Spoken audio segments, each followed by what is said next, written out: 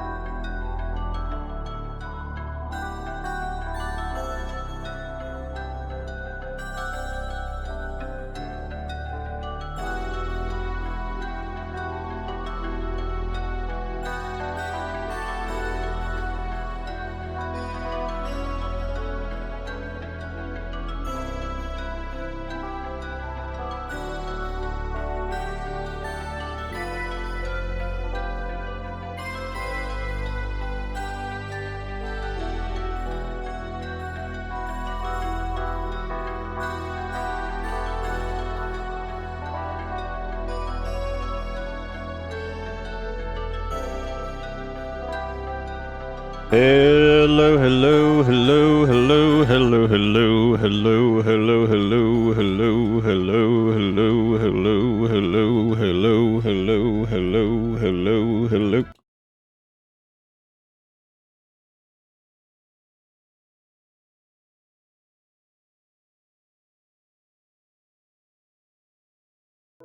Y'all, I got Erica on the joke. I got her. She got layers. Did you go offline? I got her. Oh, that's the goal of marriage is to consistently mess with your partner all the time. You gotta mess with your yeah, record stuck. What do? Hope everybody's doing good. Welcome to whatever day it is. Friday. I'm doing Friday Warcraft, which means it's gonna be nice. What I used to call it, intimate. That's what it is. This is gonna be a very but that word got weird over the years, didn't it? It's actually a very dynamic word. We may not cure your depression, but you'll happily live in the PNW at least and meet the cats. Yeah, that's true. Yeah, Dustin could come visit, meet the cats, and then get to go back to a good state. So like they come here, you know, come see the cats, get a little bump, and then go back and get to live in a real place with real people and not South Carolina. That's me. I'm streamer.exe, and your free trial is running out. Or at least my free trial on Brain. Started a little medicine today that the doctor prescribed me, so we're gonna see how that goes. It's a little steroid that I took actually around the time I did the Sonic Subathon that made me feel a little bit better with some like my asthma and stuff like that. That's a good word, by the way. I've always liked miasma, which is funny because if you know what, that's actually interesting. If you say like my asthma and you say it that way, that's like a good stupid like funny English thing. Because if you're saying like asthma, that is mine, as in my asthma, you're referring to your condition that can cause difficulty breathing.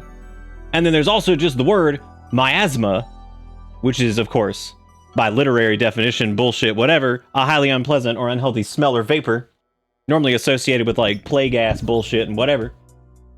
Which, I mean, does that mean that miasma is communist? Because it's my, you know, oh, I guess it wouldn't be. Because it's my asthma. It's definitely not our asthma. You know what I'm saying? So there you go. Yeah, that's actually kind of funny. I wonder if anybody's ever pointed that out. It's like my asthma. My asthma, your asthma, he asthma. Spend $300 to fly there and $2,000. God, is it actually that expensive to fly here and then to get back? That's crazy. That's crazy. Well, Dustin, you're like big hike man. You like to do hikes. There's actually some decent places to hike around here. I mean, I'm sure it doesn't have shit on like Washington, Oregon, and all the stuff that you're closer to, but we have some cool little hikey places. We're kind of close to like the Appalachian stuff too, so a lot of people go up that way and do that. Because apparently hiking in Appalachia land is very different than stuff out west. Apparently it's a very, very, very different like hike kind of thing. I'm only allowed to speak about this in any capacity because I'm a millennial, even though I'm not a hiker. But like it's something that apparently was our birthright, so we have to talk about it. All of it. All of it. All of it. I went through and I needed to actually watch the VOD a little bit more from last night because I needed to hear how the audio was. Because I actually couldn't tell if the audio was like overbearing or whatever. Because WoW's a little tricky to do because I really like the sound effects and the sound design in it, but it can be a little annoying to listen to if you're listening to somebody talk over it and then getting like the music volume right and everything like that too. It's a little tricky to get all of it together. So far though, and I was a little run down last night towards the end, not because of the game. I think my brain was just like shot. I like to blame reading 80 paragraphs of Yu-Gi-Oh that actually killed me, but that's just a joke. That's not actually what happened. So my brain was kind of just dying last night, and I don't know why. I just was like running out of steam really bad because I was actually really enjoying it. So because I thought it was a lot of fun. We actually finished. We did the Eversong Woods area with like Tranquillian and stuff, which was really cool to get to see the revamped version of that. Now we're kind of going into like newer stuff, like Zulamon is what we're gonna do next. That's where we picked our next area. So we're gonna go do the troll stuff. When I did this on beta, I have some very, very specific criticisms of this because I did read some of the quest text. However, I've not seen all the cutscenes, and I hope the cutscenes do a little bit more for it. Because as it stands right now, Zul'Aman is weird because, like, you go there with Liadrin, and there's just weird dialogue in there that, like, I don't know if it has been changed or updated or something, but, like, she says weird shit that Liadrin has fought against the trolls in Zul'Aman for a long time, and her culture and, like, people have too, so there's a lot of stuff. They know a lot about them. And she says stuff that makes it sound like she didn't know how, like, the hierarchy works. And also, we're allied with the Zandalari, the Darkspear, and, like, the Gurabashi, and, like, a bunch of other ones now that, like, I think Gurabashi, because they ended up, like, retconning them. And she says shit that makes, like, no fucking sense. And I was like, what? I'm like, why would she not know certain things like this? I was like, for God's sake, she was there for the Zandalar campaign. She has been there for, like, the Darkspear shit. I'm like, why would she not know this about the fucking trolls? Like, what is this? That's awesome, Dustin. I'm really happy to hear that. I'm excited to do Requiem. Ebaware did. He killed me. Yeah, he killed me with it. He killed me 100%. How do I get the drops? Yeah, you just link your little BattleNet thing, which you should have your stuff for, and then you just go into your Twitch drops and hit redeem. That's it. There's nothing crazy to it.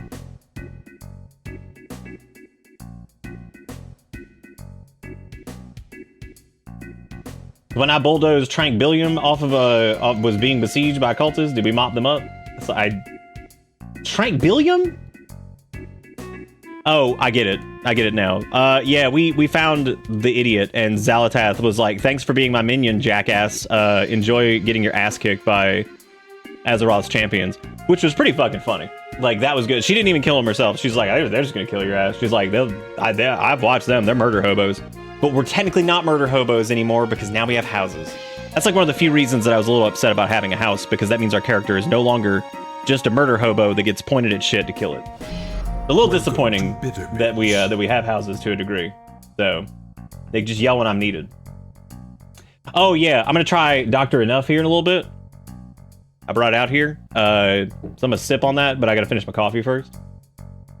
And since it's got caffeine and guarana, I didn't want to get, like, whatever. It's so funny that I'm even, like, aware of that now, because, dude, when I worked at, like, Butt Buy back in the day, I used to drink, like, 2 full throttles while I was there, and my lunch would be, like, a bag of Skittles gummies. How I didn't die during that, I will never know. I will never know, never know.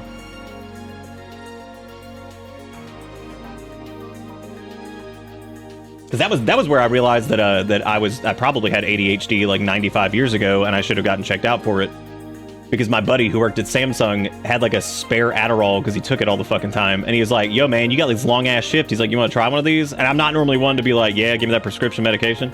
And I tried it, and he came back to check on me a couple hours later. He's like, "How you feel?" I was like, I feel pretty good. I was like, I actually feel like I can do anything. Like I'm not capable of doing anything. Like, I feel okay. He's like, I was like, I feel kind of like normal. I was like, is this what normal people look like and feel like? He's like, oh my god. He's like, that's fucking depressing. I think he was like excited to come over and me be like, whoa, like screaming and shit. And I was just like, nah, man, I feel all right actually. I was like, I feel like I can get through this. It's gonna be good. I was like, we're good. He's like, what the fuck? He's like, I think he was pumped that I was gonna be like, yeah, I'm juiced, and just like whatever, but I wasn't. This is also when I was like 20 something, whatever. But yeah, that was in hindsight extremely depressing. But I was just like, yeah, man, I feel normal, just regular. Now I feel regular. The irony is that I don't even take Adderall. That's not even the stimulant that I take. That's pretty funny, haha. Instead, I take some World War II medicine. Look at this little blood elf child just like skipping through here. There they go. There they go. Yeah, it is kind of sad, like, you know, but I actually haven't taken Adderall in a long ass time. I think like the only time yeah, because I've never been prescribed it. So the World War II joke about the stimulant that I take is basically that it's just really old. It's one of the oldest ones. And my doctor knows how much I hate stuff that's like newer things that can have like crazy side effects, because he knows I had really bad interactions with like some of the UC medicine I tried to take that was newer. So he tries to find the things that are like the most tested and like kind of time honored at that point. So he wanted me to try this first initially, and it worked out really well. Because he was like, yeah, I want you to try this one. He's like, this has been on the market for like 70 years now. He's like, they actually used to give it to soldiers during World War II to help them focus and stay awake and stuff. He's like, so it was actually one of the earlier stimulants that was like, you know, not just people snorting coke or some shit. So there you go.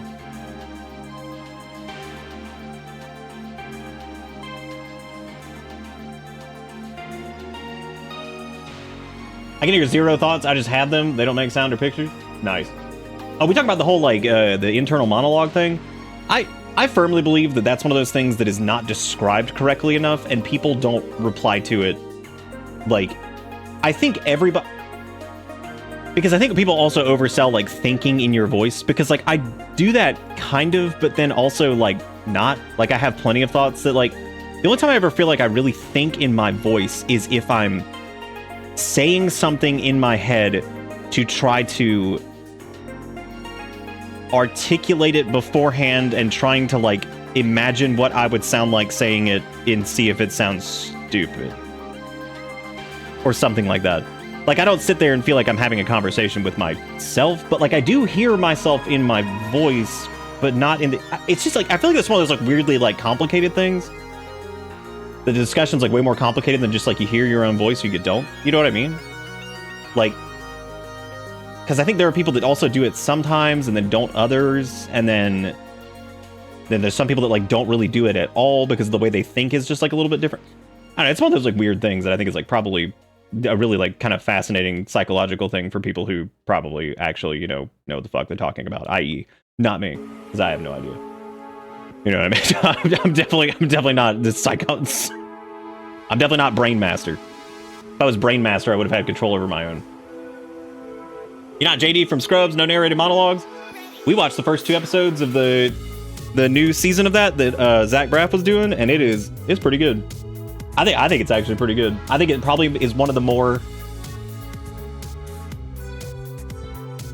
weirdly accurate and appropriate continuations of what that show was without feeling constantly like, hey, we're doing the thing that we did before. I don't know, I thought it was actually pretty cute. I thought it was pretty good. So apparently it's gotten some pretty bad ratings so far, but yeah, we watched the first 2 episodes of it. It's short, and Zach Braff is funny as shit in it. What's his name? I just said his name like 20 minutes ago. The guy that plays Turk. Shit. Yeah, season 9 was like weird because that was like a whole different thing. Apparently this kind of like follows up, I think, after like season 8 or whatever. Yeah, Donald Faison. Like it was pretty good. It was pretty neat.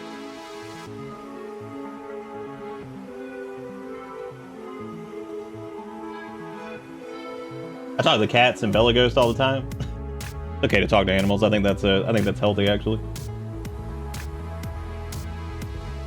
I cried because it's as good as the mediocre episodes of the OG. Oh, like with the new Scrubs. I thought it was good, and I actually really appreciated what they did in the first episode with like Dr. Cox and stuff. I think that was appropriate, but cool that they had him in there, if that makes sense. But I understand why they did what they did. I love anytime Donald Faison and Zach Braff are on camera together. Like, they're so stupid, and like their jokes are so fucking dumb. Like, it's just great. I think that they're doing a wonderful, silly, stupid, fun job with it. But at the same time, it's like not stupid, because I should probably keep that in case I ever need to skip.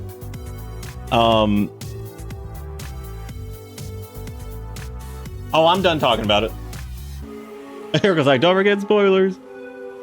Why do I still have an Ajka head quest? That's super weird. So much potassium, it's coming out of my assium. But yeah, we were doing midnight. Yeah, we finished that little traders show, and it was fun. That, like I said the other night, that was one of those things that like I feel like that show was much more fun as the people who were like fucking idiot assholes got off of it. So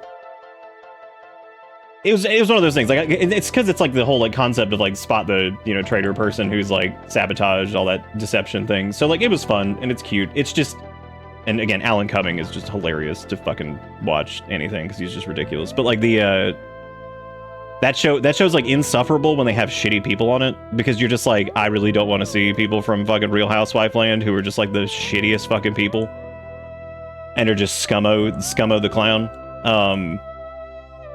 It's just like, dude, fucking like, also, what are y'all doing here? It's like, you don't fucking need like money. Like, it's like, why is there even like a monetary reward here if it's like mostly celebrities? It's like, but then there are like celebrities who were like popular because of like shows that didn't generate a ton of money. So like, I don't know, it's weird. It's like, either do like a charity thing or just do like a monetary reward and get people on there who actually might want the money. Cause like, I can't imagine any of these people from fucking like Real Housewife land needing money when all of their clothes cost like thousands and thousands of dollars for like one stupid outfit or something like that. Like, I'm like, you don't fucking need money. Like, what do you even care about this? You know what I mean? Like, it's, who gives a shit?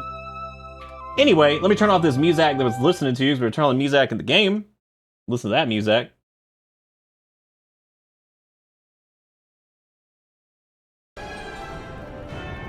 You worry about her lips. Maybe they're Are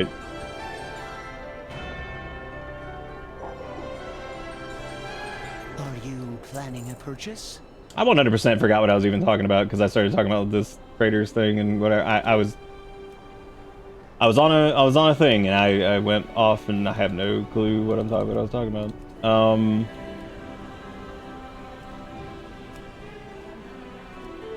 No, I was done talking about scrubs too. I was fine with being done with that. I don't remember what I was saying.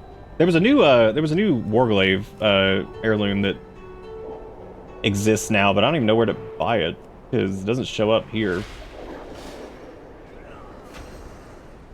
I was gonna get it just because it has a unique transmog appearance, but I guess maybe you have to talk to like the heirloom vendor that's in Orgrimmar, maybe? Like maybe this one wasn't updated for some reason. How about the Cyberpunk Animu? We're exactly where we were. Yeah, I talked about several things. I don't know what I was yapping about.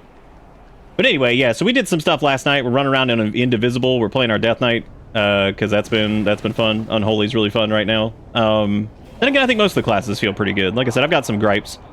I played a good bit of most of them on the beta. I think that like the whole add-on thing is a little weird in some spots, but I think for the most part it'll probably end up being healthy for the game. I think they've had to enable some stuff that they weren't able to get finished in time. But for the most part, whenever I did stuff, and I didn't do all the content stuff on beta because I didn't get to like do like any of the raid junk, but doing like Mythic Plus and stuff like that, I enjoyed most of the healers. Resto Shaman was a little weak. That felt kind of sweaty. Not weak in the sense of like their buttons felt good to press and they felt pretty fun to like play, but like I feel like they needed like some extra oomph because it was really tough to. I think I had the hardest time keeping people up on higher Mythic Plus stuff there. I think Paladin was pretty easy. Resto Druid was pretty easy. Now I don't know what it looks like for like super high keys because I don't do that kind of stuff. I don't do like plus 16s and plus 18s and stuff like that because once the gear reward stops for me, I don't care as much because I'm not like a prestige score person. I don't really care. Like I'm not like one of those people that's like, oh my god, I gotta get like whatever. Like so once like the gear rewards stop scaling, I'm like, I don't care anymore. Like that's cool. I'm glad people like that though. That's not my thing. So what we're going to do is we're going to run around and pick some flowers. Going to talk about what we did last night because I got a little bit dead towards the end. But yeah, we did the opening bit here. So far, the revamped Silver Moon is absolutely fantastic. Super happy with it. And I think it's wonderful and it's fantastic to get to see just well done stuff. So super cool to see that. I think what I was going to do, since we did finish this zone, we actually have the dungeon quest to do Windrunner Spire. So we're going to actually go pick that up, and there's a little dungeon right here at the end, because normally there's a dungeon or something like that at the end of the zones. They don't force you to do it, but it's like an optional thing. So I'm going to go over here, and we're going to do Windrunner Spire, which is one of the areas that is still probably undead as shit, because Windrunner Spire is cursed as hell. And as you can see, all of these other buildings have been replaced and upgraded and all that stuff, but Windrunner Spire still looking like it did back in the day. Look, it even gets spooky as you get over here. It even gets very spooky. I do need to look this up because I have no idea what you're supposed to do here with this thing that's triple safe lockbox. I'm trying to see if there's like any like keys or items around here that are interactable near it. There might be something like nearby. Maybe I need to pay attention to like maybe there's like a little chest or something over here that somehow has like, I don't know. They did a really good job with all the music too, because this is all like old school like Silver Moon music and like Tranquillian music that's kind of been like remastered in some spots, and it just sounds great.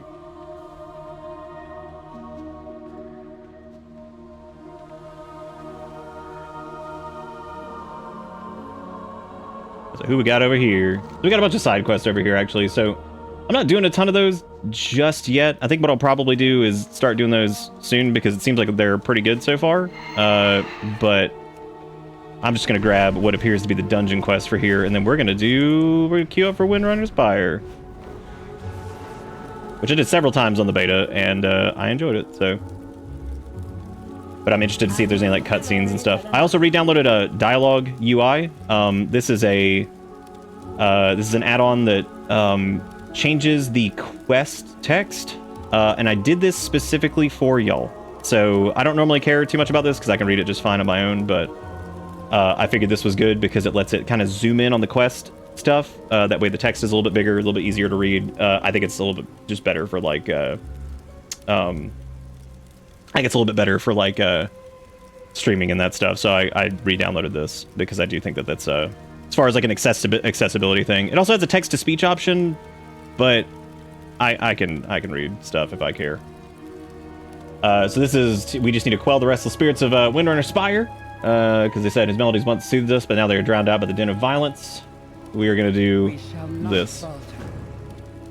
We got to queue up for this. Now, the cool thing is, WoW does have follower dungeons now. So technically, I could run this with a follower group, but where's the fun in that if we got people that we can queue up to run with? So we're gonna queue for it and run it that way. And then our next quest is the Gates of Zul'Aman, which is going to take us over to, of course, Zul'Aman. Dude, my fucking arm, where that bruise is, that shit still hurts where that girl, like, fucking jabbed me with that shit. Like, she was super nice, but holy fuck. I have never had somebody mangle my arm up like that. That shit still hurts. And I'm not normally one to be like, I mean, hey, like, I mean, like, that thing is still fucking sore. Like, it hurts to, like, stretch it out. Like, pretty bad, so. I've been having fun. Yeah, of course. Yeah, for sure. Always having a good time. Well, I'm not always having a good time in Warcraft. I guess there have been periods where I'm like, I'm not, whatever. But at least those moments have been a little bit more few and far between, I guess. But while we wait on this dungeon queue, I guess I'll fly around and talk about shit. So it's a little sad to see like the areas like the Dead Scar and stuff like that healed, because I really always found those areas fascinating. But in game, I mean, it's been so long now that it would make sense that after the Sunwell was restored, that the Dead Scar would be healing. So like right here, is the combat like too loud, or is it fine? Is that like good? Does it seemed good in the VOD. I just didn't want it to be like super overpowering, and I still wanted to be able to like hear it pretty well. What got me into WoW? If you want, like, if that's like an actual question, I actually played, funny enough, very briefly on a private server in like 2007, because my friend was talking about it.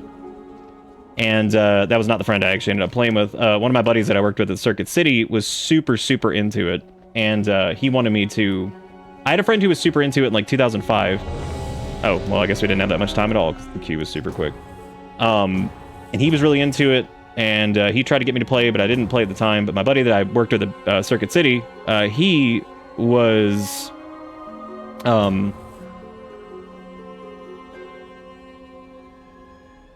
he was like, he was super big into it, and he wanted me to play, and I ended up building one of my first computers almost 20 years ago, like properly with the money I made from that job. Oh, look at this. This is like the thing that's always so funny to me. People are so unfriendly in dungeons. But, I mean, everybody said hey, and they're all... Like, it's like, I swear that, like, some people's experiences are so weird that, like, they're like, everybody's an asshole. I'm like, I really don't run into that very much anymore. Ever since they did the social contract thing where it's like, yo, stop being a dick. Like, yeah, I don't run into that many people that are fucking clowns anymore. The Ranger General was sharp and steadfast. So we got ourselves a Peacekeeper kept the calm. Which path? paladin for our tank here. Got the DPS meters covered up. I'd assume you guys don't give a shit.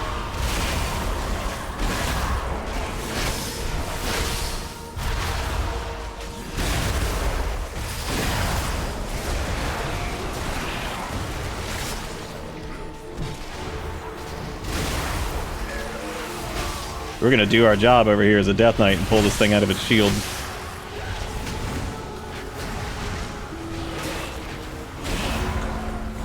That rogue is kicking my butt in damage. Holy shit. Holy shit. No, not really. He's only a little bit higher, but like he's whooping some butt. Good for them.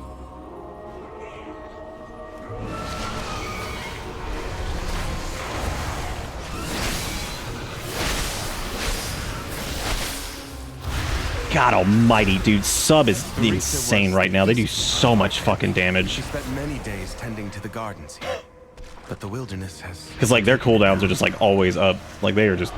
I might actually show you guys this just because of how that rogue is fucking killing it. The subtlety is a little bit easier to play than it was like optimally, and he is actually fucking just deleting everything. Oh my god. That's crazy.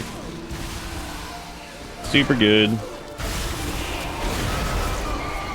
Also get like a little bit of lag on like some of my abilities. I can't use like my ghoul out. Yeah, he is. Weird. Oh, what's going on?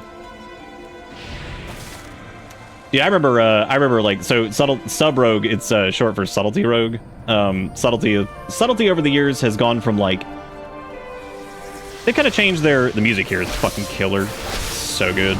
They've kind of changed like what they were kind of over the years, and yeah, this dude can't quite keep up if I've got my cooldowns running, but my god, he is just always, his shit's like always up. Oh, nope, he caught right up. Holy crap, man. Oh god, I am lagging pretty bad. That was weird. It's the first time I've had like lag at all, actually. Crazy, crazy.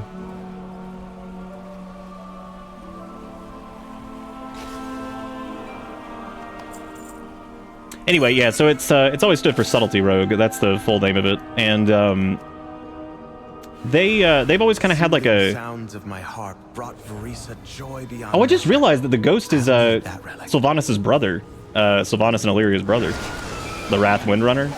Holy shit, that's the first time I think we've gotten to talk to him. Neat. That's really cool. Because he died, I think Larath died in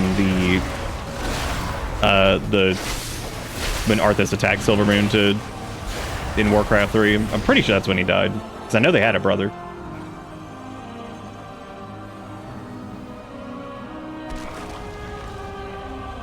Yeah, subtlety's kind of changed over the years, and they're, they've like kind of gone from being, dude, this rogue is just fucking nuts. Holy shit. Dude, it's just fucking insane damage. Well now, that Dragonhawk seems to have stolen my heart. That's bonkers. Close without a fight. Welcome to Bitter Bits.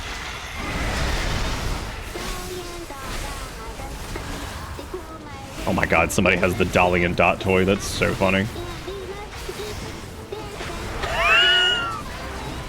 There might be actually some of y'all that remember that from Burning Crusade. Oh yeah, time to ignore mechanics. So Death Knights have a move called Death's Advance, which gets upgraded to a move called Death Charge whenever they're in the Riders of the Apocalypse hero. Wow, we are lagging so bad. The Riders of the Apocalypse hero talent tree, and it basically lets you ignore pushbacks. So if an enemy has like a wind attack that pushes you away, you can basically just Death Charge and just stand there.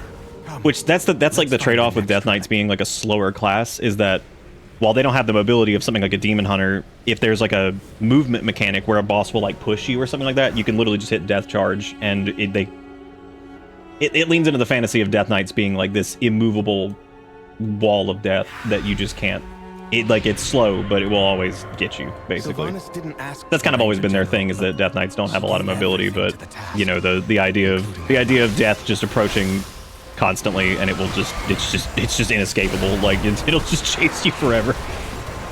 So it's kind of always been their like seriously, no one is keeping up. Like holy shit, this guy is doing so much damage. Hang on, y'all gotta see this.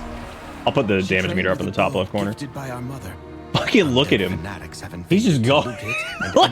He's doing so much fucking damage. That's crazy, man. That is absolutely nuts. But every pull, I'm just lagging to shit. I don't really know what's going on with that. That's really weird. Yeah, no, that's awesome, man. He is going nuts. Doing a fairly low amount of damage, all things considered.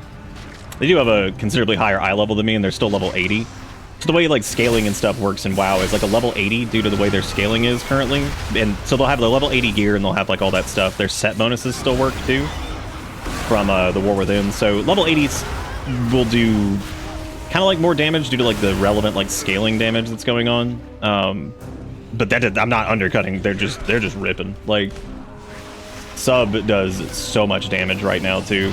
Like every time I played it on beta or anything like that, I was like, dude, this is crazy. This fucking spec does so much damage right now. And it probably won't at like higher stuff because things will live longer and their burst profile is not going to line up quite as well. So, but either way, we're still kicking butt.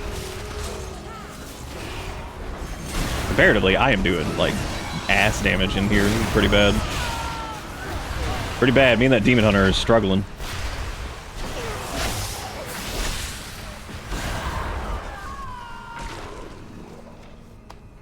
Struggling. Sass with the 100 months. Oh my god. Look at that. Just in time for only 1 day left. Well, that means Sass gets to be VIP because that's 100 months. Our mother's bow meant that's everything 100. to Sylvanas once. I'll need it. Congratulations, Sass. Thank you for being around for 100 months. I appreciate it. Long ass time. Look at that lag. Holy shit, this is the first time I've experienced like any lag at all. Like, I don't know what the hell's going on in here. Put it against the walls. No. I didn't have a chance to move.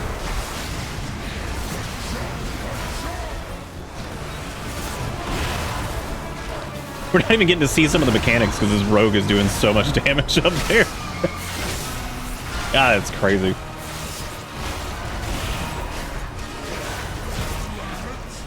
I really like that they're using that like dynamic music thing too, where we're getting to hear a little bit more of the. And love to be admired. Oh, good! I'm stuck in combat. Great. Problem with what? I have no idea. I'm gonna turn down sound effects just a smidge.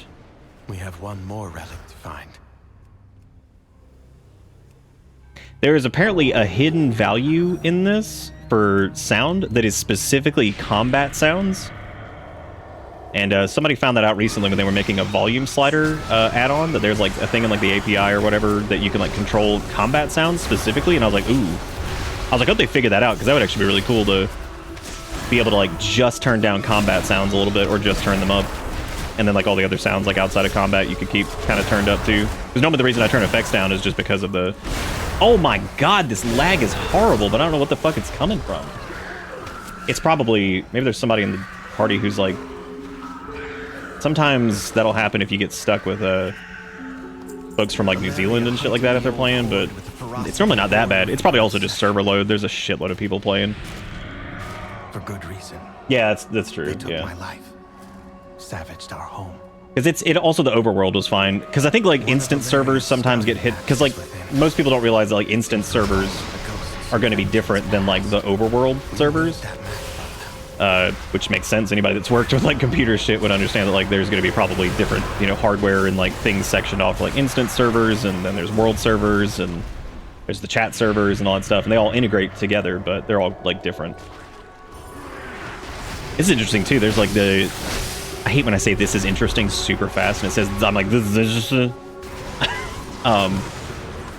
this is neat too. There's like orcs and ogres and stuff, because this is like stuff from a long time ago, like the ghosts that haunt this place. That's really cool to see. I also love those effects they do when you have like a damage effect on you, so you can actually tell, oh, I'm in a thing that's like fucking bleeding me right now. Like, let me get out. It's a little bit more clear. As opposed to having a fucking add-on that screams at you. Like, oh, that's fun and immersive. I love air horn. I think nothing says fantasy game like air horn.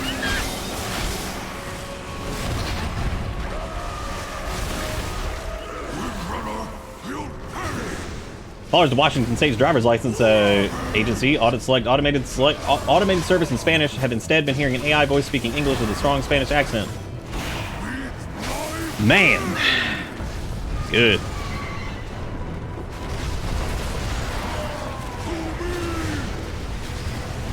My God, I have done none damage left beef to this thing, and he's almost dead because this rogue is just out of control.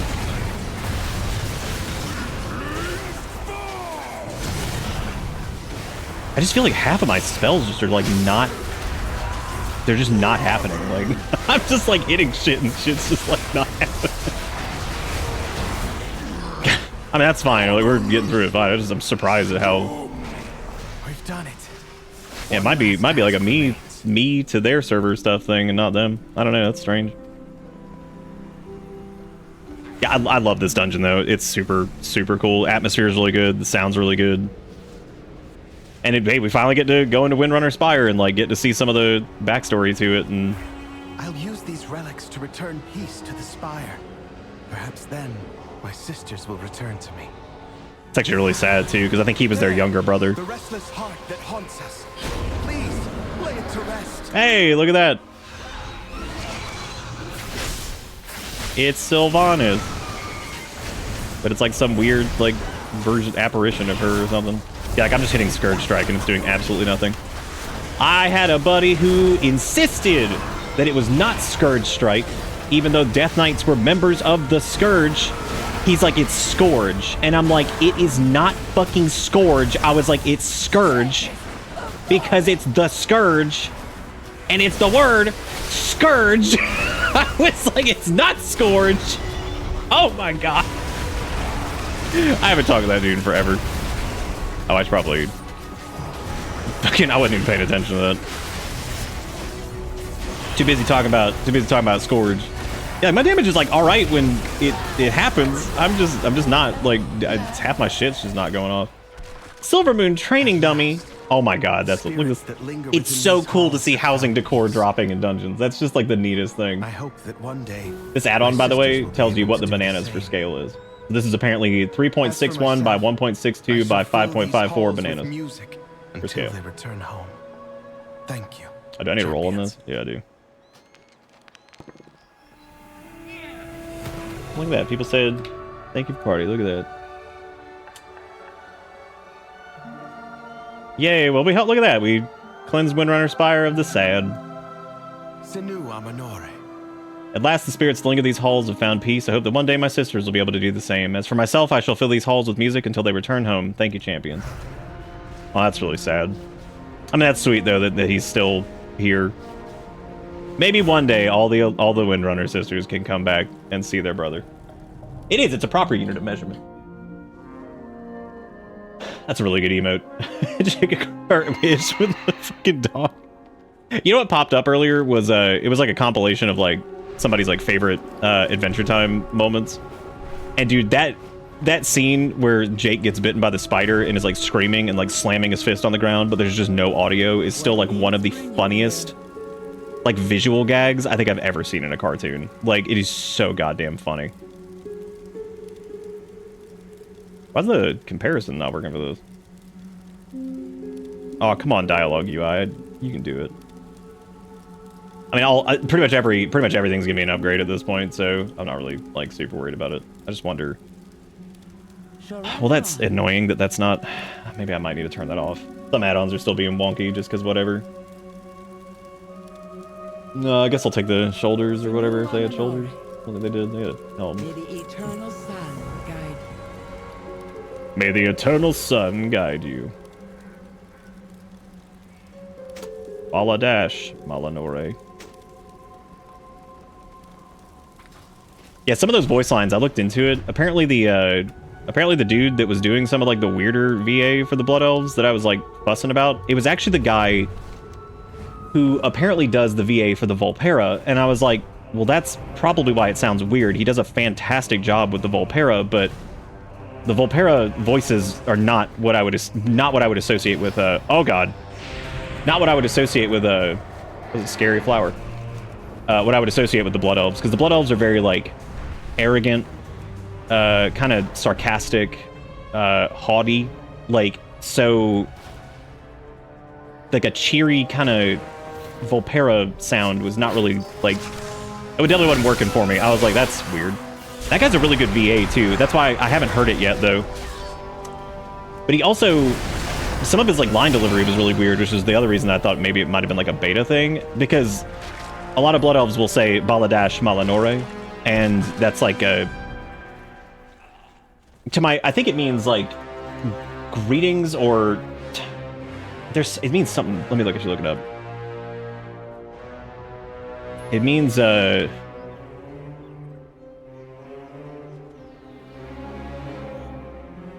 does it mean exactly? I have to look it up really quick. It means greetings, traveler, like generally. So the delivery of it was really strange because, and I knew it meant greetings, I didn't know it actually meant traveler, but it was very like firm, like they would say just like hello to whoever it was or whatever. But the line read that they had was like Baladash Malanore, and it was like a question mark, and I was like, this sounds like a fucking thing a Hollow Knight character would say, because it sounded like made up words in like a really weird like delivery. So when you have like a made up language like that, that's like for, you know, a fantasy setting or whatever, naturally all shit's made up, haha, whatever. But like if it's not delivered a certain way or consistently, it just sounds like random bullshit. There was another one too from one of the, I guess, more femme lining voice things, and it was so weird. It sounded like Simlish because the way she said it, it was like a Nuvala Valore Alan, I think is what she said, but she didn't say it like that. It was like, it almost sounded like a bunch of those words just cut it. It was so weird. Like I'd have to go look them up to see if I could find like the original ones so I could talk about, or like let you hear what I'm talking about. It was so odd. And finally a couple people noticed it, and I wonder, after folks gave feedback and posted about it, and they're like, what the hell is going on with some of these new like VA lines? It sounds like one of them sounded like a Disney princess who was speaking Simlish. Whereas like a lot of the Grill Blood Elves, they had like a roughness to them that was very like holier than thou, a little bit condescending and sarcastic. Like that's because they've just been through shit, right? So it makes sense that they would you know, kind of have this like weird like disposition or whatever. You know, I didn't even actually check to see how much all these like materials for stuff were selling for, because I need to actually start selling some since this is the second day. I need to do an auction house scan.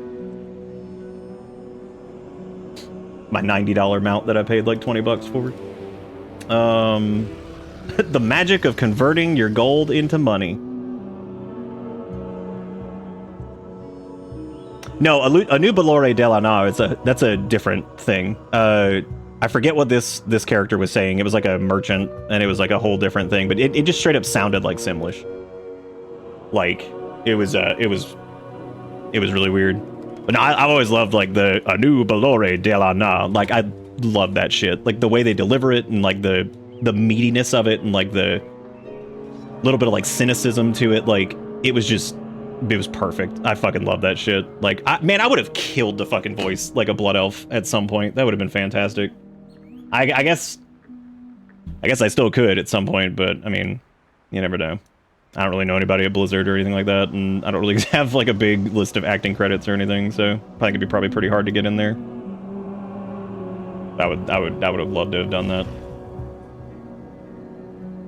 Either that or Forsaken, but I would probably want to do a Blood Elf, I think. I think I'd have a lot of fun with that.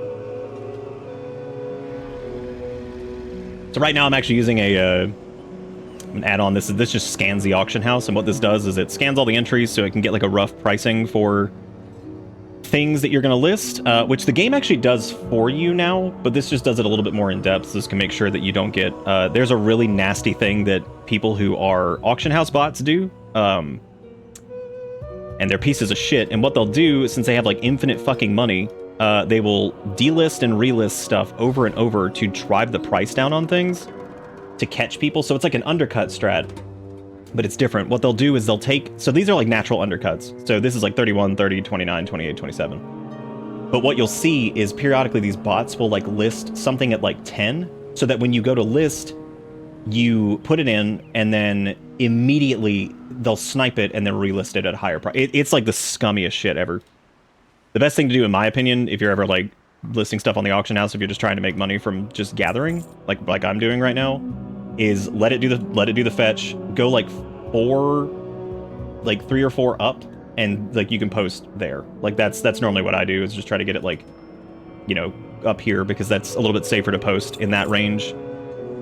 And you can make thousands and thousands and thousands of gold doing this. Like, this is like the easiest way, hands down, to make money in a new expansion, is just pick up gathering professions and just go list them on the auction house. They'll sell. Like, if you pick a couple entries up. Because like all of these that we've done so far, they're like 400 to 1,000 a pop. See, people are already buying them. Like, I mean, it's like 2 seconds. Like, because there are people who are power leveling multiple professions, and so you just go and. In case you didn't know, if you play this, all auction houses are... Okay, here's a good example of it. See how this is 274 for these? And there's an immediate undercut down to 271 with the 273. So somebody is trying to do that here, but they're not...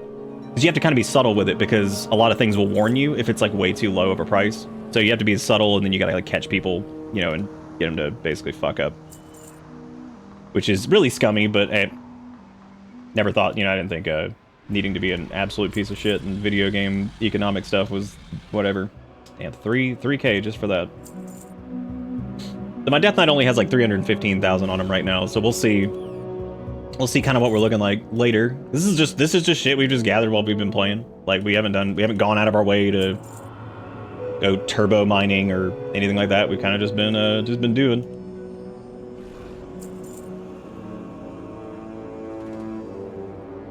This one I'm actually gonna go with 39 months. There's a lot of entries in there. But what we're doing is just cleaning out our inventory, because I am personally not gonna level up any professions for a little bit, because I'm not one of those people that capitalizes on it, because I really don't care. Oh hey, practically pork is actually already like super low. I could probably just, yeah, I'll probably just hang on to that actually, because I could use that to do like cooking later. So.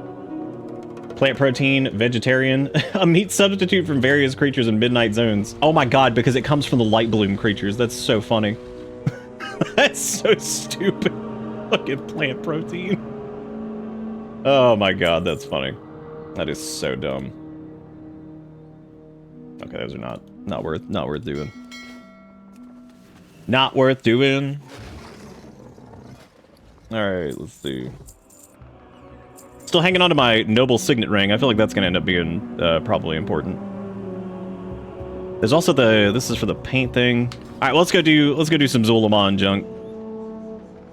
I might switch to Frost DK a little bit here soon, because I really like Frost now too. Or we could do Blood for a little bit, because I like doing Blood. It's another one of my favorites. Another one of my faves. It's probably my favorite tank, as I've said a million times. If it's a drain tank, then that's me. Love me some drain tank. All right, so we're gonna learn Bountiful Harvest, which gives us additional training, learning subspec, your choice. Okay, so we're gonna apply our knowledge for this. These are the skill trees for professions, which is a thing if. Again, you haven't played for a while. That's a thing now, so that do be a thing. I need to go pick up some of the profession gear, but the problem with that is like a lot of those are going to be really expensive right now, because again, people are power leveling professions and shit. So you gotta watch out for that. I need to stop and pick those motes of light. I keep forgetting to do that. That's dumb. Your banana tirade. If that mod gives a specific number implying all bananas are exactly 7.5 inches or such, it's fucking stupid. Picks a random base number from 5 to 10 every time, so it's different every time you hover, then it's fantastic, and I love it. Yeah, I guess it's using average banana size, but I don't know how you would ever... How would you ever determine average banana size? You couldn't. Our ceasefire is strained but holding for now. I'd hoped Zul'Jan would leave the Lightwood and return swift to the lands after our confrontation, but dealing with the Abani has never been a simple matter. So she knows! Going into this story, keep that in mind. This might be the one thing that I was frustrated with the storytelling in Midnight so far is like Liadrin in this space is so weird. She knows how the Amani are. She knows how aggressive they've been in the past. She knows how wicked they've been in the past about shit too, as the elves have been too. Like, I mean, it's been a nightmare for both of these like people. So like, it's gonna be, some of her dialogue is super, super weird and like almost reads even more so like a young adult novel. Which it's just strange, like, because like they've already got some of that. It's fucking Warcraft. It's gonna be like campy, stupid, whatever. Like, but you dare address Zul'jin? You understand? By right, the Lightwood is ours. An heir to the Amani. You will take the Lightwood over my grave, Dorkin. Lightwood weapons are. Who the fuck's screaming? A void beast. Well, Look out. I think we might be. What the hell just happened? Oh, there we go. It was like a bug. I was like, what the fuck is going on? Yeah, the servers are being super weird right now. I like how the audio cue played for the void thing spawning before before it actually showed up. Ah, the magic of online video game. Nice job. You're doing great.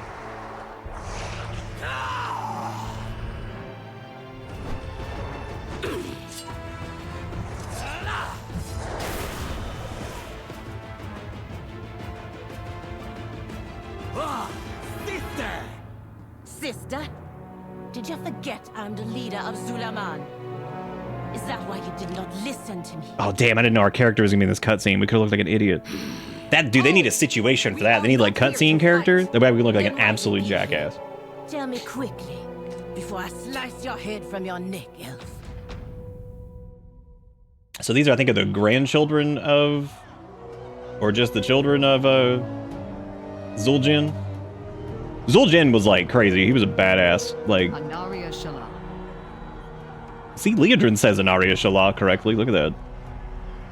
I find myself relieved to discover Zul'jin is not the leader of the Amani, but the Zul'jara might be worse. No matter, we must get on the side of that gate. Access Twilight Blade's threat to Eversong. I answer to the light. We have two choices. We can either continue to talk to the Amani or fight our way inside. I would still prefer to negotiate passage with Zul'jara, but if our diplomacy goes awry, be ready. Fight well. Let me change the settings Allow us on. passage into Zul'Aman. We cannot sit idle while the Twilights amass close to our border. Your border. I don't need this to zoom in. I think that's pointless. If you want to die in Zul'Aman to the Twilight's blade, I won't stop you. But your army stays here. Walmart with the 51 months. Stay and guard Eversong. Dang, we had Sass's 100, and then we had Walmart's 51. Look at that. And Half Pint with the 28 months. Hopefully they're still here. I fucked up. I also didn't get a chance to say thank you to Wiggy, who came in with it. Oh, no, I did in text, but I didn't get to say thank you directly. Because Wiggy said, for the sanctity of Silver Moon. Hot diggity dang. Oh my god, thanks for getting stuck on geometry. This is so weird to be able to like passing through like the Amani gate here, because this was like a big deal back in like Burning Crusade and stuff. Going to Talaman. Yeehaw! Wail in anguish. Let Saratath hear your cries as your city burns. Move the talking head frame. You would let Gorkin, the invaders, fight in Atalaman.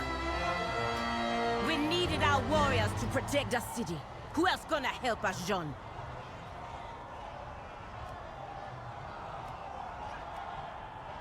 Trying to make sure the VA lines are like cutting through a little bit better. They're kind of quiet.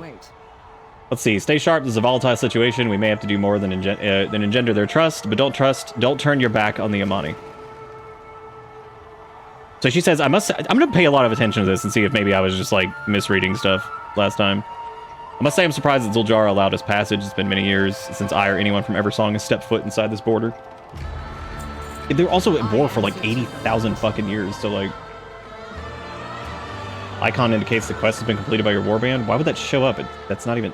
I need to just go back to the default. This is why I fucking hate using add-ons for shit most of the time, because like some of them, there's just always gonna be like janky. Which is fine. These are developed by people who don't get paid to do it, and they're fucking awesome. I'm just saying, like, it just takes you out of it sometimes. Mainly just doing this so you guys can see the quest stuff a little bit easier. We'll use the opportunity to show the Amani how efficient we are at eliminating forces of the void. Perhaps that will help convince them to stall hostilities between our people at least until the current threat is passed. What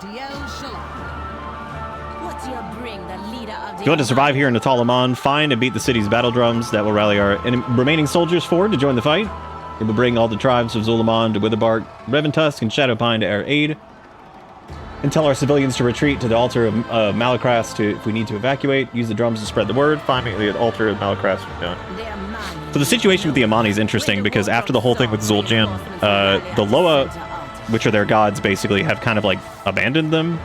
And I believe that like Zuljara and Zul'Jan are kind of in disagreement as to whether or not they should care about the Loa, like, you know, if they even need them to do anything. I wasn't like super thrilled with her as like the leader character, and Zul'Jan just kind of seems like stupid sometimes for like no reason. But we'll see how it goes. Like I said, I'm gonna pay a little bit more attention this time because it was beta and I was just kind of getting through it. So I'm gonna pay a little bit more attention and see how I feel about it. Kind of going through.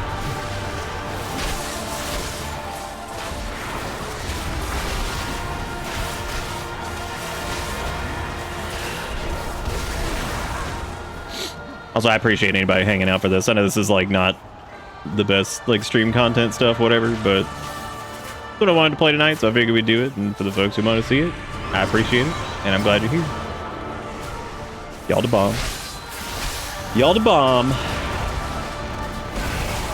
I was thinking earlier how much I really enjoyed playing through Cyberpunk, and I really appreciate people for being around for that, and I hope folks had a good time. I really had an awesome time playing that game. Like, I really enjoyed that game a lot more than I thought I would. So I'm really appreciative that Dustin sent me a copy of it too, 45 years ago. Girl, I'm trying to bang on damn drums. Dude, I will never forget when Asphyxiate was put into the game and people were so excited because Death Knights basically had like a Sith like force choke. And they even made like I remember even at the time they made a custom animation for it where like the character like lifts off the ground like holding their neck, like that one fucking scene in Star Wars.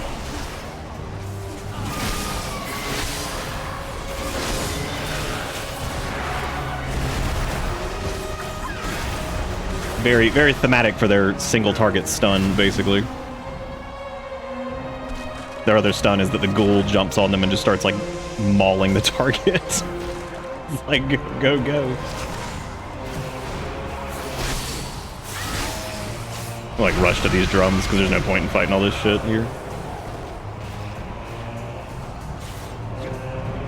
You gotta rally the boys.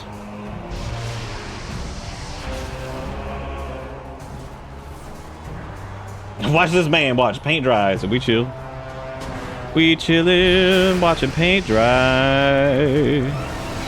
Oh, I guess we do need to kill these invading shadows, so I suppose I do need to do this.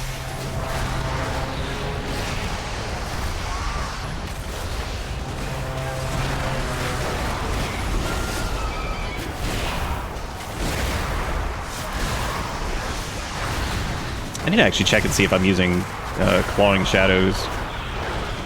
Or if I'm using the other one.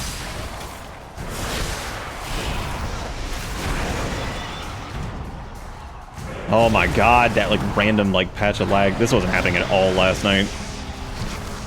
Yeah, that's the other like trouble of playing on like Moonguard though, which is one of the bigger RP servers, so tons of people play here. So it's one of the servers that will be more subject to some small stuttering and stuff like that. Sound your drum. Some of the smaller servers don't have like nearly that as big of a problem, and since cross-server play exists, playing whatever server you're on really doesn't matter much. When the hell did my ghoul die?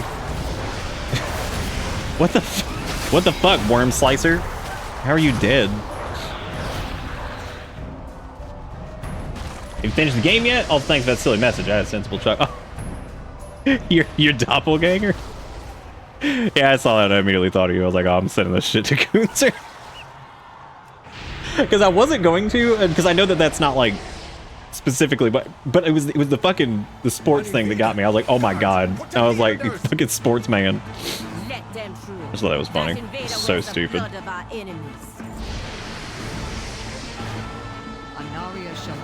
Oh wait, seriously?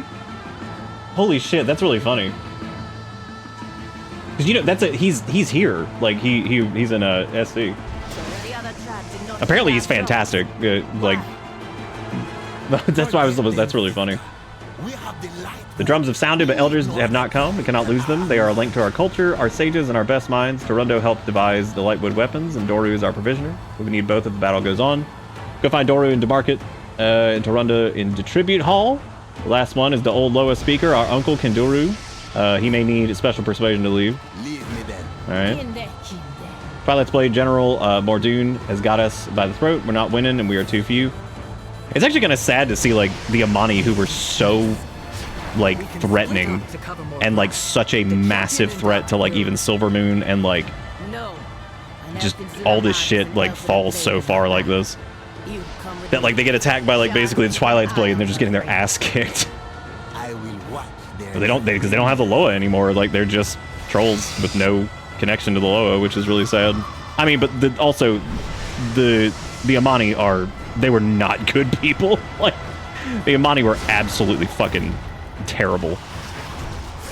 Like the Amani fucking hate the Horde, because like there have been times where like there was like diplomacy that was attempted to try to like get the Amani to like join the Horde and shit, and they fucking hate the Horde. Like they want nothing to do with them, or wanted nothing to do with them. So it was like a little bit different with like the Zandalari. That was like a kind of changed tune as like time went on, and especially as we made it to like Zandalar and stuff. So, and I think for the sake of writing in the story, it was interesting to actually get to go to Zandalar and ally with them in some capacity and get to see, because it was cool to see an ancient troll civilization that was like super developed and that had been around so long that like, you know, from like a society standpoint, like they had even kind of moved past like where like some humans and stuff were in some aspects of their society and whatever. So I always think that's really cool, because like a lot of it, like trolls have been like kind of shown as like tribal races and stuff like that. So, you know, like a lot of their backstory and stuff. So it's cool to get to see like the Zandalari Empire, like this big ass, like, you know, city of gold and all this shit, like, you know, all like the kind of like Aztec inspirations and different stuff like that. It was really neat to see that. Please. Very like regal and like kind of over the top and super developed and all that stuff. So it was like a very big departure from like some of the stuff we had seen from like the trolls. Yeah, I think they were like one of the cannibal tribes. I don't know to what extent. I don't know if they were like one of the major ones for that. I actually don't know a ton about the Amani, like, because I love troll lore, but I always find myself like, anytime I get into it, I kind of just check out. I don't know why, because I like it. It's cool. It's one of like the core like Warcraft things. So yeah, I definitely like it. God, those lag spikes are getting so weird. I love seeing people in general chat like asking for help with rare mobs and stuff. That's always fun. That's one of my favorite parts of new expansions, is people just doing. That's one thing I love about RP servers too, is like that stays the entire time. People always are talking, and some people stay in character, some people don't. Like I remember this. There was this one point I was in Stormwind, and I don't RP personally. It's just not something that I've like ever been super. Like I like coming up with like little backstories and stuff for characters, and you know, we do like Billiam and all that stuff and silly like things like that. But I'm not like a serious like. It's just not my thing. I just never have really been able to feel like connected enough to do something like that. So,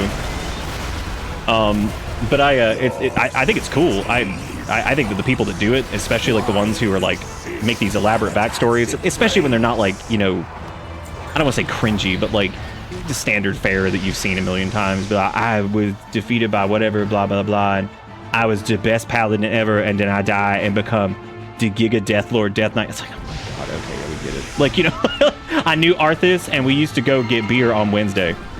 Like, okay, I don't know what the fuck's going on, but you know, like just shit like that. So I remember there was a point I walked into Stormwind, and I was just sitting there because I was like waiting on something. I think I was working on like a VOD or something like that, and I sat down on a bench by a bridge, and it was so cool because this a person who was playing a Shadow Priest came over, and they sat down and they were like they said something about, I forgot what it was. I had Shadowmourne, which is the old God, what did they say? This was like long enough ago, but I had Shadowmourne equipped, which is the blade that was like, you know, supposed to be kind of similar to Frostmourne that you could get during Lich King, and they sat down and they were like, tell me, Death Knight, how did you come across that cursed axe or whatever? Or tell me, it was like, tell me the story of Shadowmourne and how you came about it. And I tried my best in like, it was very short, it was like 2 minutes, and I tried to like do it like kind of like an in-character thing about like, because I was thinking about it, I was like, how could I like tell them like this story without it being like out of universe or whatever, like how I ended up like coming across it or whatever. I don't remember what I said, it was something really short. And they were like, they said something, they're like a fascinating tale, something like that, whatever. And then they were like, they said something about being called to whatever and like had to go. And I was like, you know what? I was like, shout out to those people. Like, that's just the funniest, like coolest thing ever, that they're like, that's how they get, you know, like the fun aspect for the game. And I feel like it's, in a weird way, I appreciate it because I feel like it's that, for those folks, I feel like it's like a more robust version of kind of the stuff, the imagination stuff, especially like when we were younger, that we would do, you know, where it would be like just fun things where it's almost like making your own fun, you know, and I appreciate that aspect of it, that like, you know, that people like are able to do that and stuff. I'm not talking about like the ERP scene. That's like a whole thing that I don't even fucking know about. I have like no knowledge of that really. I know it exists, but you know, you know, diaper babies in Goldshire or whatever. But you know, it was really cool that like they sat down and asked like an in-universe question, and I didn't want to be like, just fucking leave or what, you know what I mean? Like, so I was like, oh shit, I was like, I don't RP or anything. I was like, let me try to like answer this like in like a lore friendly way or whatever. So yeah, no, it was just cool. So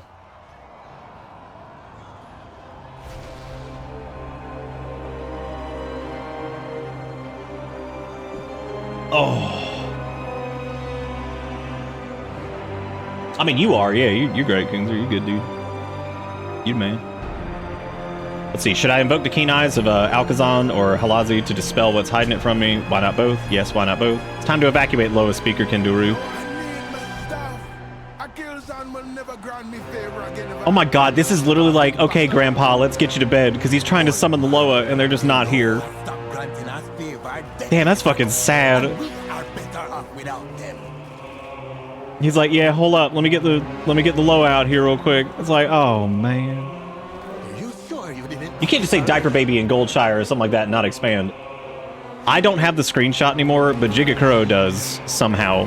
And because I talked about it like years ago, about the fucking post of how the person who walked into Goldshire Inn and people were publicly RPing, and it was a night elf woman who was changing the diaper of a gnome. And it scarred me for life. And I remember looking at it and just being like, yeah, I could die right now, I guess. I was like, yeah, I could probably just jump off a bridge, no biggie. It's like, yeah. That's cool. But I think Jigakuro saved like the image or something from like 90 fucking years ago when I was bitching about it. It's kind of sad. They're like uncle or whoever over here is like, hold up, let me call the Loa. But like, the Loa ain't listening, dude. We gotta go. They're not here. We have to leave. All right, so we're gonna be reclaiming some of the weapons and stuff here. Try to get a little clap back. I will throw you over my shoulder and carry you if you don't leave now. That's what I used to tell you when you were a child.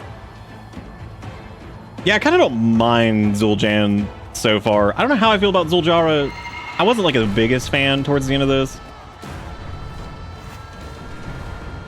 But we'll see. She might end up being really cool. We're also not going to get like the full development of this because I 100% think there's going to be a big ass troll raid after this. Because as you can see, on the other side of the Strait of Hexalore or whatever, there's this giant landmass, and it is a big ass fucking mountain over there that we have never been to. And I'm like, oh yeah, I was like, that's 1000% going to be some crazy ass like troll raid or something. I think they even hint at it at the end of this because I think Zul'Jan is going in that direction and says something like, we'll meet again soon. And I'm just like, oh, well, there we go. We're going there, I guess.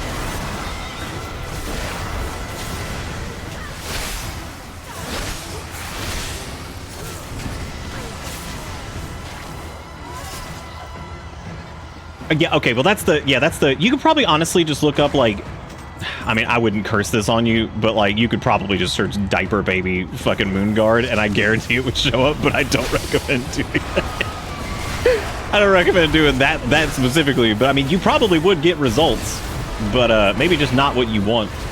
because I mean, it was still like one of those things that I came across and I just stopped for a second. And I very rarely hit like I've had enough internet for today, and I was like, man. You know what though? Like in hindsight, I mean, they ain't hurting anybody, I guess. So like, it's fucking weird, but yeah, they ain't hurting anybody. I mean, they just getting their diaper changed in Goldshire. Like, what are you gonna do? You know? What you gonna fucking do? You know, I'm okay not knowing. Yeah, that's fair, Datura. I don't really blame you. Also, how you doing? You still datting it up? Big datting on a Wednesday, even though it's a Friday or like a Saturday or some shit. I don't fucking know what day it is. I don't know fucking what day it is.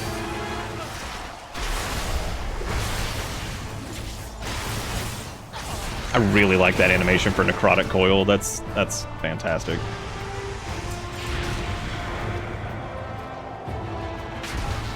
Then again, I thought that the necrotic magic stuff in Maldraxxus in the Shadowlands is pretty cool. I also think that I'm kind of impressed with the writing team and what they've done with Shadowlands, because Shadowlands is like really, I think, was handled pretty poorly, and I think a lot of that was because of all the crazy shit going on at Blizzard. It was the pandemic, and also you had all the creepazoids, you know, working there, so I'm sure the work culture was ass, so like so many weird decisions were made. There were some crazy system decisions that were fantastic in Shadowlands, like the cross-realm auction house and stuff like that, but I like the story so far. It's pretty good. It's pretty like standard, nothing like crazy, but I'm okay with that. I'm fine with it being like kind of what you expect, but like good. Like the dialogue's not like cringe up the ass, so I'm cool with it. And there's been like a lot of fun like RP things for like if you play certain classes. There's been like some interesting dialogue options and stuff, so you can tell that they're trying to do like some class flavor and stuff there, which is neat. I like that. Because it's kind of like the elephant in the room, right? Like if you're running around as like a shadow priest. And I think they're also trying to do like some commentary with that, with like the whole Void Elves in Silvermoon situation, because with like Romath and Umbric. Because again, it's addressing the elephant in the room that's just like, we have these people who are Void Elves or, you know, shadow priests and stuff like that who are champions of Azeroth, but obviously they're using power that is currently wielded by the enemy, so... And it was very similar back in like Wrath of the Lich King, because there were many people who were distrustful of, you know, Death Knights and stuff like that because of all the history around them, and they had recently been freed from the Lich King and all that stuff, so they're like, I don't fucking trust these people. Like, they were literal killing machines, like, you know, and we're just letting them in? Like, we're just letting them help? So... Which is totally fair. Like, I'd be like, like, the Scourge killed my entire fucking family. Why are we allowing them to, you know, help? Help me put this fire out now. I help him.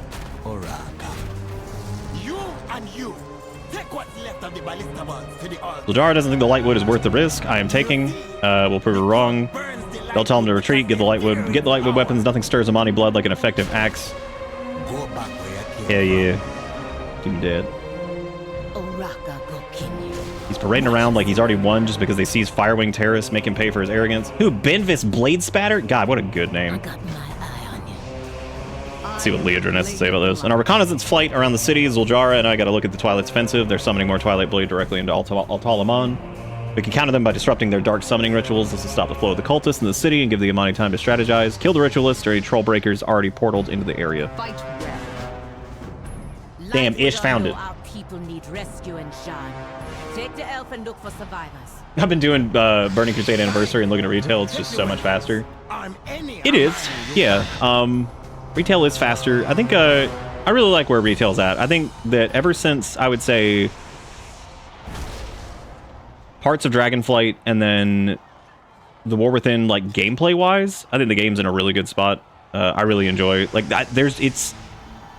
I have not come across like questing content or dungeon content, raid content that I genuinely like was like, I fucking hate this in a long time. Like that I'm just like, God, this sucks, or like this system sucks, or this shit is garbage, and like I feel like it doesn't like, you know, respect your time at all or whatever. So like I think they've found like a good balance of like, you know, keeping like the progression speed and like the reactiveness of everything, and also like making it feel like, you know, not like some miserable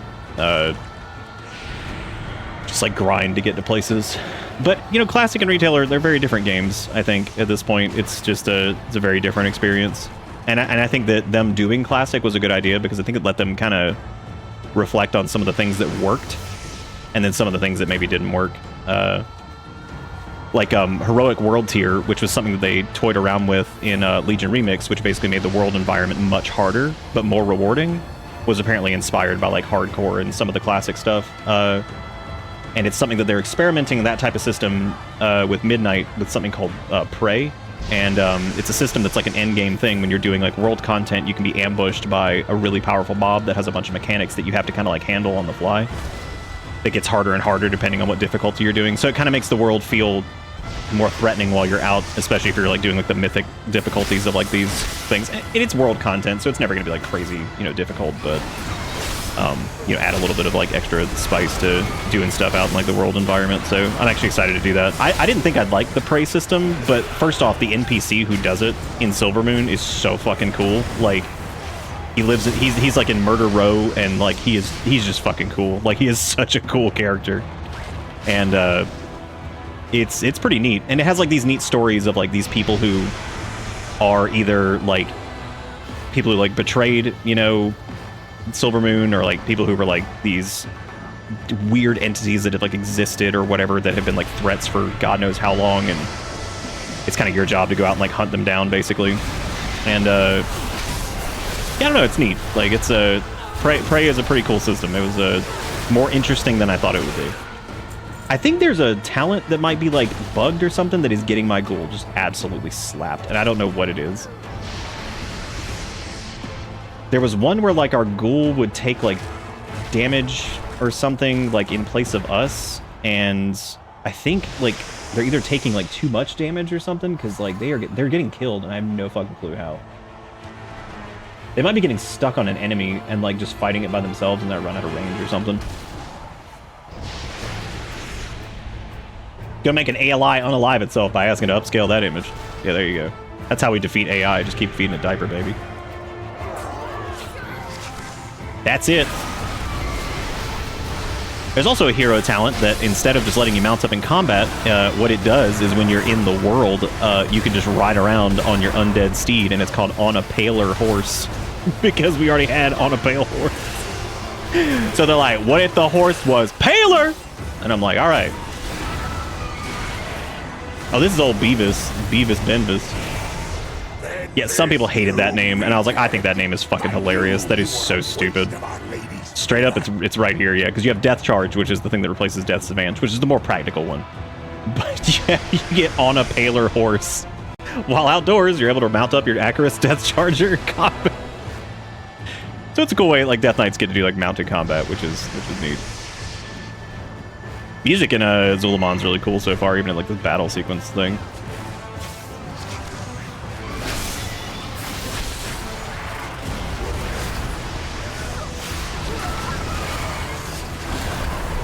Oh, is that his full name? Was William Diaper Baby?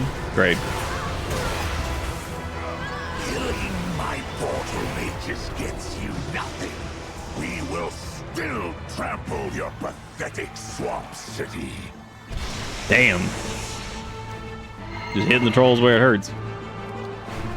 He's like, your little shit swamp town. Hate you, number one. Hold here until Zul'Jan fires. Then leave with the Yeah, zombie, I can do that. confusion. I can tank it or whatever if you want. Fly on the wings of Akilzon. That'll be quickie. You best be glad you're immune. Oh yeah, got me some new bracers. Got me some new glooves. Most of the point we're gonna get a new weapon soon. Got an Amani war drum for our house, since we're not murder hobos anymore. Why are you speaking? Y'all wouldn't understand anyway. All right, level 83. Yeah, I'm just taking my time with this, man. I got plenty of time to level shit up. Talk to me if you have answers. I don't need your Because there's folks who are upset. They're like, why does the early access not have access to like all the like seasonal content and shit right away? It's like because they want people to be able to like play through the story early and stuff, and then have like a couple weeks to just play the story, do world quest, and enjoy the new environments before they start the inevitable treadmill grind that people just can't seem to control themselves on sometimes, and just to like become flower sniffing champion and just go nuts. Born armaments cannot harm the grand glory of Zalatath. Whoever does this VA would have done a wonderful job as Megatron. What are we doing? Oh, we shooting Lightwood at these guys? Idiots. Weapons are empowered with light. Yeah, I guess the Lightwood is like kind of a curveball for their for like a lot of their plans. They're like, damn, these wood boys got light shit. Uh-oh, that hurts. I'd be like, you know, I mean, it's fine, but it ain't got anything on the 9-paragraph Yu-Gi-Oh thing.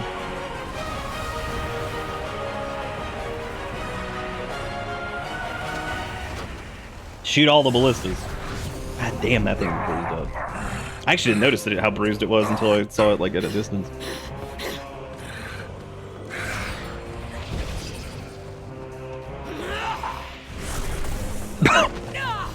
Damn. Well, they can't say that Zul'Jara is Mary Sue because she just got slapped back by like, why is she perfect? Like, I don't know, man. She just got her ass kicked by this dude. No one is coming to help you. Not even your gods. Zalatath relishes in your anguish and will exalt us when your empire falls. Well. Don't worry. Nice throw, dude. Your end will come soon. Oh, well.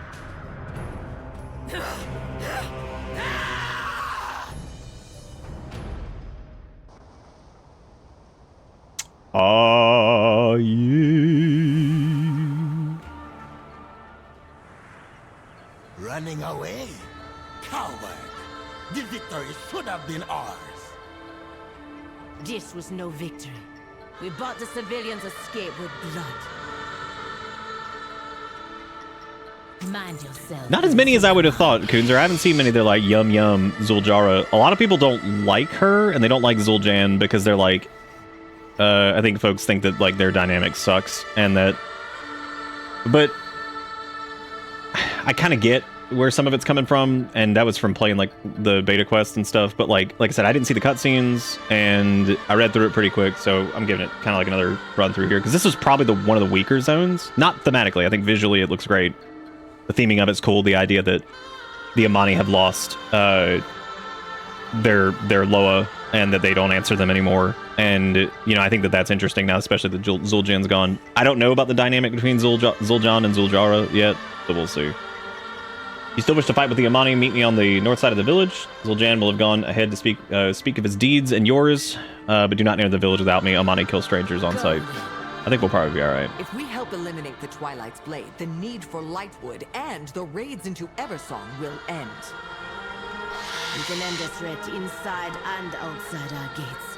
If you really want to join our fight, then come with me. I really like that burb. That right there, cool burb. Nice Dragonhawk, nice Dragonhawk. It's so neat to see some of like the Silver Moon inspired sets and all the different colors and stuff. You got like the High Elf, the Void Elf, all that stuff. Really cool. Love to see that, man. It's been I cannot wait to get this Death Knight set, dude. I fucking love this shit. Yeah, I'm not a fan of the pants for the robe thing, but the rest of it that's killer. Like, that is a fantastic set. Big good. I actually like the Haranier set too. It's pretty neat as far as like a plant kind of looking thing. Plant-based. Ha ha ha, yes. Yes.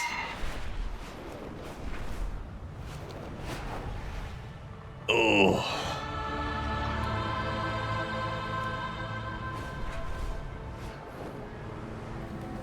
Yeah, music here has been good. It's been real good.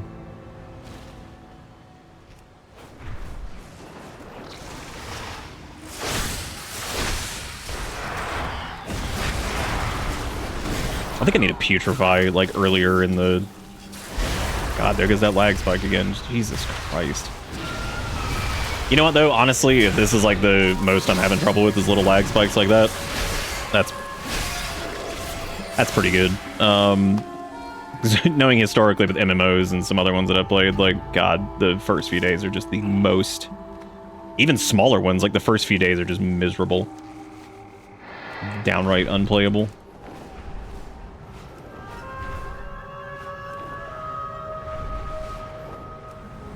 Used to be that with WoW back in the day before they figured their shit out. Part of me hates like phasing and stuff like that, but then the other part of me is like, I think it made the game like way more playable because like, especially like I'll never forget like the beginning of. I think the last time that I really remember everything just shitting the fucking bed completely was Warlords of Draenor with the garrison stuff and everybody getting stuck at that one quest forever, and that was just it. Blade sheath and stay close to me in Amanizar. Yes, of Zulaman. Explore the village if you want, but keep your weapons where they can be seen. Alright, so we're gonna be scooting around in this city. Please remind me next time I'm in Silvermoon to turn off my equipment gear, because it's driving me crazy.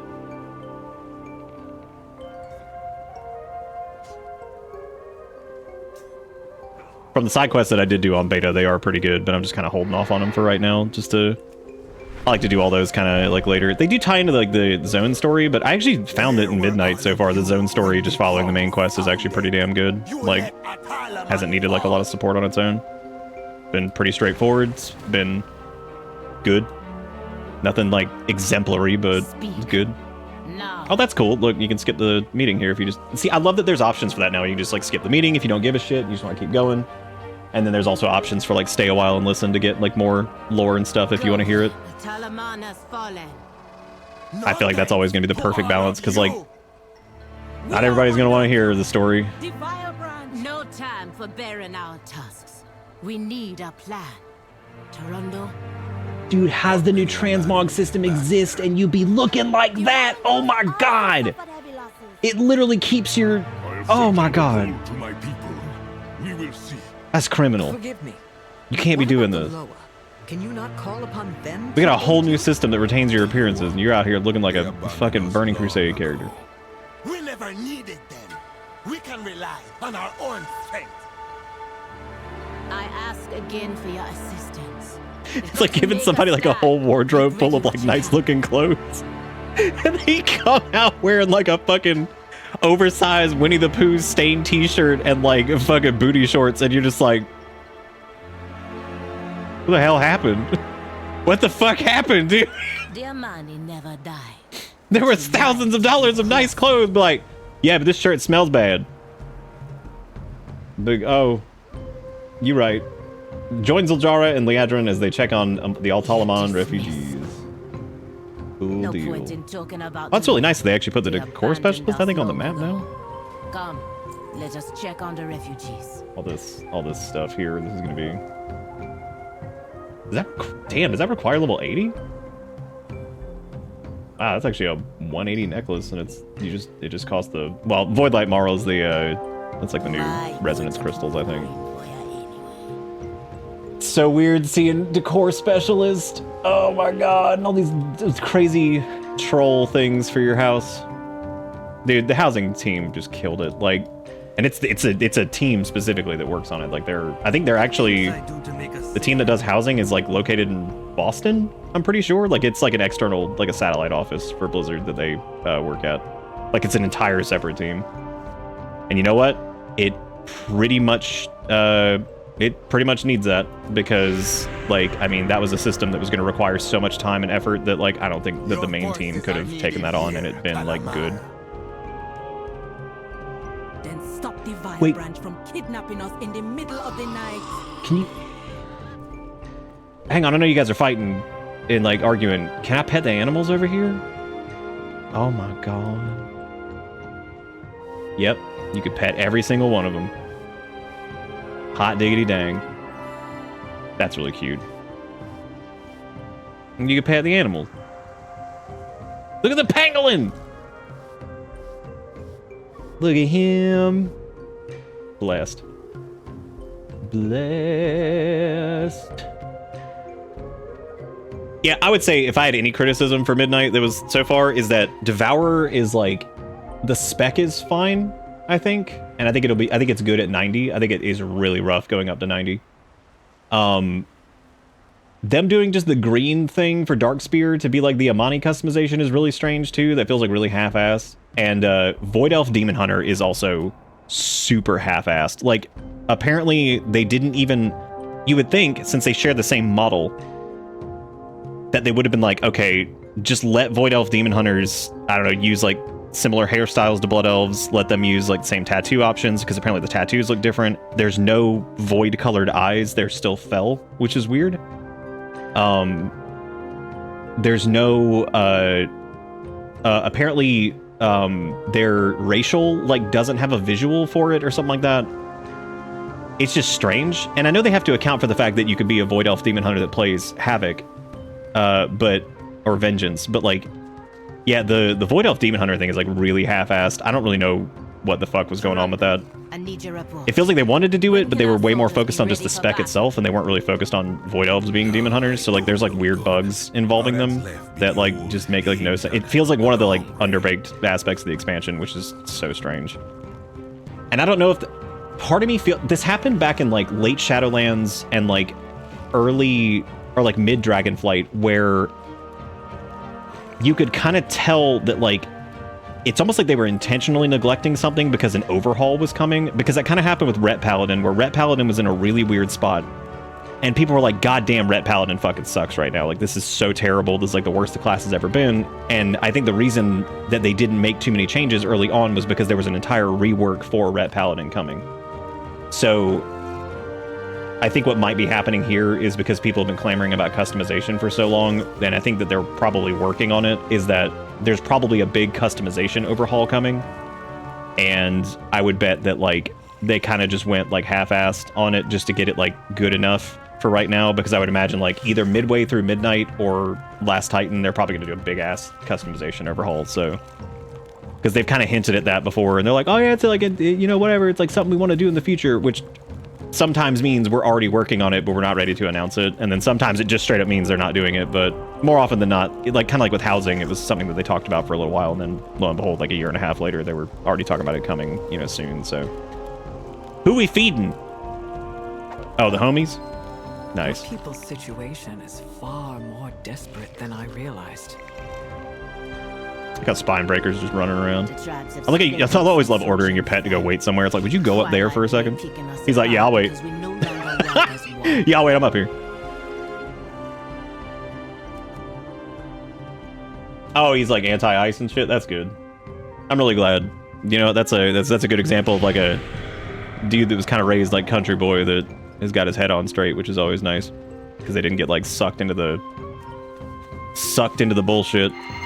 That's always like refreshing to see when somebody kind of breaks the mold on that and they're like really progressive and stuff.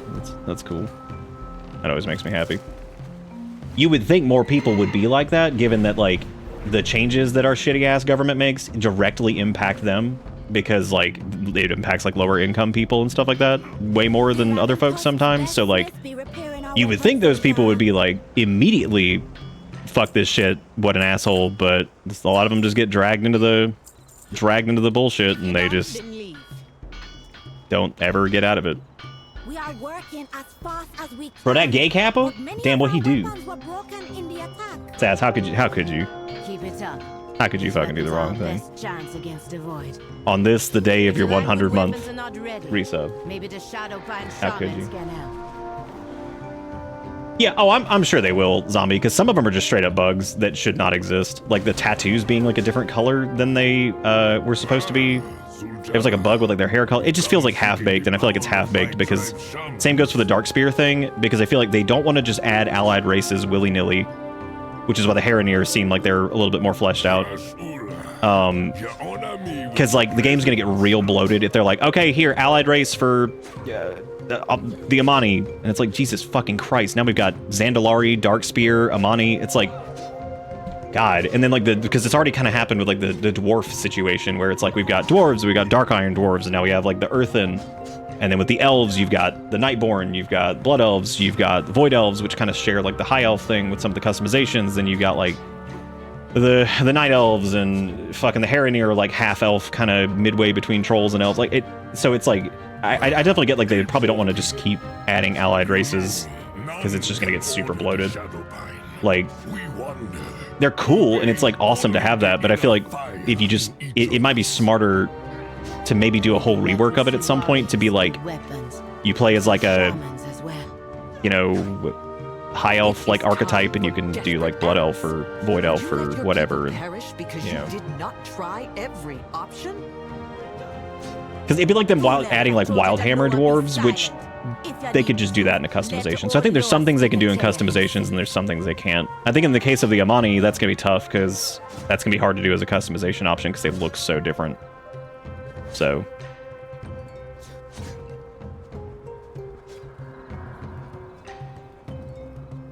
Yeah, so basically the big feud between them right now seems to be the choice on whether or not they should pursue, like, can you pet every single cat? Whoever did this, blessed. Like, I mean, come on, look at this.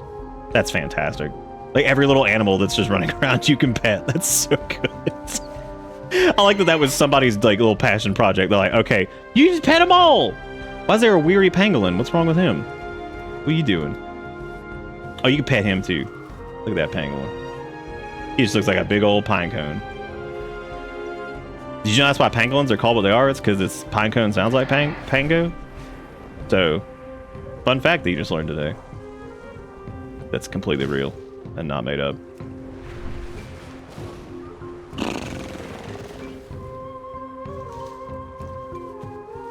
As a root. Fun name. Fun name for the roots.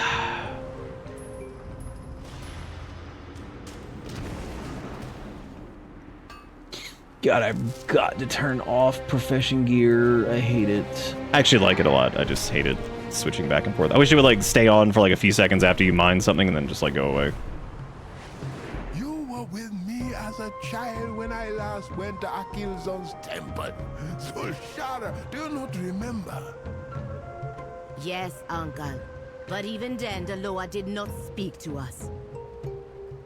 This has been a hot minute. Now, who might you be? When Zul'Jara was a child and her grandfather Zul'Jin was chieftain, the Loa were still at the heart of the Amani culture, as they had been since the Amani's beginning. All the Amani chieftain had to present themselves to the Loa, but only some were blessed by all and became Hashe, not just a chief, but not just a speaker for the Loa, but a fearsome warrior and a pillar of the community. This is the journey Zul'Jara must undertake. Loa willing, this is what will save us, and you will help her. Yes, you are not Amani, but you are strong, and I sense Akelzan has blessed you with victory many times before. I can think of no one better to be her Hashura. I love this little dialogue option of asking what a Hashura is. The path of the Hashura, of the Hashe, is long and arduous, full of trials and perils. A Hashura is an acolyte of the Hashe. They follow them along the path, they fight for them, and they die for them. Usually they are two, but seeing as I'm an old man, our soldiers are injured, and Zul'Jan would never agree. I guess Liadrin will have to be the second. Kendura laughs uncertainly. An elf bestowed with the honor of being Hashura. What a time to be alive. Help the Loa always heed us in times of crisis. They may listen now to the right voice. Someone on the path of the Hashe.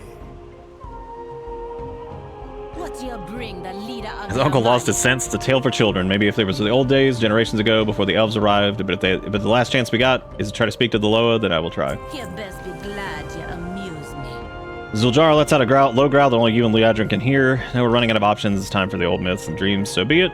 Be to the foot of the mountains. Light the shrines on the way to the temple. And don't forget to leave Akelzon an offering. Oh, there's a stay a while and Temple listen be option for over, this. uncle. The Loa haven't spoken to you in years. Why do you think they will speak to us now? You did not know the world with the Loa in it, my child. They were our strength, our hope. And see, this is the case for all the trolls. Like, the Loa have been, like, such an important thing to all of the different... She made me her speaker. I tried to instill in both of you and Zul'Jan, a love for the Loa. I remember the stories about Akilzan, Halazi, Janala. I don't think the Amani worship and how they protected Bwansamdi us. as their Loa of death, unfortunately. I loved listening to your stories, uncle. But even then, I wanted And he is to one of the best VAs and characters they've ever made. Like, Bwansamdi is so fucking good. About going to Akilzon's temple. We climbed to the temple. He had some of the best lines in BFA because he was the spirit like the spirit guide when you would die, so he would talk shit based off of your class. And you defended the right to lead. So like if you were a Death Knight and died, he's like, oh, you died, man. He's like, but you like experienced death before, haven't you? Like just this silly shit. As the Hashe, I'm no priestess. No He'd like make fun of like priests if they died or whatever, and say that they should have like worshipped him instead. And other, like, some of his dialogue for characters when they died was so funny. I don't remember any like the specifics of it, but they were normally like these really sarcastic remarks that were just really silly. For our people. And for Juan you, Samdi was the man. Last time I think we saw him was Shadowlands. I don't think we got to see him in Dragonflight. Or The War Within. So hopefully he shows back up soon, because I absolutely love Juan Samdi. Anytime he shows up, I'm just like, yeah, this is going to be gold. And apparently he's had like a lot of dealings with like the Twilight's blade pushed a Narlden into our territory. Shit, my We'll brain. have to fight through them to get to the temple. Vol'jin. And like I think right now the last time we checked in with Vol'jin was that like Vol'jin is basically like becoming a Loa, which is gonna be really neat. Oh, does he show up in the Heritage quest? Fantastic. I actually didn't do the Troll Heritage quest. I need to do it. Jara smiles. Try to stop us. I got my eye on you. Ancient Path, head of the issue. So we're gonna go and try to contact the Loa up here. We're gonna have to fight our way through some of this bullshit. No one. Pleasantries can wait. Zul'jara regards the Narlden as a fierce nomadic people that normally keep themselves. It's clear by their clothing and weapons they have a primitive but unique culture. If the circumstances were different, I would advocate for diplomacy, but they are between us and our mission. They cannot block our path and continue to damage the shrines and the nests of the Eagle Roost here.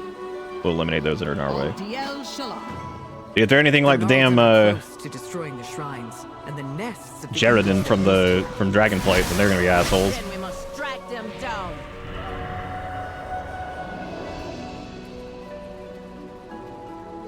Yeah, I gotta do that then if Juan Samdi's in it, because he's so good.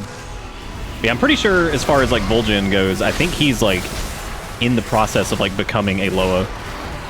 I don't know what the Loa of what. I can't remember if it was like the Loa of Kings or whatever. Like he was gonna take like Razan's place or something like that. Which I really hope they do, because I really like Vol'jin as a character, and I think it would suck if we never saw him again, because he was... I still think that like his death in Legion fucking just sucked. That was like the shittiest. That was one of the shittiest deaths. Varian like made a little bit more sense, but I guess it was kind of also showing the stakes of it too, that like Vol'jin just gets killed by kind of just a random demon on the Broken Shore, and Varian gets killed by Gul'dan, and like, you know, they're kind of showing that like this is no fucking joke. I think also, and this is going to sound really weird, that was also like the height of like Game of Thrones popularity when that was being written, because Legion would have been developed in like 2014, 2015. So like that was like the height of like Game of Thrones, kill your characters to shock people. And so I think when they did the whole thing with like Tyrion and Vol'jin and Varian, I think they were going for like some shock value shit. And I don't know if that's like 100% the case. And most of the people that would have written that are probably gone now because they were part of the Creep Squad.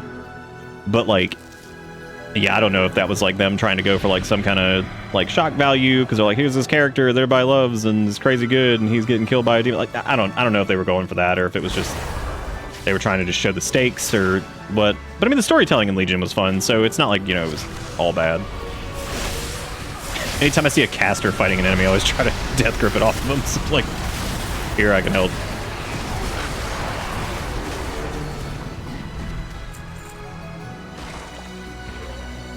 Look at me, I'm helping. Who killed him? Who? Vol'jin? No, Sylvanas didn't kill him. No, he was basically just killed by a demon on the Burning Shore. He gets stabbed. And Varian gets disenchanted by Gul'dan. So his spirit was like ripped into pieces. So people are like, why didn't we see Varian in the Shadowlands? It's like, I don't think Varian made it to the Shadowlands. The Shadowlands, I was going to talk about this a little bit last night, but I kind of got off on like a... I think I was about to talk about it, and then the Yu-Gi-Oh thing happened, and then I got completely sidetracked. I'm actually really impressed so far, because like Shadowlands lore, there's some really cool side stories. But the overarching plot, in my opinion, is just not very good, but then there are a couple bits that are really interesting and neat. but they're just a little bit too high concept, and I think that once you start to fuck around with the realm of death in your universe, it can do some serious damage because it causes like this crappy kind of like, it lowers the stakes of people dying, which is never good. So we're lighting all these flames. We're trying to summon this little eagle Loa, I guess. So like Shadowlands, I think was like a little bit. I just think that they just went a little too deep with it, and I think they tried to, you know, and maybe it was planned like all along, but there's some really interesting stuff that actually happened before.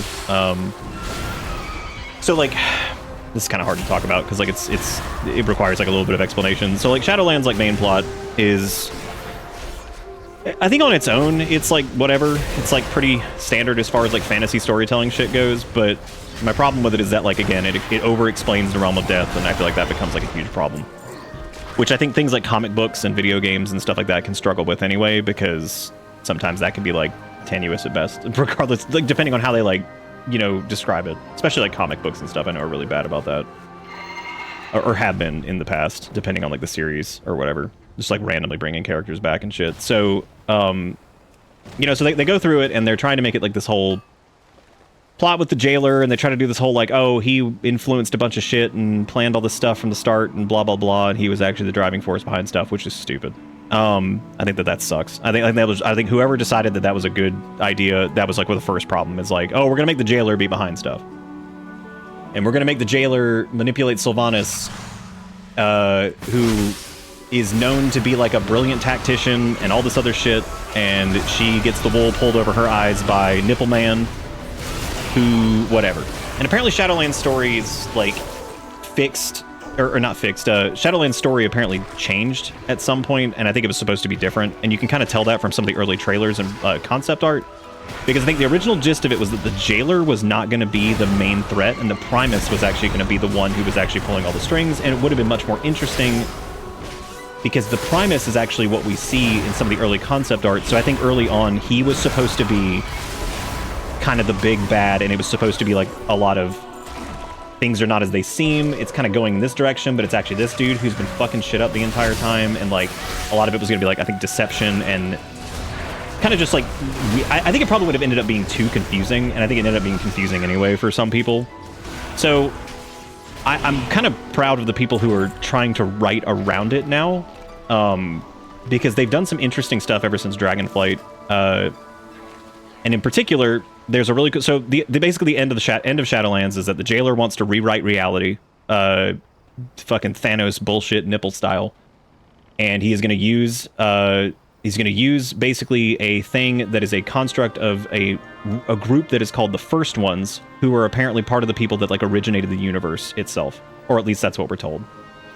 So we go to this place called Zareth Mortis, and it is the realm of the First Ones. They speak this weird little language that we can't quite understand. They almost seem like Titanic in their construct, but not really.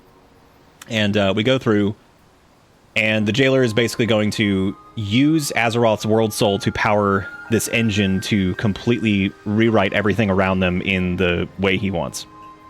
And he's used Sylvanas as kind of like a pawn to do that. And the way he was able to do that they explain, is that when Sylvanas was killed by Arthas and struck by Frostmourne, it fractured her soul. And there's actually a pretty, it's kind of shitty, but I kind of like it at the same time, cutscene where Anduin Wrynn is captured by Sylvanas and the jailer, and he is basically forced into becoming a Death Knight, or similar to a Death Knight like Arthas was. They corrupt his father's sword that he uses, Charlemagne or whatever it is, and turn it into a sword called, I think, Kingsmourn is what it's called, because they were the magic that made Frostmourne and shit like that came from the Shadowlands, so they were able to reforge his blade basically into Kingsmourn, which is actually kind of interesting. But basically he was subjugated and through domination magic was effectively made to kill a shitload of people and do horrible shit. Which, as we all know, Anduin is like a good person. And he tries to be a good person. So for him, that was really hard, you know, because he goes through basically this traumatic shit where he's like forced to kill people, can't really control himself.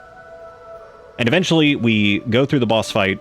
Kingsmourn gets shattered, or not shattered, but purified, basically. Sylvanas through this whole sequence, reclaims the other half of her soul, and she kind of comes back and is like, what the fuck have I done? That's kind of the gist of it. She's like, it's like I was aware of it, but I wasn't. And she's talking to Uther the Lightbringer, who has his own interesting story. It's actually a pretty interesting story. The whole premise of Uther's story in the Kyrian area is that he's like, I failed as a paladin because I abandoned Arthas before he made the worst mistake he's ever made, which was the culling of Stratholme. He's like, I didn't support him. I didn't have his back. He's like, I failed as a paladin, and because of that, he became the monster that he was.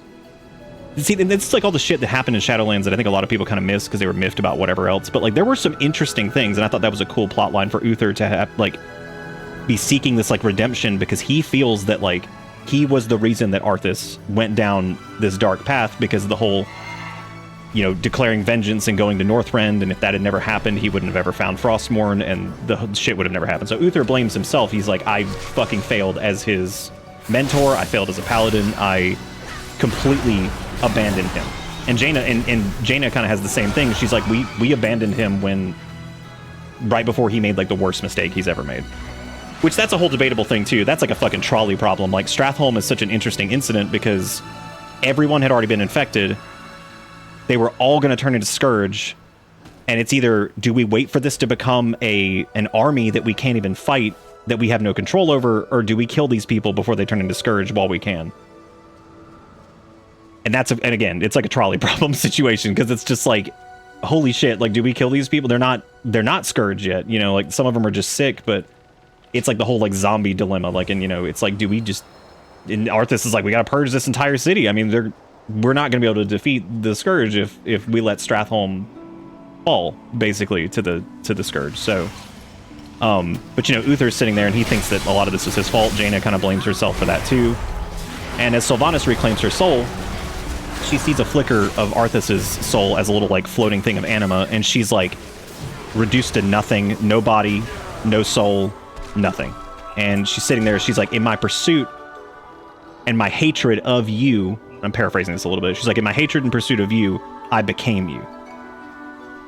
Which is also, I think, a pretty good plot beat, because that really is what happened with Sylvanas. She hated Arthas so fucking much, and with every step that she took to get vengeance on him or the damage that was done to her because of him, she just get closer and closer to becoming him, especially after, you know, her soul started to get twisted by this whole like jailer shit and whatever, which is still the only reason that she was even able to, you know, do what she was with all this crazy shadow magic bullshit, because Sylvanas seems much more powerful than she was before in some of those cinematics, and that's the reason is she's empowered with the magic from the Shadowlands and stuff because of this deal she made with the jailer, because Sylvanas also feared death because she straight up just kills herself after Icecrown Citadel, which a lot of people don't know this plot beat, but like once she defeated Arthas and was there on the Siege of Icecrown, she loses unalive self-delete herself.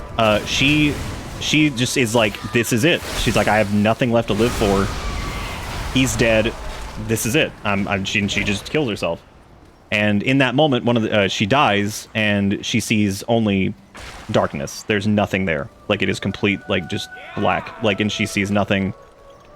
And in that moment, one of the Valkyr, who were these, like spirit healer type creatures, basically makes a deal to sacrifice themselves, to send themselves to the Shadowlands to revive her. And, because I think at that point she might have bound with the Valkyr or whatever. But anyway, so this scene happens where, you know, Sylvanas is talking to this little flicker of, like, Arthas's anima or soul or whatever it is, and it's Uther and her and Jaina, and they're all standing around it. I don't know why this has been happening. I guess this will be... I'll wait for this to clear up.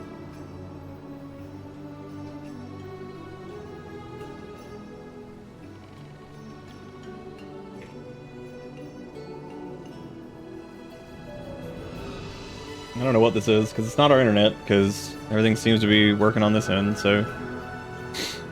Or, well, maybe not, actually. It does look like it's moving a little slow. I swear, dude, ever since T-Mobile got this fucking company, I'm so tired of this. Please tell me that this didn't disconnect.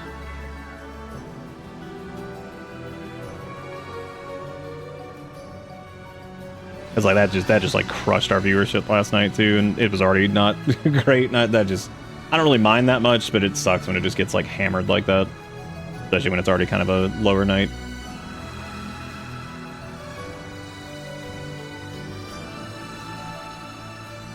So where did I leave? Where did I leave off on story time? When did the stupid shit start happening? 'Cause I do know a decent amount about the lore. I have to like paraphrase a couple things because I can't remember like exact quotes and stuff. But I also try not to just sit there and like read like lore entries and stuff because I know that's not super interesting. Yeah, but I don't remember where I was. Talking about the scene with Arthas, his little anima soul, and Sylvanas and Uther and all that stuff. Probably, I would imagine. So basically, so we free Anduin from the grasp of the jailer. Sylvanas is now helping us because she's like, her soul is no longer fractured, and she's just like aware of what she did, but she also got back basically the good part of herself that was ripped by Frostmourne all those years ago. So that's kind of cheesy and stupid, and you know, whatever. And she kills herself after Icecrown Citadel, and because she is terrified of dying.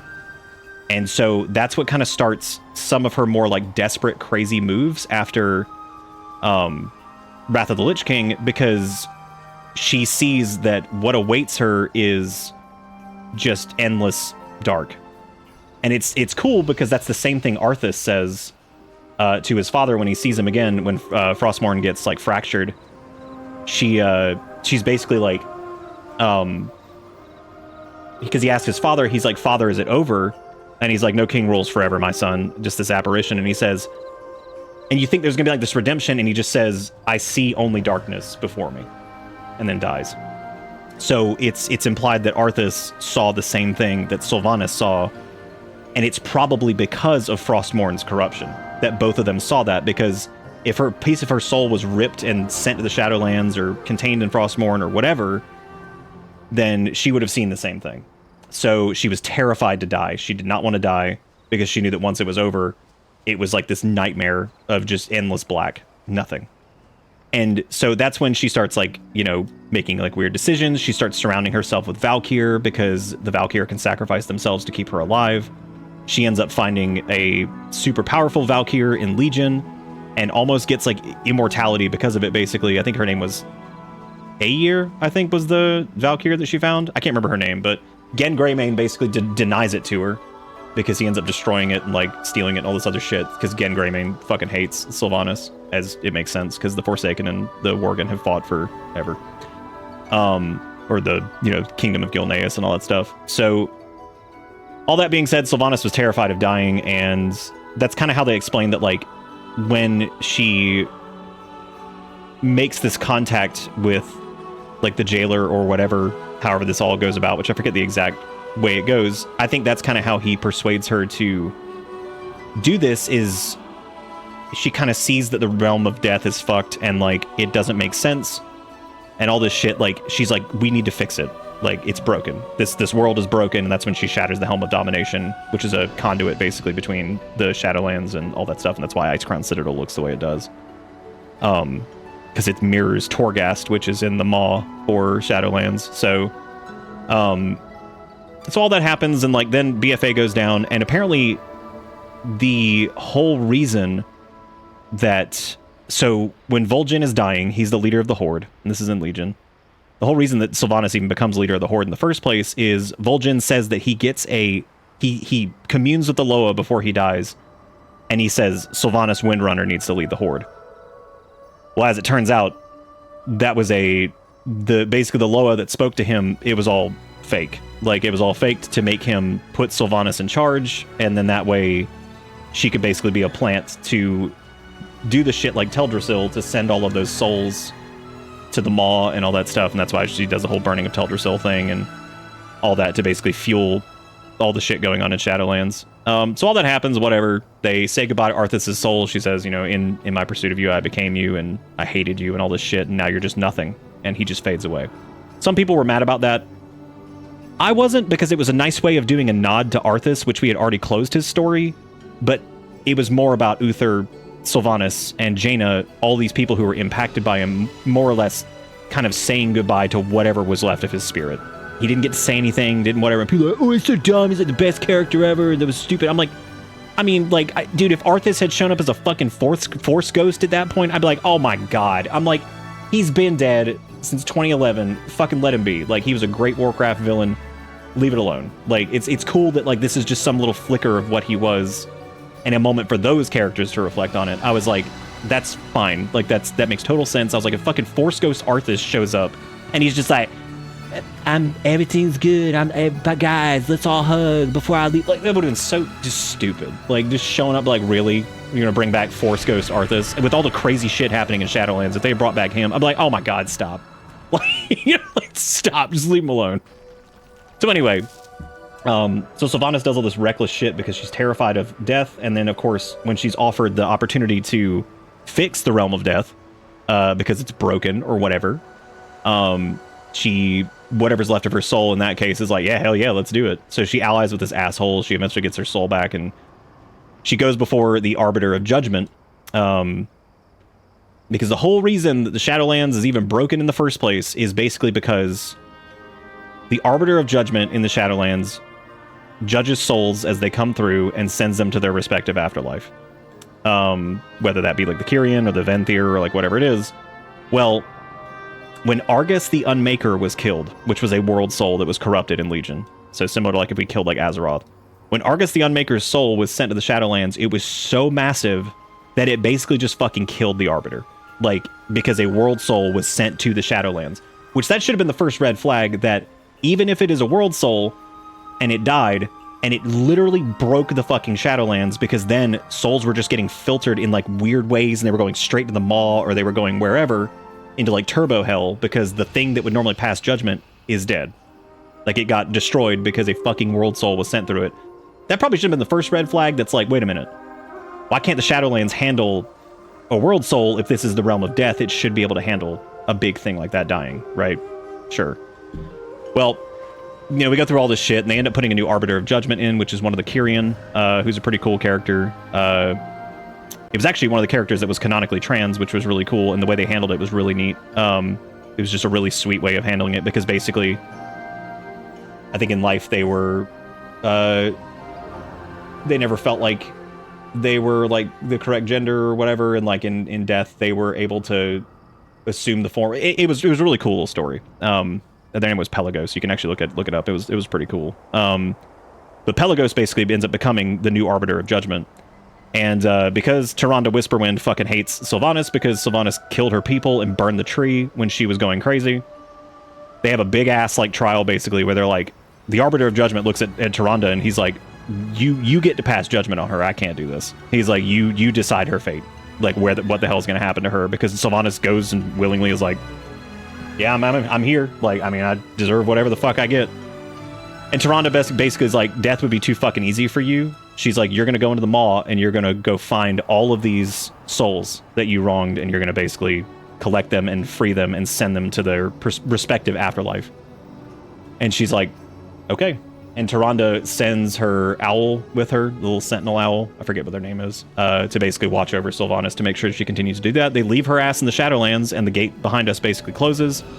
The veil, as they called it, closed, and it takes a lot of power to get back to the Shadowlands. There are a couple creatures that could probably do it, the Brokers being one of them, and the Ethereals can kind of do it, but it takes like a shitload of power to get to the Shadowlands, because mortals are not supposed to go there.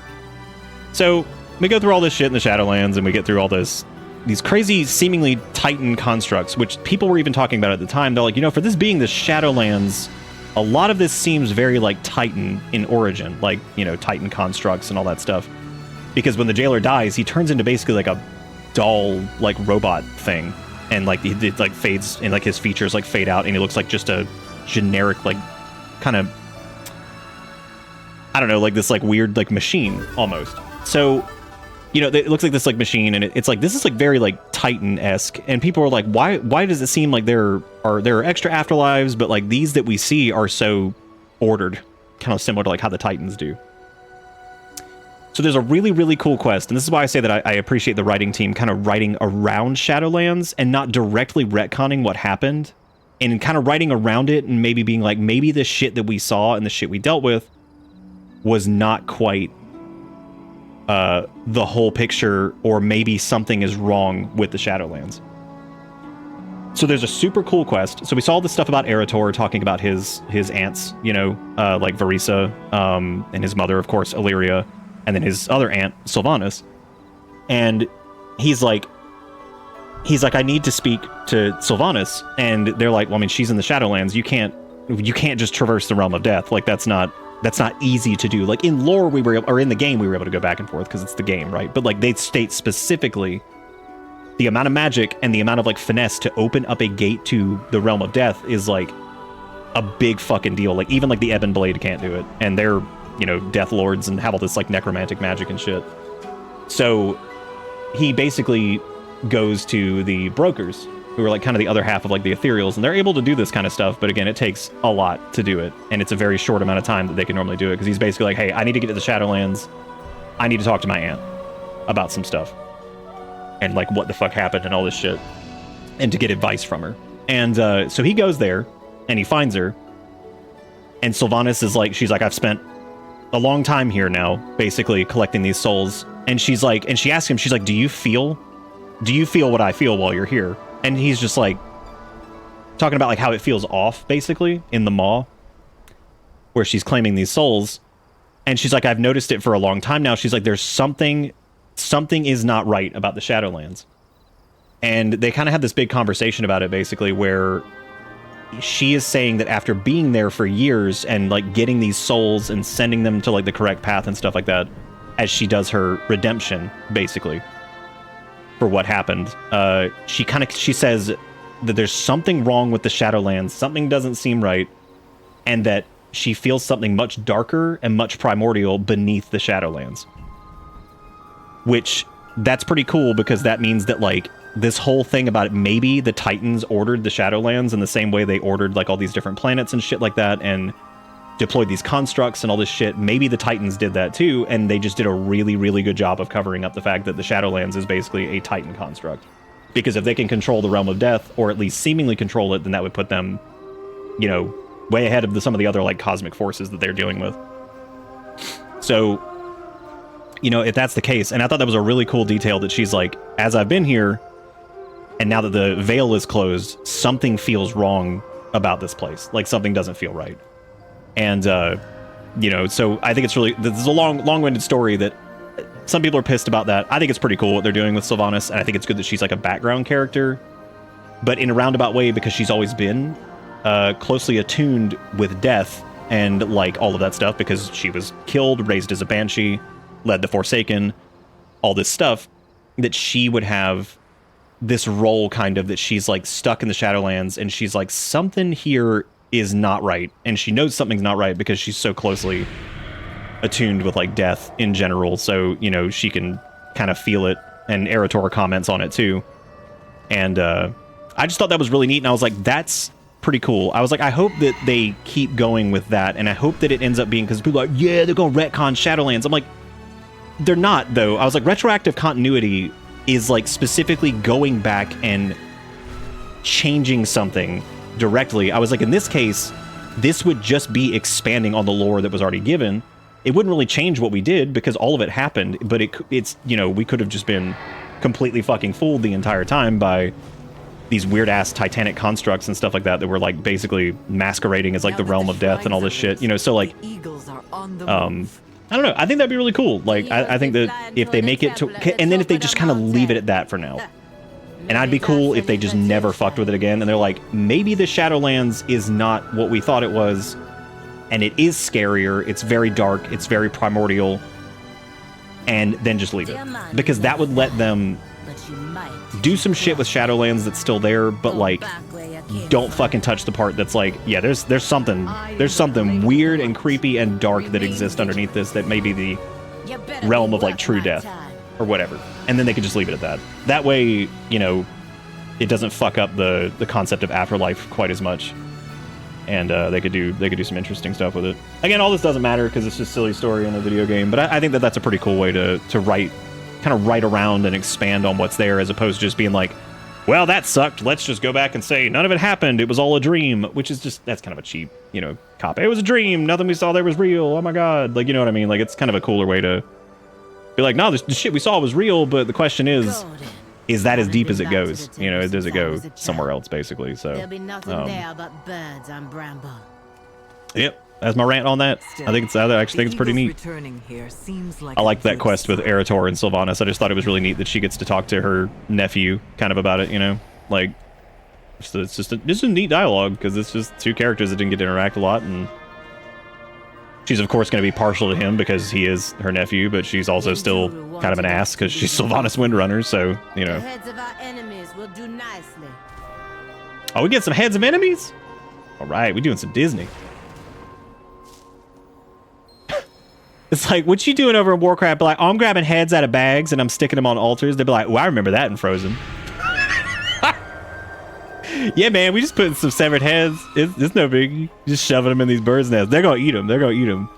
Be like, that's cool. That's cool. That's cool. Yeah. Yeah, we having a good time. The only way it happened in game lore-wise was because the new Lich King basically using the magic helmet of fuck it. What, like, just Shadowlands in general? So, Bolvar had the Helm of Domination on him, but the story around the Helm of Domination was that the armor... The heads of our enemies, a tribute to our victory. Oh, I guess this is the low... Or this is one of the old things they're talking to us. What up, homie? Anaria Shala. Let's see what Liadrin has to say about those. If Kinduru is correct, it may be possible to contact the Loa by walking this path of Hashay. Yes, that's... Be one step closer to ridding Zulamon. Yes, that is in fact what we talked about like 5 minutes ago. Go, Kinyu. We are closer to achieving your goals. Let's go. So my frustration with this comes from... I did not mean to... Zul'jara, becoming the Hashay will be a great achievement. Now you try to flatter me. I know why you're here. To protect your precious golden fields of Eversong.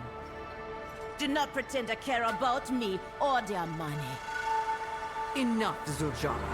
I admit that my past keeps me from empathizing fully with your people. I told you that I fought against your grandfather. But I did not tell you that he held me captive and tortured me, and tortured and killed many of my peers. Thank God. That part of my past led me down a path I am not proud of. And, as strange as it seems, I see some of myself in your plight, and want you to become... Thank God they actually brought that up. I actually don't remember that from the beta. Now, the champion and I are your... You're being like, you have no idea how fucked up your people were. You're a funny one. Straight as a spear, but thick as a pango hide shield. If you say that's what guides your hand, I believe. Oh yeah. So your counsel has been that's basically how that happened. It was like the Helm of Domination was like, it's, you know, got all this crazy fucking shadow magic bullshit. So when Sylvanas shattered it, basically it like cracked the veil between our realm and the Shadowlands, because it's like that was where it was like thinnest because of Icecrown Citadel being like a conduit for the Realm of Death and all that stuff. Again, not a bad idea. I mean, that's neat. I think it's just too... That's my biggest issue with Shadowlands, was it was just too fucking much. Like, just too much. We're touching on the Realm of Death. Just too much. Like, I can't tell if these little vantage points... Oh yeah, they do give you rep. Okay, cool. They are neat. They give you like a little like kind of flyby of this, but you can easily just literally fly yourself around. So I don't think you like have to do it. I'll probably gather up all the skywriting glyph. I still don't know why they're even doing the skywriting glyph things anymore, because they used to give you like points to spend, but now like the dragon riding skywriting thing just has like a base set, like you don't customize it anymore, so I don't really know why they still exist. Maybe it's just one of those things that's like just there because they do it now and it's easy, so. Must climb high, but not... Is this Loa gonna ask me to just jump off? Remember when dragon riding was gonna be cool? Well, they still do all like the races and stuff. Those still exist. I like dragon riding. I hope you're right. I much prefer it to like fucking... Oh yeah, just jump. Alright, well, I'm doing it too. Wait, Zul'jara, are you mad? Bye. She's like, you dumb as hell too! You dumb as shit! Well, I'm dead. Oh, never mind, they got me. If they just let the player character die, it's like, wow. Thanks. Well, they've done dragon riding again in I think a couple dungeons, and all this They did it in it was actually really cool in the Demencius You fight, were right which was fun. here. Why didn't you answer us? Oh yeah, I hate auto flying. It just felt like it always took forever and was just super boring. I feel like it's like super fast to get to stuff with dragon riding. I like it. Excuse me, sky riding now. Long ago, we Loa would choose a champion among the Amani, a Hashe, to wield out. I like the way for the good of they did speed up flight. You can actually switch between the two now. So if you don't like sky riding, you can always just go back. Not to serve his people, but Which to they did speed it up, but slaughter I can't stand it. It drives me crazy. I'm just like, oh We man, would I feel like not it's 2000 but such a blessing. So he had Malakras steal it from us and make their own force. I do appreciate that these are Loa that we've never gotten to see before, really. Because it's not the same Loa that I think we encountered in Zulaman before. So now all Amani must suffer for my grandfather's mistakes? Yep. If you don't help us fight the cult. You passed my trial, Sujala. You have my favor. Now you just need the I love how the player character like sitting there like, all we did was jump off a fucking ledge. In generations. Yeah, I think that like, I mean, if people don't like it, I'm glad that they have the steady flight option. You can just switch to it. It's just a little bit slower. But you can do the point name. Prove to the Loa that you are not your grandfather. Triumph where he failed. Become Hashe. Because it doesn't harm anything to keep it around, you know? It's like it's nobody just make it a toggle. Which they've done a lot of that lately, where it's like, oh yeah, we changed thing, but you can like, you know, here's a toggle that you can like turn it off or whatever. Like I think that's neat. Spit it out. Kind of like the little single button rotation thing. It's like, yeah, it's like worse than doing your rotation normal or whatever, but it's there for folks who either need it for accessibility stuff or if you just want to just hit a button and just run through and do world content. Because fuck it, right? Because like, who's that hurting? Nobody. My favorite thing about the single button was that it was a reality check for a lot of people who were like mid-core dickheads who thought they were hot shit. Because like some of like the data on the back end was like, yeah, people who are using single button are parsing higher than some people who think they're fucking hot. I'm like perfect, fantastic. Next, you must seek And I was like, oh, that's unfortunate. He is Rough. but his speaker can help. And a lot of that was just coming from people being able to focus on like mechanics and shit to just. The Witherback Lord Oh, that was nice. speakers That are little dead, druid buffed me. That was but cool. maybe Kulamara can help. Go back. That's all there, wave. kid. Seem Always wave to people that. No, look, don't go. I was waving. Are you not relieved Akazon graced us with her favor? Oh, they're dropping some What heads. is this? They'll come back. You become my Hashira and you think you can ask me personal questions. I love playing a druid, and it's so funny because like my overall played time on druid is like so low because like just for about a year or so I fucking played like If I resto, share my feelings, you're gonna tell me how to Like rid a- myself at a- of the hot rage like an and in-game cold shame content that level, Akazon you know, told doing us. like heroic raids and mythic plus and shit like that. Mostly mythic plus because that's just I just find dungeon content more interesting than raids. Not more interesting. Raiding is cool and I love it. The mythic raiding specifically, I could not imagine playing on a schedule and having to deal with 19 other people. It sounds fun, and if it was all 19 of the right people, which is kind of tough to find these days, that'd be great. Like that's great, and I, you know what? I've talked down about myself about stuff before. I know I'm pretty decent at this game, and I know I'd do fine. I know I could probably clear it, especially if I did it consistently. I'm sure I could do it easily. Like whatever, not easily, but like I'm sure I could.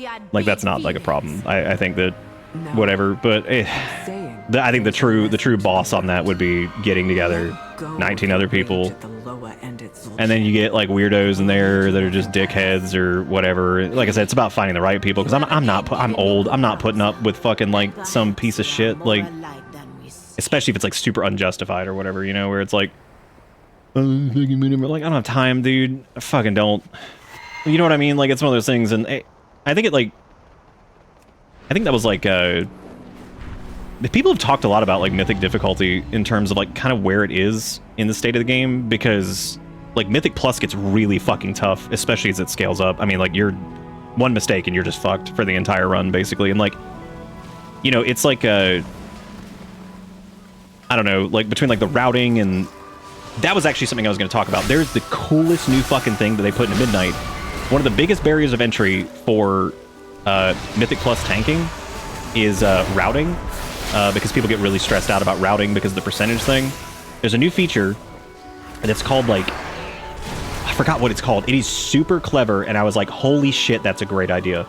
There's a buff that you can get as a tank, and what it does is for the first 5 levels of Mythic Plus, so like just Mythic Plus 2 to Mythic Plus 5, it'll be like a thing that's like this little like spirit that highlights mobs, and it will highlight mobs in a route that will get you to 100% for like a base route. So if you're new to tanking, it'll highlight like the next pack to pull, and if you pull all of those like you know, packs that have like the little spirit buff in them, by the end of the dungeon you'll have 100%. And I was like, oh my god, that's fucking genius. And it turns off, I think, at like Mythic Plus 5. So like at a minimum, if somebody wants to get into tanking and they're comfortable tanking, but they really don't like the routing aspect of it, then you can run those levels and get used to like what the route is, and then by the time you're doing like plus 6, plus 7, plus 10, you'll know what the route is. And I'm sure the route will differentiate for like people who are trying to do like super hardcore turbo, but like I was like, that is such a smart feature, and I feel like that's going to help with people tanking a lot, because that seems to be like the number one thing I've seen from folks over the years trying to get into tanking, especially with Mythic Plus, is like they're like, I don't know, the route shit stresses me out. And I get that, because you're on a timer, and on top of being on a timer, you have to, you know, you gotta do it right too. You gotta make sure you tank the dungeon correctly. You can't just get smashed by shit. So like having to do all of that together, you know, that can be like pretty overwhelming. I think people have said before that one of the most scary roles to step into is Mythic Plus tanking, and I kind of agree with that, because having done healing and tanking and DPS all for several seasons at like, you know, getting like over like 3K and all that stuff and like whatever, you know, I would say that that's actually true, because I always feel like the most anxiety I would ever have doing Mythic Plus, even after I was familiar with them, was tanking, because like even if you do a route that's going to be 100%, you might have that asshole who just starts being like the biggest dick on planet Earth. He's just like, why are we deviating from the route? Why are you pulling this? Why are you pulling that? It's like, fucking shut up, DPS, man. Why don't you go tank then if you got the best route ever imagined? You know what I mean? Like, I feel like it has... That and healing have the most chance to be, like, toxic. But, healing I never quite had that problem with, because healing just turned into more of a performance thing. And doing it right and making sure that you keep dumbasses alive, because... There's a point where the damage gets high enough that it doesn't matter if you're healing correctly at all. Like, people will just fucking die if they make mistakes. Unless you throw out, like, a fat fucking external or something like that and save their ass. But that's kind of hard to do, especially with, like, some of the damage going out sometimes. Like, and they'll still blame you. So healing is its own weird kind of nightmare. But, yeah, I totally get that, like, tanking is, like, really stressful because of the root thing. And I was like, when I saw that little guidance system that they're going to put in for, like, I think it's Mythic Plus 2 through 5, I was like, that is so smart. I was like, that is one of the smartest things I think I've seen them do. Because that, I mean, that'll basically be like, hey, here's a route that'll get you 100%, which means you can run this all the way to wherever you're going. So you might still encounter the idiot that's like, that's not the right route or whatever. You can just be like, shut up, bitch. Fucking shut up, bitch. This is where we're going. Saddle up or get out. But, you know, yeah, I really wanted to do, like, Mythic stuff over the years, but I think with how old my ass is now, and since I didn't really play with like a group of people that was like super consistent throughout most of my playtime, I unfortunately never really had like a large group of people who were all interested in that specifically. I've gotten to play with so many folks, and it's been so much fun. And I don't mean it like that. I mean, like, it's just I was never with a big enough group that aligned for that. And then like I never really wanted to apply for random guilds. There was a guild that did do Mythic rating that I joined at one point. And they really wanted me to, because I did Mythic Plus tanking for them for it was about 6 months. They were really nice people. I didn't really talk to them a lot on Discord and stuff, but they were really sweet people. But their raid times were like, oh my god, it was like Wednesday, Thursday, and it was like 7 p.m. And I'm like, I was like, with my work schedule, I was like, there's no way. And they're like, oh, what do you do for work? I was like, I actually stream for a living. And they're like, oh, that's super cool. And they were really nice. And they're like, no, we understand. I was like, yeah, because I can't stream WoW like 2 nights out of the week. I was like, I probably could. I was like, but I don't want to do that to people. Like, you know, that's not what most people came here for. So like, I'm not going to try to, you know, do that. But they did Mythic stuff, and they normally got CE. I think it took them a little bit longer to normally get, which is fine. I mean, most people who are playing like a more casual Mythic level, they don't get it like top 100, right? You know, and if they do, it might have been like sometimes it just depends on a lot of things. But I totally forgot to put my talent point in for my hero talent.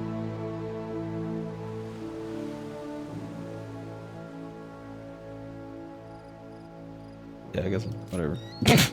Just filling these out. The Apex talents are pretty cool so far. I like these.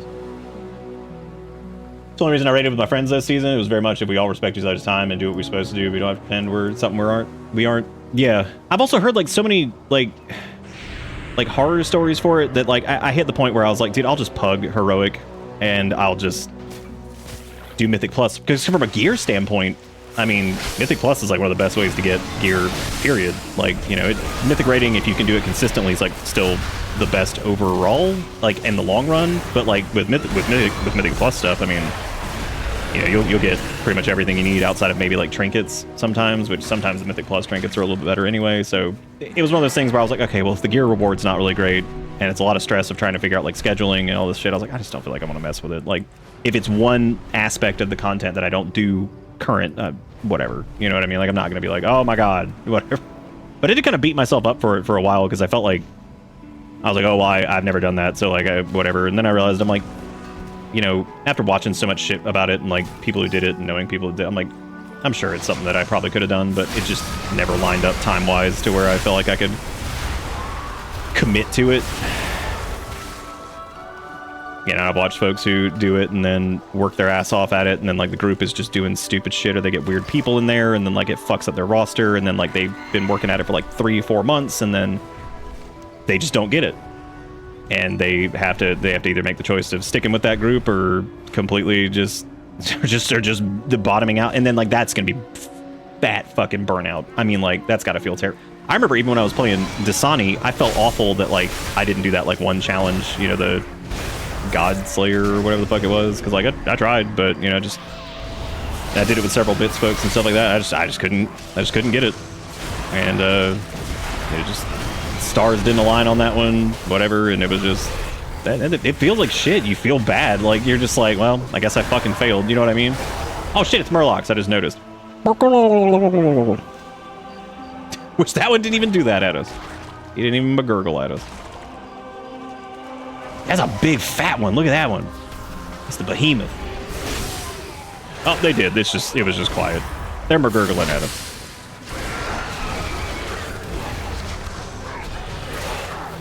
But yeah, I just knew that like it was just probably not gonna ever really work out with that, because I'm like, but there's been a lot of discussion over the year. Did this thing like a little fucking like 80 or some shit? What is this? God, he's beating my ass. Holy shit. He might be related to that quest giver over there. Dear Lord. God damn, I actually had to like start death striking that. That's crazy. I love that though. That's one of the, I love playing Death Knight whenever like shit gets like kind of difficult like that, because Death Knights just have like some of the most fun like reactive healing and stuff like that. Feels so good to hit like Icebound Fortitude and just start death striking like a madman. Like, just feels great. I like high leech classes too, but like there's something about Death Knight healing that feels really good on the DPSs, especially where you're just like, well, here I go, pop a fucking wall and just start hammering it. You're like, please, please, please, please, please.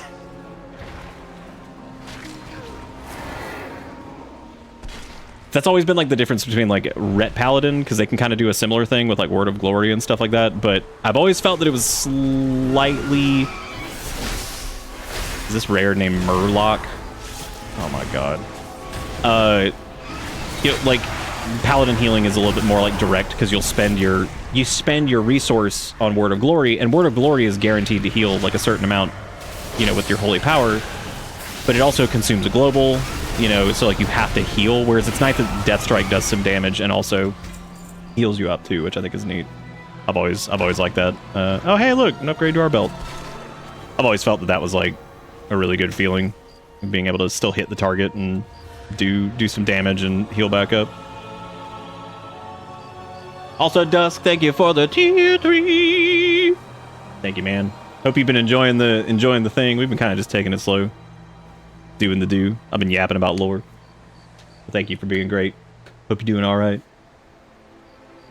If I cared enough, I could do in-game shit. You could, yeah. Sass is one of those people that like started, and it was really cool to watch their kind of like learn the game, especially like later, because you know they started, I think it was Dragonflight, I think, and you know, it was really cool to see that because it was watching somebody who was new to the game, and Sass would beat themselves up about stuff about the amount of damage they were doing or whatever, like, you know. But the thing is that Sass was so good at doing like mechanics, like, and I was like, you have no idea like how hard this is for people, some people who have played this game for like 20 fucking years. They cannot get out of like the bad circle or be like, oh, I got targeted by thing that clearly needs to be like run away, and they're like, I stand here. It's like, please get it out of here. Please get it. It hurts. Get it out. You're gonna kill everybody. Like, nah, I stand here. But Sass was like really good at, you know, all that stuff. So it was neat. It was neat to see that like you didn't need like all these like even then, like, you know, for most content you didn't need like a bunch of add-ons and shit to tell you like what to do. It was literally just about like just paying attention to some of it, like, in, you know, or even just asking in the chat and being like, oh, what do I do with X, Y, or Z? Like most people tell you like what to do. So, oh, Jiggy Kuro all side a link that was pretending something we were not. What is this? Super Mario boobies pattern Hawaii shirt. Like, I hate it, but it is kind of funny.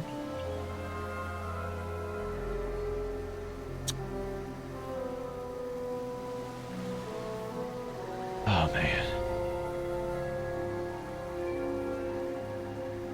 Well, that's kind of because, like, I think Final Fantasy XIV, and I've talked a little bit about like the way they do their mechanical stuff. It's much more gamey. And I do understand what Blizzard was saying for a long time about trying to make sure that like the tells for these still looked like they were, because, you know, it wasn't until like I remember them doing like a dev thing about it, because I disagreed with it at the time. I was like, well, make them more clear, and they did start making them more clear, and they've gotten really good at it lately compared to what it was.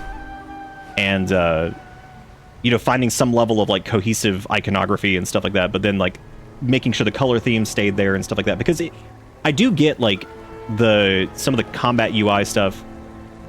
Like, if it looks a certain way, kind of taking you out of it. Like, you know what I mean? Because if it looks, like, kind of really gamey or whatever, like, it could definitely... You know, there's that kind of, like, in-universe thing. It's kind of like when I talk about... Yeah, it's like it's good, but part of it does kind of bug me because it does feel like it looks, like, really...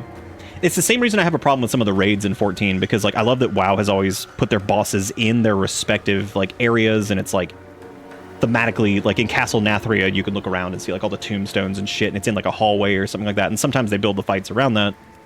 And that's what I like about the Alliance raids and stuff in 14, but some of the regular like 8-man raids kind of bug me sometimes, because I'm like, I'm getting a little bit tired of showing up in place and it's just like a circle or a square. And like, you know, it feels like kind of like disconnected. But I remember like the Alliance raid stuff was always cool because I felt like they did a better job at making them feel like they were part of the raid itself. And that's also because the raids, regular raids that were 8-man, oh god, this level 80 shit, I knew it. I saw fucking skulls and I was like, no. I fucked up. Excuse me, level 85 person, I'm out of here. Oh, I don't want to train that onto him though. Please don't aggro onto him. I think I might have just gotten this person killed. Please don't aggro to them. Please don't aggro to them. Please don't aggro to them. Okay, good. They didn't. I was like, oh shit, I just got that dude killed. Oh no, Spine Breaker. He's dead. That's okay. We got him back. Yeah, they explained it as like the echo and all that stuff. Yeah, I remember that. Like, but, you know, from like just a purely like player perspective, the way that their design does look like kind of out of the whatever. So I think they kind of found like some common ground, and they realized that like it was more important to have like the conveyance rather than the lore, whatever, like feeling like whatever. So yeah, I think that's cool. I'm really interested to see what they're doing this whole like, you know, with the add-on dial back and all that stuff, and lack of like with all the secret values and stuff like that. They said that they're going to try to design raid encounters to be more, a little bit more like approachable, because you know, they always had to like kind of design around like these like weak auras and stuff, and people just like solving them, which, I mean, that does suck. But they also could have just like not, and I feel like the blowback would have just been that like the world first races and some of the like top 100 mythic guilds would just get the kills faster. And then when I thought about that, I was like, if you really look at the number of... So top 100, that's 200 players. Let's say they have a backup roster, so we'll take 200 and... We'll say 240, 260 players. And so that's top 100, right? Because every group is going to be 20 people that gets the kill, and then there's going to be probably maybe 6 to 10 people benched, or less or more, you know, whatever, depending on the situation. And then World First, I mean, the amount of guilds that are probably competing in that, there's crossover with top 100, sure, and then there's, let's say it's maybe 8 teams that will probably have an actual chance at it. Realistically, probably like 4. So that's another 20 to 40 people each. So you're looking at like under 600 people total. In my opinion, like that, if you're looking at top 100 and you're looking at people who are World First Raiders, you're looking at, let's even be like super generous and say it's 600 to 1,000 people. If you stop designing shit around like the weak aura solve and like let's say you decide not to do the add-on purge, which I still think it's a good idea. I think it still just needs a little bit more time in the oven for certain things, but for the most part, it's pretty good. Why ever design in any capacity to really facilitate that at all? You know what I mean? And I think that the Mythic Plus group that gets like, you know, trying to be like top rated, like 1% shit, that gets bigger. But at the same time, when you look at like the actual, in the grand scale, when there's millions of people who play this fucking game, you know what I mean? Like it seems like crazy that that would ever even be something that they would worry about designing around in any way. Because it's like, I'm not saying like exclude your player base at all, but like it does feel like that's a very, very small number of players to like even really worry that much about. But at the same time, like I totally get the whole like, we want to do the UI in the game. We want people to not have to go download LVUI. We want people to not have to go do this. And some of the features are pretty good. The damage meter is already much better than it was when it first launched in beta. Still needs some time in the oven. It's pretty good. I like it. It's nice to not just have to use details. I feel like if you want like really good breakdowns, you should probably use like Warcraft logs anyway. If you're really worried about it. You know, the UI stuff is pretty nice so far. Raid frames still need some more. I think that was the one that they bit off a little bit more than they could chew. So them making the healer values non-secret again was probably a good idea for the time being, until they can get it in the game and functioning. Because like some of this shit, it's shocking to me to even see. Like I never in a million years thought I'd see like a nameplate customizer. Like I never thought I would see something like this, like, you know, in the game built in. Like I never thought I would see that. I never thought I'd see assisted highlights. I never thought I'd see a boss ability timeline that actually works out pretty well. Like a visual one, cooldown manager, external defensives, like the shit that I never thought I would fucking see baseline. So I think that's cool.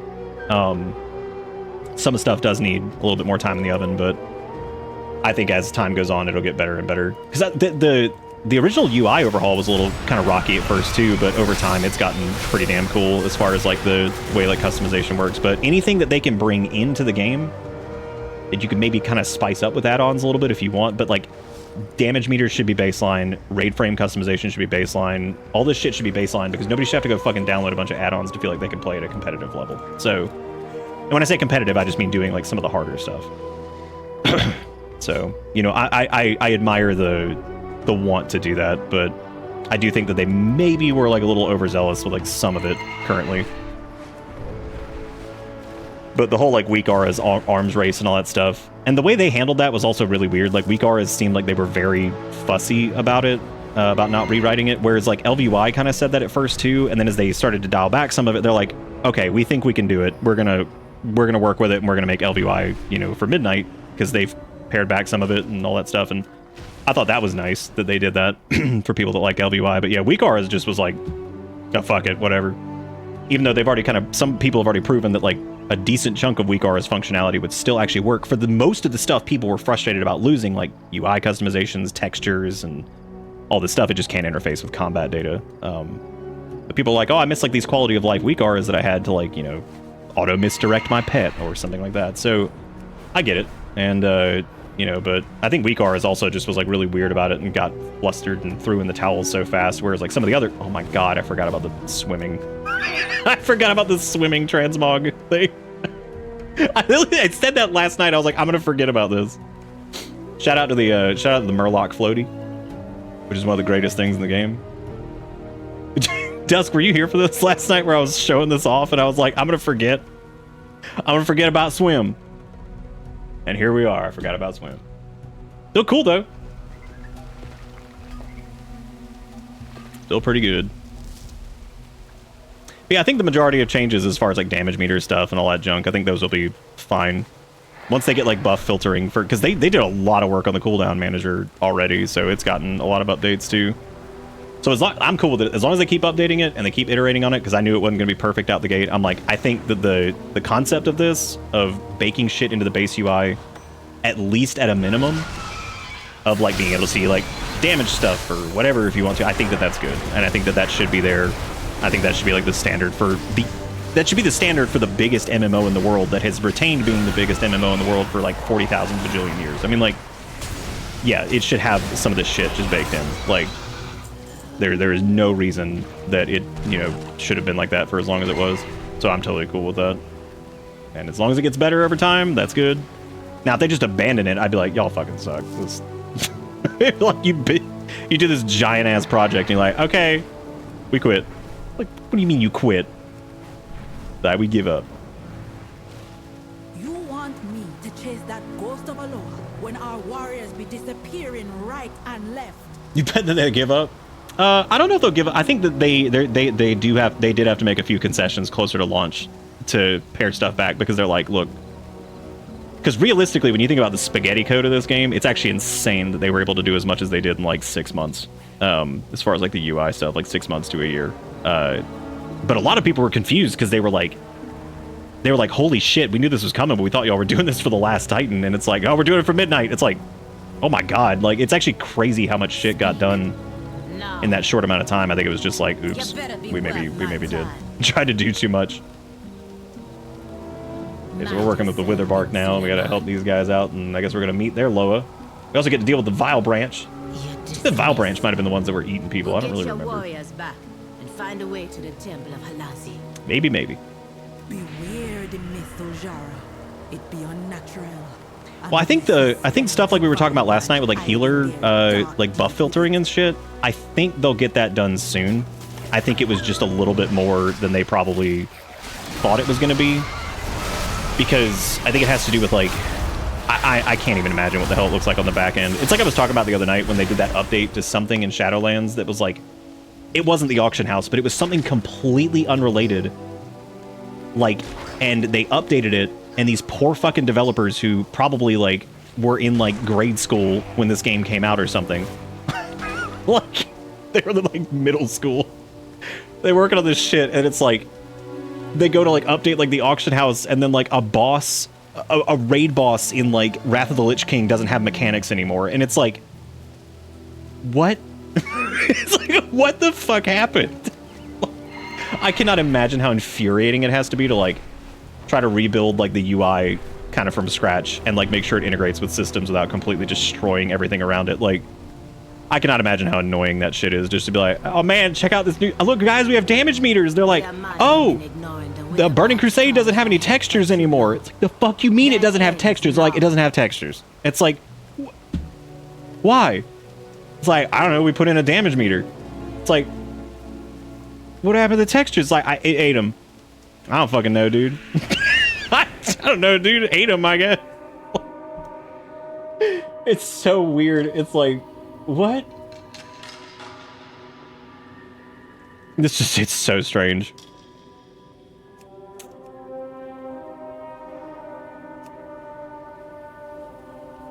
You know, since the beginning, they did add the interrupt functionality, and it's still a little rocky, but it's getting better. But when it didn't have interrupt functionality at all right at the beginning, I saw the funniest fucking thing, because somebody posted about it. They're like, Blizzard's damage meter doesn't have interrupt tracking, and then somebody was like, well, they said it's coming, and then somebody was like, why the fuck you cared? Nobody's gonna pay attention anyway, because nobody fucking interrupts. That was like, and I was fucking dying, because it's like, why the fuck you care? Nobody's paying attention anyway. They're all just gonna not interrupt and then blame the healer and be like, oh, heal issue or some shit. Like, it's like, you know how this goes. Like, nobody cares anyway. They're just gonna fucking be like, healer fault. Like, yeah. Because we got to track interrupts all day with details, and you know how many people in pugs were like, You'd link it, you're like, can somebody please interrupt? They're just like, dead fucking silent, don't care, whatever. Like, it's so stupid. I just love that moment of like, why you care? Don't even pay attention anyway. It had a very Carl talking to Meatwad, be like, what are you fucking doing that for? You're just gonna die. Like, it's just so stupid. This is so fucking dumb. What are you doing that for? You're just gonna die. Like, hey guys, you're not interrupting. Be like, I don't care. I'm not fucking listening to you. Like, oh shit. The thing that drove me crazy about so this is the other funny part about interrupt tracking, and again, we have it now in the damage meter that exists, which it's behind my camera, but you know, it's this thing right here. And it's funny. So there is the ability to track that now, and the funny part about it is, yeah, 'cause you can do interrupts, dispels, deaths, got all the healing shit in there too. So it's slowly getting like the functionality Details had. The funny thing about Details was that Details never tracked. It didn't track stuns as interrupts. It also didn't track in caps as interrupts. It didn't track like other CCs like correctly as interrupts. And you could kind of do that with like some other utilities, but for the most part, what would happen is like if you're playing like a Death Knight or actually a Demon Hunter would be a better one, because Demon Hunters have a great interrupt, but they also have Imprison. They also have Chaos Nova. They had Fell Spike or whatever it was. So Demon Hunters had a lot of stuns, and even if the stun was only like 1 second on DR, you would still get the interrupt. But if you're only tracking, you know, just why is my brain drawing a blank on their interrupt's name? I've played Demon Hunter so much. Not Consume Magic. Whatever, it doesn't matter. The point is, it's so funny because people would like link, they're like, so-and-so's not interrupting, and I'm like, you stupid bitch. I'm like, fucking, I've stunned like 8,000 things, all this shit, been hitting in prison, they're like, why DH not interrupt? I'm like, you guys suck. I hate y'all so much. That's just Pug World, they're just idiots. Not all the time. Sometimes you get good people. Yeah, that always sucked about Details, because everybody used Details, and then they'd be like, oh, so-and-so's not interrupting. I'm like, the majority of their interrupts come from... It's like Prot Paladin. There were people that thought like Prot Paladins weren't interrupting, and I'm like, because every interrupt they have is fucking Avenger's Shield. Like, they're just AoE interrupting everything constantly, and you're like, Pally not hit, rebuke. It's like, Pally don't need hit rebuke. Pally stun everything forever. And it interrupts everything with Avenger's Shield. I was like, Pally doesn't need to hit fucking rebuke. Like, they can just sit there in Avenger's Shield forever and get 90,000 resets on it. Rebuke was really good for like really specific interrupts, but like just general interrupt. Oh my god, like Prot Paladins are always just like, oh here, I'll just interrupt fucking everything in front of me constantly. Until they changed it a little bit to be less reset on Avenger's Shield. But you get what I'm saying. Like, so it was so funny watching people like roast a Prot Paladin for not interrupting, and I'm like, they are interrupting. They've been interrupting the whole fucking dungeon. You didn't even notice because it's all Avenger's Shield. But again, those are people that are like, they think they're savvy with shit, but they aren't. And then they end up being like toxic weirdos because of it. I noticed the Vile Branch were blinded by the mist. Oh, they got their Avenger's Shield resets back. I haven't followed Prot Paladin a bunch because it's one of my least favorite tanks, despite I absolutely love Prot Paladin. I just don't play it very much. I'm very weird with tanking because like I love Blood DK, I love Prot Warrior. I did love Brewmaster back in the day, but I always have a hard time.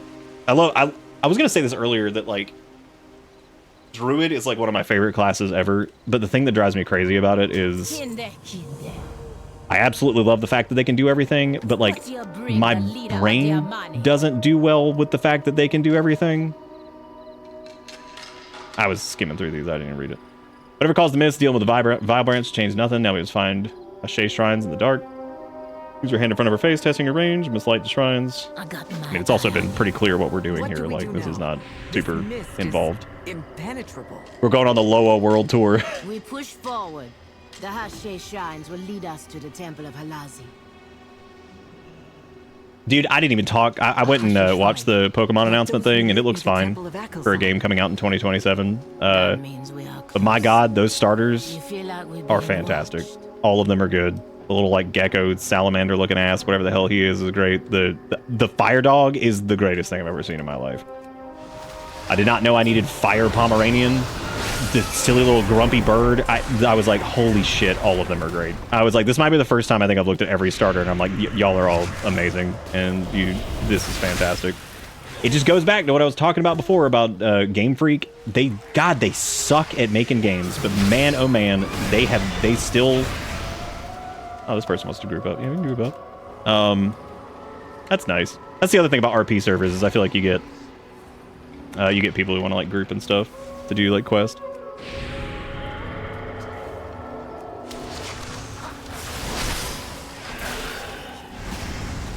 I mean, we don't really need it. This is a very like short quest. I think they... Oh, they're a brewmaster. Okay, I guess they maybe wanted to pair up with like a DPS who was doing it.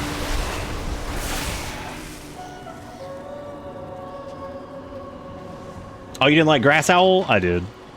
This is the other thing I love about group questing nowadays is they're so good about like letting things count for the person that you're with or whatever.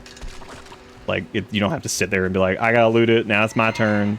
Like, it just fucking counts. Like, let group content count as group content, because otherwise it's just so fucking dumb.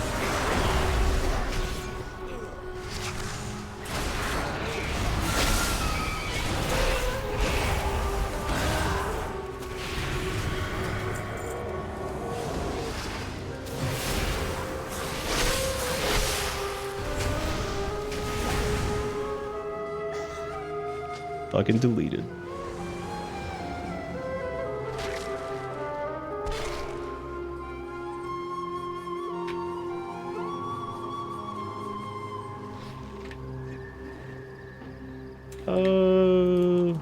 I'll stick with them because there's another bit coming up here, I guess. Its tail was a few. Yeah, but see, Cassette Beast is the exception to the rule. Cassette Beast actually had really good designs and stuff. I would say most things that try to be like Pokemon-like, unfortunately, just kind of fall short. Not lost in it. Talk to me if you have answers. I don't need your problems. Spit it out, or I slice it out with my Where's axe. Halazi? I need answers. Link's Lord brought us here and protected us. He has made me his speaker, my sister. Oh, it's a little tablet for Halazi. That's neat. Cool, Rooney. I speak for the law of the hunt. How do we speak to Halazi? Oh, well. I guess we're gonna find out. Yeah, little water gecko man is pretty cute. You know what's funny, Dusk, is I fell out of it with Vengeance. I loved Vengeance when it first came out, and I still like it, but I fell out of it when Spirit Bomb became a thing. I fucking hate Spirit Bomb. It feels so bad to hit. And they were so close to getting rid of it, and they still kept it. And now it's a separate cooldown, and I'm like, what? When I submitted a bunch of feedback for it, I was like, why does Spirit Bomb still exist? Why don't you just make it a talent that makes Soul Cleave do what Spirit Bomb does? Soul Cleave feels so much better to hit. Like, ripping your glaives up and, like, smashing the target feels a lot better than, like, I'm like, what is that? Like, that's the most non-vengeance thing ever, like, I'm like, oh, cool, yeah. Like, why would you not lean into Soul Cleave 100%? There is no. They were so close to getting rid of it, and then they're like, no, I'll put it on a 30-second cooldown. I'm like, why give them another button that makes no... Like, why? What's the fucking point? It's a stupid button for no reason. I like this Link's Loa a lot. He's really cool. Children. No trial could earn my favor more.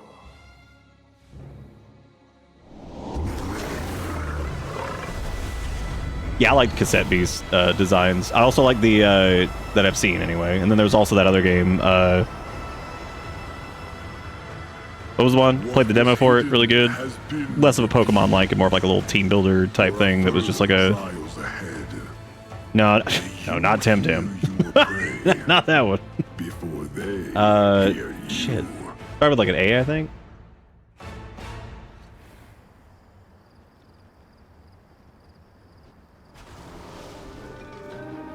Oh yeah, Aethermancer, there you go.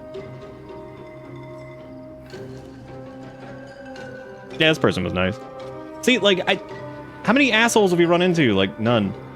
Like, they waved and they said thanks and, like... You might if you cross me.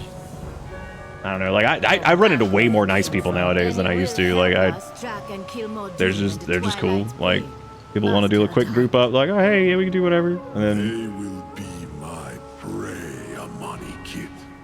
May the shadows protect you always. yeah, I really like Halazi. They're cool. Some of the Loa don't really impress me most of the time, but I like these. I like the Eagle and the Lynx, and I'm interested to see some of the other ones.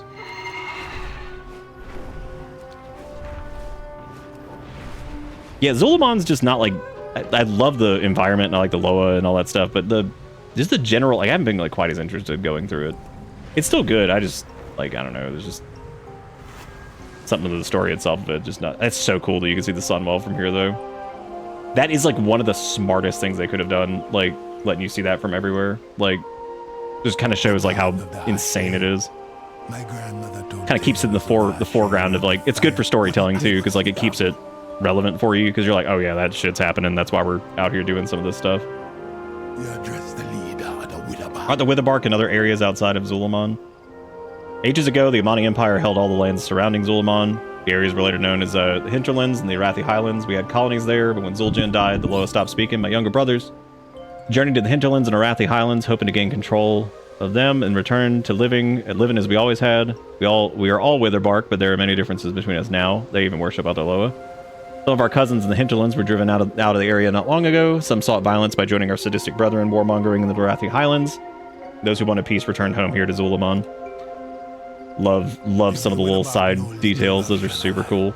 But the eccentric Loa speaker still lives at the temple to the east. Yeah, Aethermancer had some cool designs too. So like I said, Game Freak's fantastic at it like almost all the time, but it seems like sometimes that things are trying to be kind of Pokemon-ish have some trouble. Chief Vunzara knew little about John Alay, but they did know about the Loa speaker. Let's see. Grandfather and Malacras have so much to pay for. I got my eye on you. They sure do. They're assholes. I know all about eccentric Loa speakers.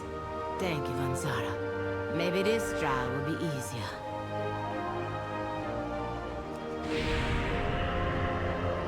One thing about my DK that I always miss when I'm not playing my Demon Hunter is being able to just jump off shit all the time. Be like, here I go.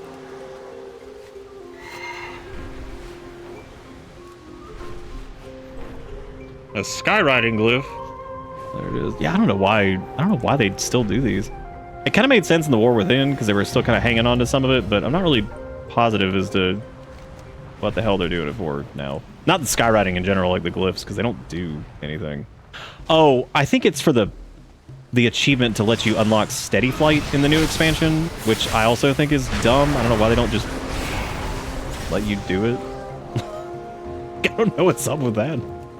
Or maybe they do. I don't switch between it enough to know. I don't know why the hell that's one of those like weird things that I'm just like, just get rid of it. Like, it's fucking pointless.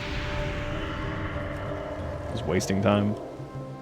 I was gonna turn off my profession equipment, but here I am still running around in Zulamon, so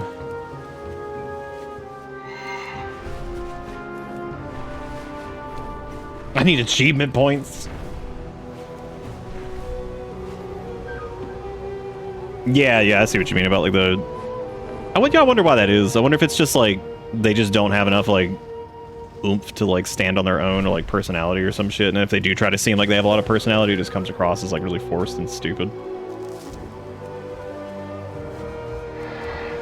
But yeah, the new Pokemon game looked decent. I mean, when you account for the fact that it's a 2027 game on a newer console, it still doesn't look that impressive. It's kind of sad, actually, but it looks a lot better. It has a lot more of like a stylistic thing going on, and the water looks a lot better, and several things look a lot better. It's like looking at the trailer for it, I was like, okay, this does look considerably better. Shadows seem to, you know, exist, which is like, it's insane that has been my biggest problem with so many Switch games, is it just seems like they could not do shadows because it was just too much of a performance thing, and they just could not figure it out. Pokemon's its own thing, but shit like Metroid Dread, which looks great, I always feel like looks kind of strange in some spots because it just doesn't feel like it's got enough like shading to it. It's always like a weird thing because I like the way Dread looks. It just feels like very flat sometimes, which is weird for Metroid.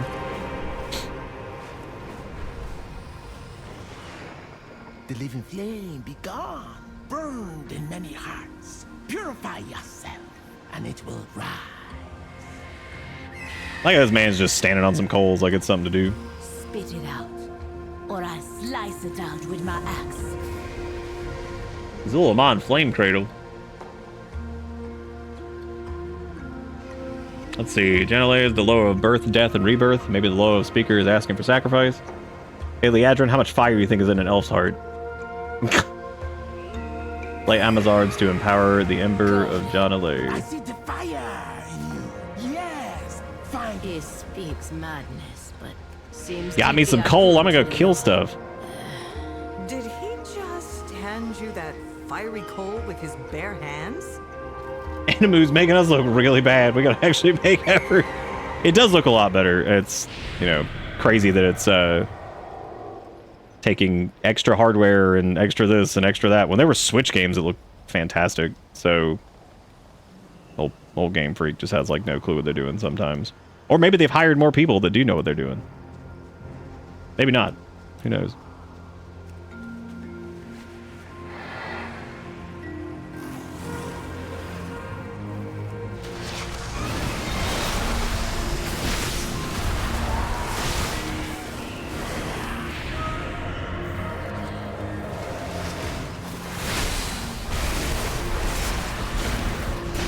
Killing all the things to get me some amber. Yeah, yeah, yeah. Ember? I don't even know what I just said. Ember? A bomber? I love hearing our ghouls just explode back there. Turn into goop.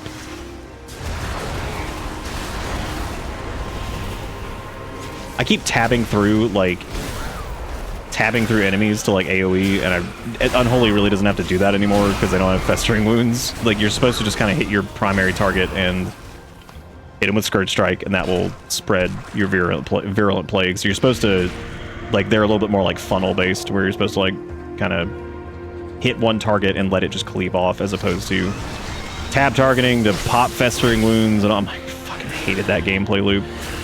I tried for many years, and every time I was like, God, I fucking hate this shit. I don't know how people were into that. The only time that Festering Wounds was ever fun was when Festermite was completely fucking broken. And I feel like your spec is like, if your spec was only fun when it was stupid busted and you could just pull off some crazy bullshit to the point where it's like super overpowered, then that probably means that the spec's not put together very well.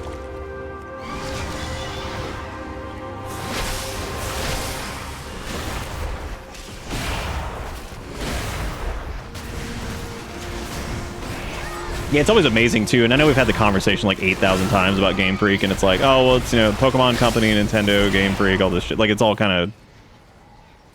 I'm like, whatever the fucking reason is, someone somewhere within this group should have so much goddamn money that they should be able to figure out a solution to this problem. Because obviously all three of them benefit greatly if the Pokemon game, you know, does well. So, it's always so funny to me to be like, it's like somebody fucking figure this shit out. Oh my god, dude, Shadowlands Warrior just hit fucking... Condemn felt so good to hit, though, at least. Condemn is like one of the best versions of Execute ever. The sound and the visual was just so cool. That build with Arms Warrior towards the end of Shadowlands, it was like, hit fucking Condemn. It's like, what else I do? It's like, get to the point where you hit Condemn. It's like, that's all you do. Like, what do I do in the middle? It's like, who fucking cares? Get to the point where you can Condemn, and then hit Condemn and watch damage go boom. What? It's like, I don't give a shit. Get to Condemn. Fuck Mortal Strike, just Condemn. Like, what's Mortal Strike do? Like, buff Condemn, hit Condemn, do it. Go, go, go. I mean, it did feel good. Like, watching your shit just spike on the meters as you just hammer Condemn. Like, yeah, buddy. Let's see what the flames make. I still think that, like, in terms of like class design, some need a little bit more. I still think Sub Rogue does good damage, but it's like kind of boring right now. But honestly, with them, I would take kind of boring over. Subtlety was so stupid. It had gotten so dumb, and it had like all these dumbass cooldowns that would like desync constantly, and it had like CDR on certain things, and then like people were just macroing like fucking symbols of death into shit, and it's like, God, would you just start stacking all your cooldowns together, because it's such a pain in the fucking ass to try to get everything to, like... No wonder people were just playing assassination and shit, because it was just... Subtlety was getting stupid, like... But then they paired it back, and now it's much more... It is smoother, and it does a ton of damage, but I do wish they had kept Rupture and just turned it into, like, a shadow magic thing. Because I didn't hate Rupture. I liked Rupture. I liked maintaining it, you know, and it felt good when you could keep it up, so... I think they'll probably iterate on Subtlety, hopefully. I mean, it plays fine, like, it flows together well, and you don't feel, like, starved constantly or whatever. It's just kind of boring. Like, they kind of pulled a little bit too much back with that, I think. Made it a little bit... whatever. I know some Feral mains are pretty upset, too, because, like, Feral's a little bit easier to play now, or considerably easier to play, and not fuck up. I'm like, oh no, more than 12 people will play Feral now. I wonder who the next one will be. I just came to the conclusion over the years that Feral mains were fucking awesome and good at what they did, and they were also the most giga hipsters of all time. They're like, I think they were proud of the fact that they played a class that no one else played. Like when you play, they're like Feral, they're like, oh god. But they were always good because it was like they were like ride or die Feral. And I was like, oh no, more people might play Feral now. Watch out. Uh-oh.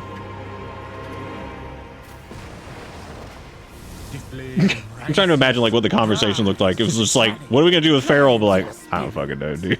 I don't fucking know what to do with Feral. Never die. Let me face whatever shame still hiding in my spirit. Yeah, like sub was a rock and a hard place situation because like I think the who's the person that writes the sub thing? Is it a Whisper or most of the rogue guide writers are actually seem pretty cool. No, Whisper does assassination. God, who was the person that does subtlety? Listen to them talk about it like they would write up like this shit on it. Was so fucking funny. Cause like they're just like, yeah, I mean, I know how this like works and I get it, and you know, this is my main, and I've played this for like 4,000 years, and like them just bitching about it though, and just being like, probably it's because it's gotta suck too to write a guide for a spec and then look at it and be like, nobody's gonna fucking care. Like this, unless this does like absurd damage, no one is gonna bother with this shit. Like, no one is gonna be like, oh, you've got 3 charges of Symbols of Death, so do your jutsu and then don't cast Shadow Blades with. It was so weird because it's like don't cast Shadow Blades with Shadow Dance. It's like, why? Why would we have cooldowns that we don't use with Shadow Dance, which is the main thing? Like, why would you have that? And there was like this weird kind of in between they had with like Dragonflight, like season 2, where we had Rupture, we had Symbols, but the problem was people were just macroing Symbols into Shadow Blades and Shadow Dance, and it worked fine. Like you could get away with that. Like the damage differential was like 2% if you did that. It wasn't huge, and it kind of worked, but it was still kind of boring. But like, then there was the Dance Macabre issue, which required like external buff tracking because you had to stack Dance Macabre by using different finishing moves and doing that. Like that was stupid. Like it was cool, the idea is cool, but like it just ends up feeling like crap if you're not tracking it directly. So I can understand anybody picking that up and be like, what do I have to fucking do? Like I gotta. And that was a big damage loss, because losing out on a big secret technique would just fuck your entire AoE damage up. Because I think this was right before Black Powder? They added Black Powder shortly after that, I think. And it was still like sort of that similar situation. But I've always loved the concept of subtlety. But then, and I was talking about it at the beginning, but I'm kind of glad though that like I would take it being boring, generate combo points, spend combo points, Shadow Dance to go in and out of stealth. You can still do some cute stuff with that, with like multi-cheap shots and stuff like that, like whatever, you know. I would rather it be where it is now and they can like add neat stuff to it later than continue whatever the fuck they were on. Like, it was so stupid. Like every time I go to play my rogue, I'm like, I don't really want to do assassination, and combat's a fucking like, combat is just, I'm sorry, outlaw is like arthritis land. It's like, hit the buttons as fast as you can, which is fine, but like, God.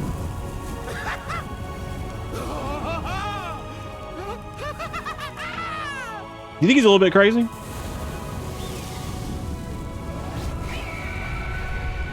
I love the concept of subtlety.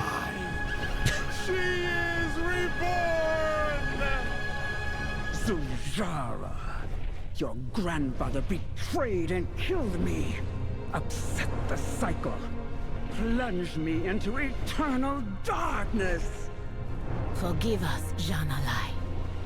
I like how most of the Loa have been like, your grandfather was a dick. Renewed me. Your grandfather was a Your piece of trial shit. Has purified Be like, the yeah. light of Zul'jin. I love Assassination. I really do. It's just, it's one of those specs that like, Such is the cycle. there was a point where I played it and I love the idea of it.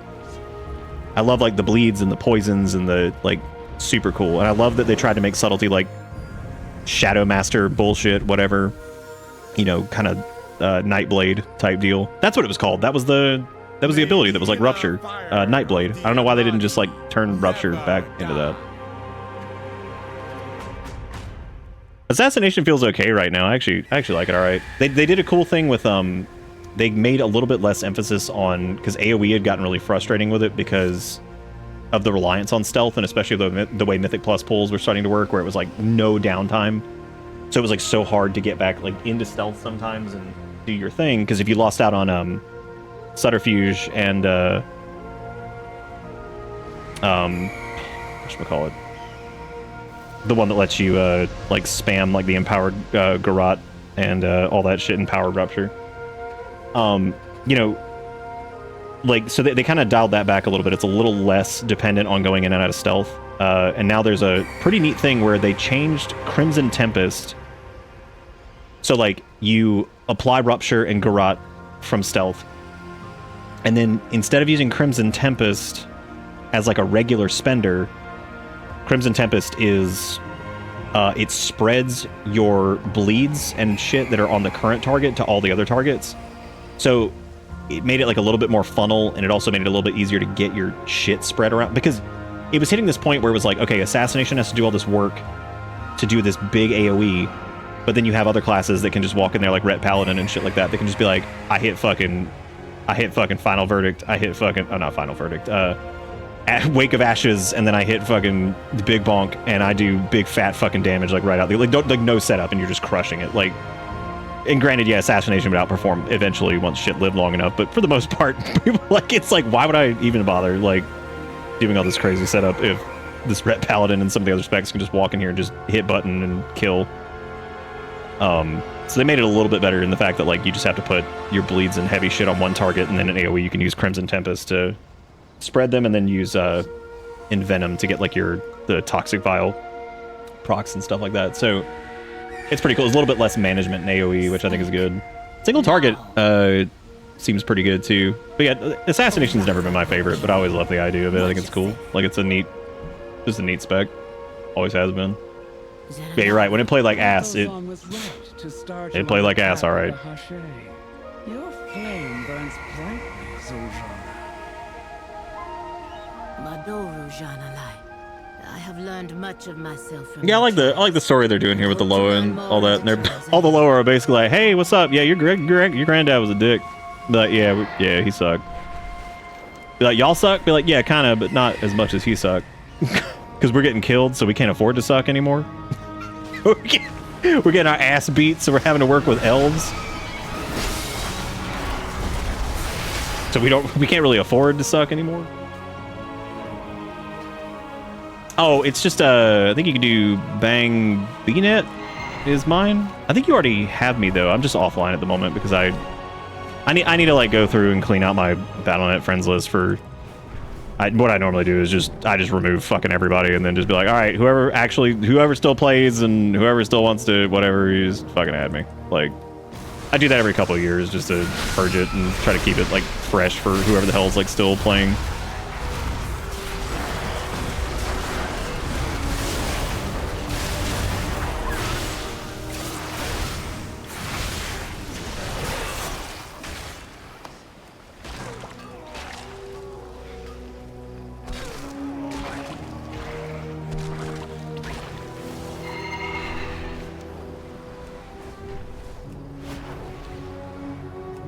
I don't remember this dungeon as good as I remember doing this a few times on like Mythic Plus testing for the beta, the one in Zul'Aman. I'm trying to remember which one it was.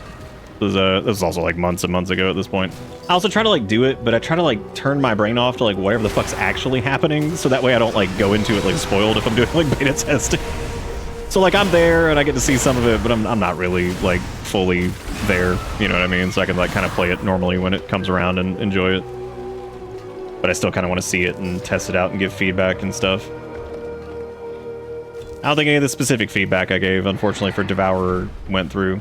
They did make some changes to it, though, but I straight up was just like, I was like, look, Devourer is super cool. It's got some really cool visuals, got some really cool, like, sounds. The flow of it's pretty interesting. It's kind of like a weird blend of, like, Surrender to Madness Priest and, you know, just, like, the Void Form kind of mechanic. I was like, it's cool. I was like, this Collapsing Star shit is terrible. Like, and Collapsing Star is fucking awesome. It's a really, really cool ability. Basically, you just summon this gigantic like void spirit bomb star thing and just smash it into the target, and all this shit goes flying. Like, it's really cool, and it's kind of like the big finisher for them. And but it is miserable to try to cast Collapsing Star, especially in dungeon content, up until you get to level 90, because the level 90 ability is normally you do Collapsing Star when you shift into your Metamorphosis. But the problem is your shit drains really fast, and you can't get off a lot of Collapsing Stars. You maybe get like one out, and it just feels terrible. Whereas like at level 90, you get an instant free Collapsing Star as soon as you shift into meta, which is a lot better. So you end up casting a few more Collapsing Stars, and it feels a lot better. I was like, this entire spec is built around this level 90 fucking thing. I was like, that sucks, leveling as Devourer, because like you get a completely, like you get it, but you don't get like the full kind of like feeling of it. Like, and I was like, I wish y'all could like make the Apex talent something else and like let that be like a level 40 or 50 talent where you get the instant Collapsing Star. Like, that actually kind of turned me off of it for a bit, because I was just like, man, I was like, this fucking sucks. I was like, getting like this, oh, there's the quest for the Dungong. Let me go get it. Maybe it's, is it Bang BattleNet, or is it just BNet? Oh, it's just BattleNet, there you go. I thought it was BNet. I think I thought that for years, and I love how I've just been wrong this entire time. I am honored by your presence. I guess it's the Mizara Caverns. Yeah, I think I remember this one. This is a pretty cool dungeon, actually. Pretty cool.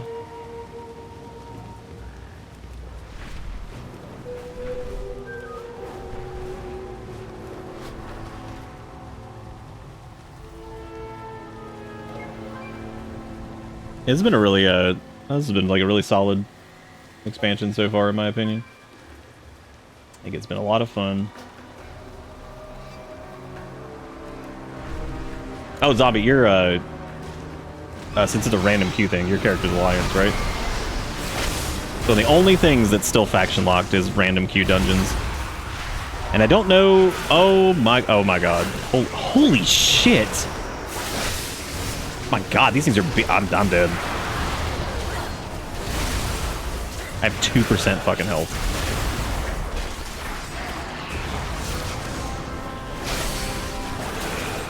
Jesus Christ, those like bone guards or whatever hit super hard. Fucking poop. Oh my god.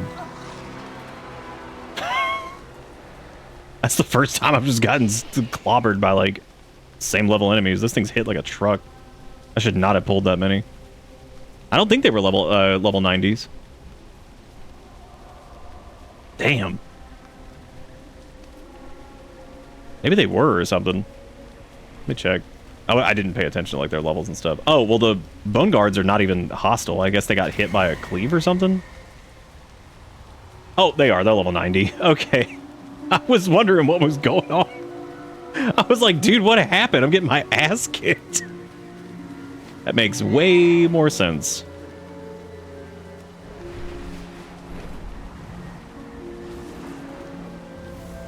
Let me see if I got any upgrades to... Any up dogs to put on. I don't think we're quite... well, no, we have a new trinket there that's like 145. That's fine. I think it's about time to... About time to start replacing some of the... Well, that one's 130. Whatever. It's fine. About time to start replacing some of the stuff there. All vendor shit as I come out of here. Okay, so Zombie wanted to do this. Let's do... Let us do... I was wondering, because the campaign dungeon for me is the Den of Nalarak. Isn't Den of Nalarak level 9? No, it's not level 90. Oh. Okay, yeah, that's why would it say that you don't meet the requirements of it, though? Oh, there we go. Do you not want to do this one? We don't have to do it. I could do this later. Not a big deal. Look at that Cultier and Druid. Yeah, I could tank it. I'll just DPS it, though. It's not a big deal. Shouldn't take too long. If it ends up taking more than like 2 or 3 minutes to queue in, we can, like my fit? Yeah, I like that fit. I like it. I always love old Ganir, or whatever it's called, the Resto Druid artifact. Oh.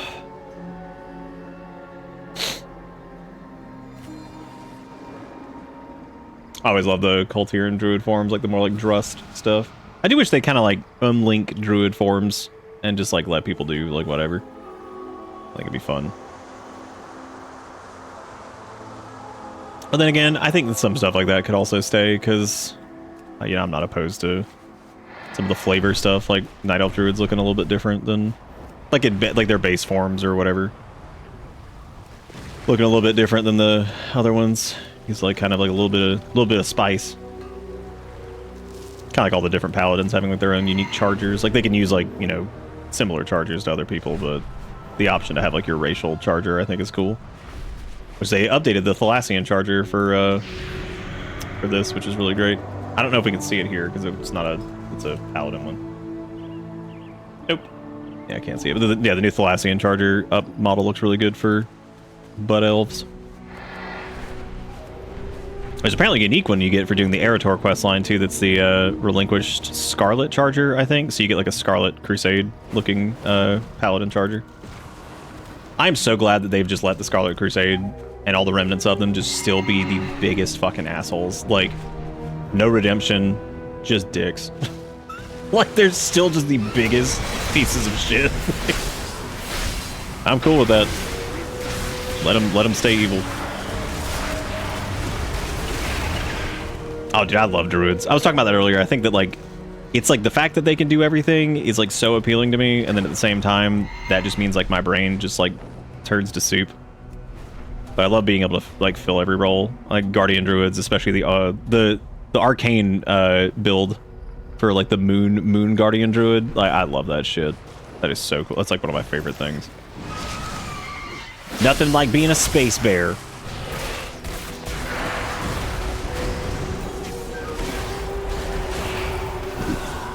And, like the, I love, like, balanced druids. They're super fun. They're a little weird right now, but I like what they did with, on top of Feral actually being, like, you know, playable. Playable without tracking a bunch of shit. Balanced druids are interesting because they did some changes to Eclipse, which is their, like, kind of core mechanic. And, I think I like it. But I also feel like it's getting so far away from what Eclipse was in the first place that it's like, I'm kind of wondering why they're even hanging on to it at this point, because now Eclipse is basically just a cooldown you hit. Whereas you don't shift by casting different spells, which that was cool too, but that was one of those, like, works in theory, kind of ends up feeling like shit to do otherwise, so. Nope, that's a skull, fuck that. Oh yeah, I like Cultiran a lot. I love the Drust Druid shit. I don't know if it'll beat out Haranir for me though. I love the Haranir. I think they're super cool. And you know what's neat about that is that I didn't like them very much at first when they were first introduced. I was like, what the fuck are we doing? And then, but as time went on and now that they've kind of fleshed them out a little bit and the way they look and kind of their behavior towards stuff is really cool. So. Yeah, I like the Haranir now. I think they're neat.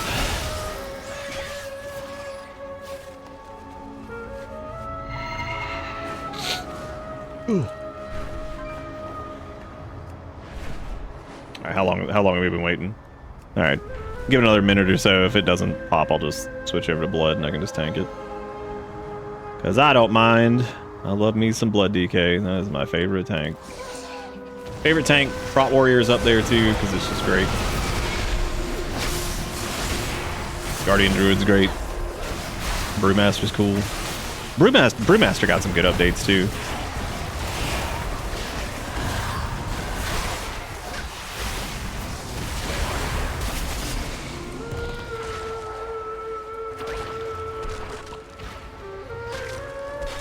Yeah, I'd imagine like higher level people are probably doing the Skull Manor. I'll just wait until I'm level cap for it. I'll just wait. Okay. We're playing the expansion that's got your people. Come on. Wanna come see everybody? Yeah, okay. Kale just walked in and went, and then just sat there, fucking ran. He's so weird. The boy.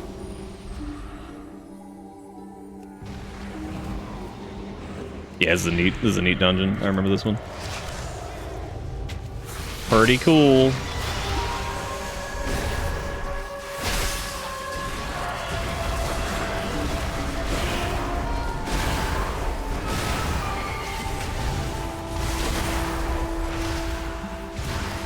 Kale, why'd you knock that down, bud? I ain't got none cooldowns.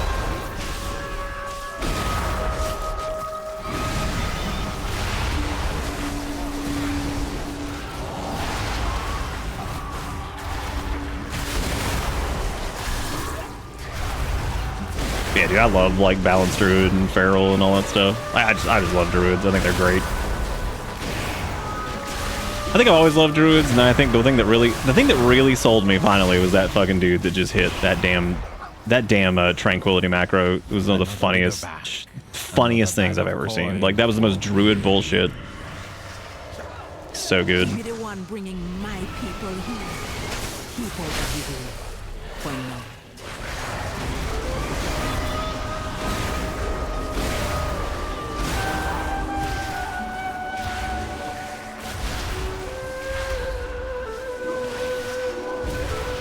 I guess I should move the Dippus meter in case people want to see that. I mean, I know nobody cares. I don't even care. It's a fucking leveling dungeon.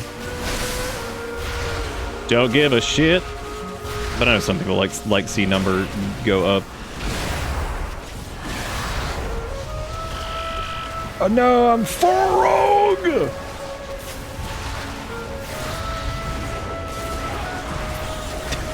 I love the idea of getting polymorphed and like you become the frog and you're like, wait, hold up. This is fucking awesome. You shit back, you're like, oh no, hit me again. I had no clue how awesome it was going to be a frog. Which reminds me of a Mitch Hedberg joke about that actually, where he was like, talking about how like, oh shit, here comes that frog.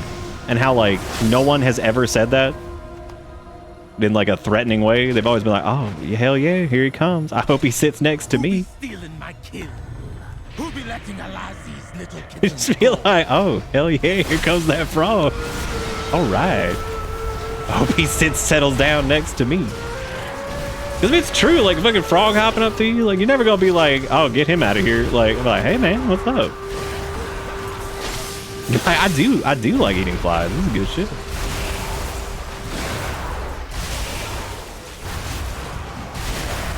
I love just summoning a bunch of boys, and then they're like, I'ma eat them. I love how this blood DK is just pulling fat.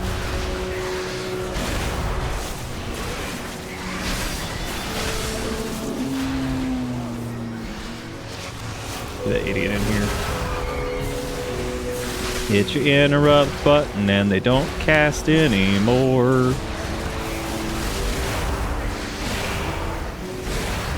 Oh my god, Unholy is so much better than it used to be. Like, it just feels so good to summon a... It's all it ever needed to be. Summon a shitload of boys to jump at stuff. And then inflict a shitload of disease and just watch your enemies rot. I mean, like, that's all it ever needed to be. Never needed this, like, festering wound shit. Any of this crap. Like, nope. Just do it. Just, here comes that boy. And it's 50 of them.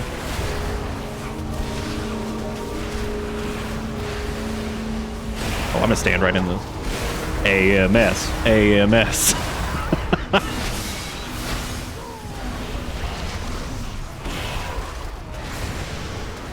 I'm gonna just chill in this. Freeing the prisoners, here I go. I mean, that's true. Yeah, like nothing can go wrong if a frog is in the way. Like, how could it? All right, there we go. We can see our damage up there if we want.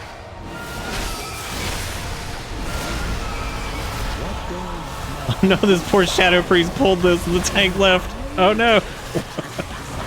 An interloper, but thou won't take my brain from me.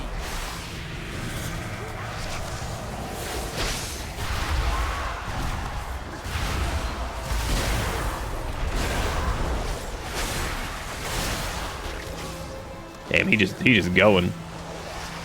We're doing a lot better damage-wise in this than we were last time with the... That rogue was just level 80, had was like fully decked out in like fucking mythic gear from War Within and was just kicking butt. Because their tier set still working too was probably a big deal because your tier set turns off I think at 81. Why I was cool with just getting rid of it.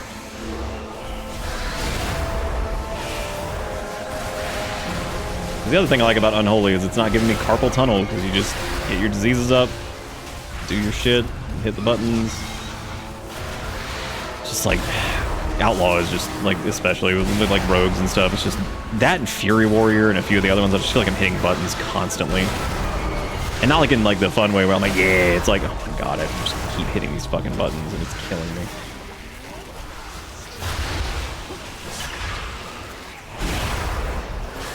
Big pulls here though, man. We're getting beaten up.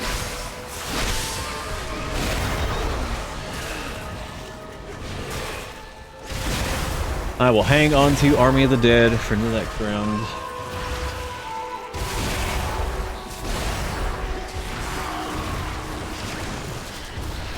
And for the boss, I guess. Army of the motherfucking Dead.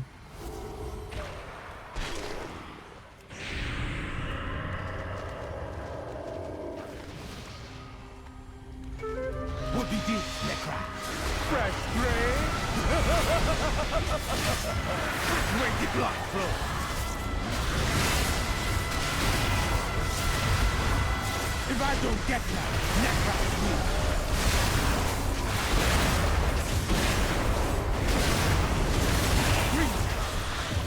No thanks. Oh, I wonder if I could run through those with... Oh, hell yeah, I can. Nice, I can clear these with AMS. God, I fucking love Death Knights. So basically the boss throws down a bunch of freezing traps, and since... Oh, well, over here. Since he throws down a bunch of freezing traps that would normally freeze you in place, AMS negates the magic effect, so you can just run through all the traps and just trigger them. So you can see stuff like that that's really cool to be able to like help out your teammates, because you can clear like, you know, shit on the ground by just immuning it.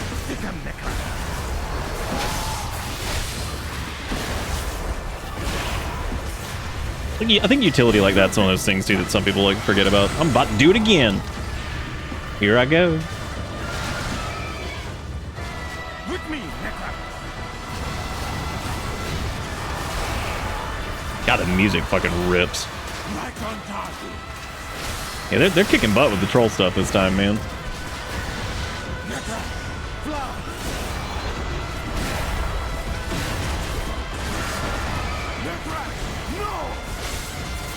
Oh, he revives his... That's kind of sad, actually.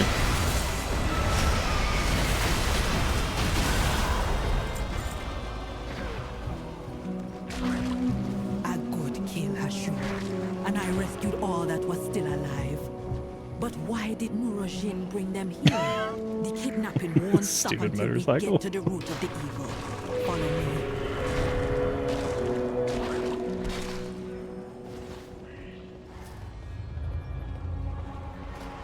We have like the, I think I have the void cycle thing or whatever. Yeah, I do. Look how stupid this thing is. Yeehaw, get the motor running. Get out on the highway.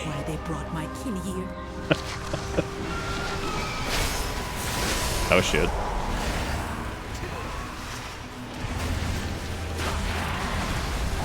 So, again, that's what I love about Death Knights. It's like, dang, I can't get out of this in time. Well, I guess I'll just immune it. And then if AMS is off cooldown, you're like, oh, guess I'll die. Or on cooldown, rather. It's like, well, guess I'll fucking die. Or, I mean, if your mobility stuff is also on cooldown, which the likelihood of having both those on cooldown at the same time is pretty low, thankfully. That Shadow Priest over there is living that easy life. Just chilling, throwing out dots, blowing shit up. That's another class that, like, I've always loved, but I just never could quite gel with. Oh, hell yeah. I'm getting thrown up for a ritual sacrifice. Oh, are we supposed to break this barrier thing? Yes. It's okay, we did it.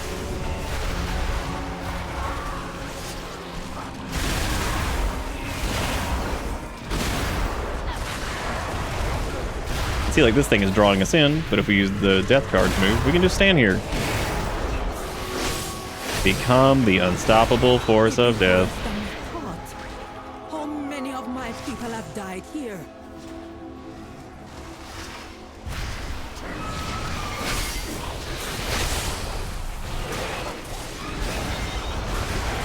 Oh shit, I could probably use Control Undead here. I didn't even think about that. My only problem with Control Undead, though, is it overwrites your existing ghoul, which means most of Unholy's rotation just fucking falls to pieces, which sucks. So Control Undead is really cool for, like, Frost and Blood, but it's really shitty for Unholy. Because your ghoul is so much... Why is all of this shit attacking me? Oh my god. What? Dear god. Why does it hurt? Why it hurts so bad? Oh well. Well, that was too late. I forgot I didn't have my macro for that. Oh well.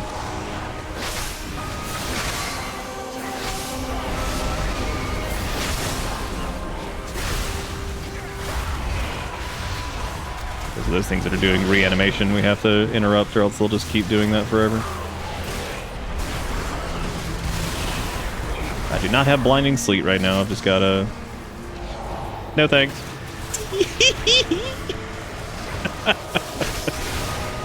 Oh man, I love just ignoring mechanics. Like, oh, here comes a big targeted magic move. Like, and no thanks. Like, I shan't participate. These dudes just gonna reanimate all the way forever.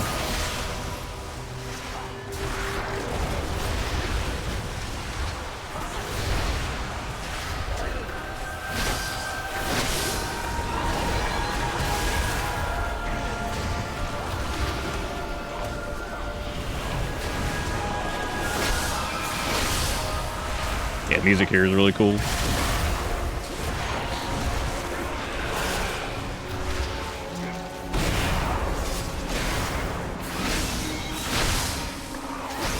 God, we have so many of these reanimated warriors that just keep popping back up. Wish I had my AoE interrupt. Oh, Zombie might actually have... Oh no, they're playing Feral. I was gonna say, they might have Solar Beam. They could use that on them.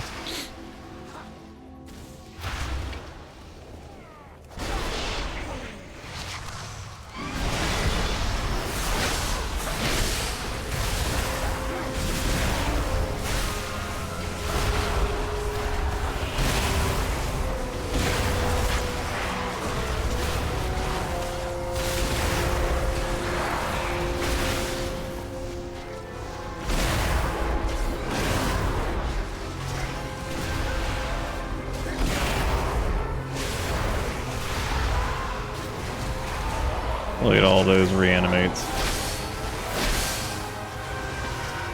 Can I get him out of there? Nope. He's immune to death grip.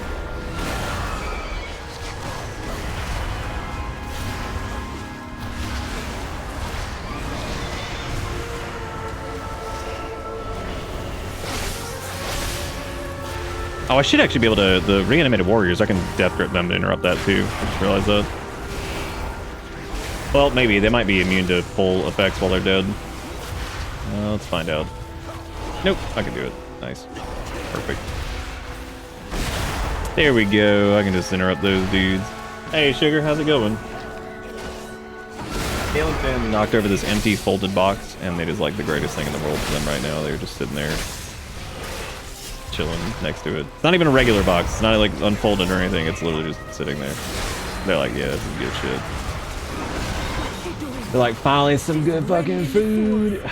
It's going great, actually. I like all of it. It's super fun. Like, everything's pretty well done. Story's pretty decent. New systems and stuff are cool. Doing a little dungeon with Zombie right now.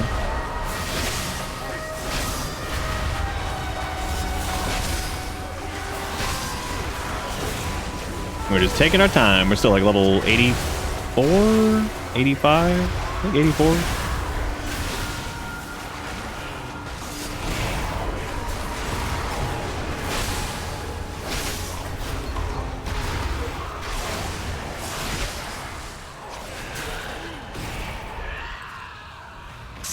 Stop arming the souls. Oh, that's some great imagery. All the souls like going into that. That's really cool. So this is another like low of death, I guess, that we haven't really gotten to interact with. Your soul be forfeit. This affliction is hard.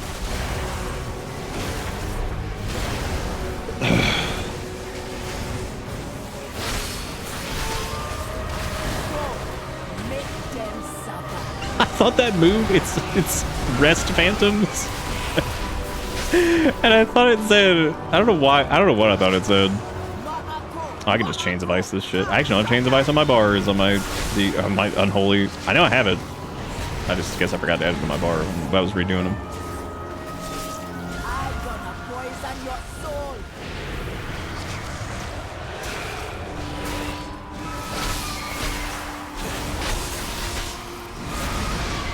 You're gonna be tormented from beyond the grave.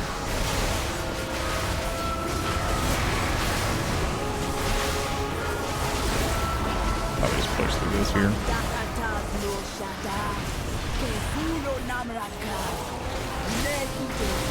Oh yeah, I can just AMS there. Shit, nice. Cool-a-rooney.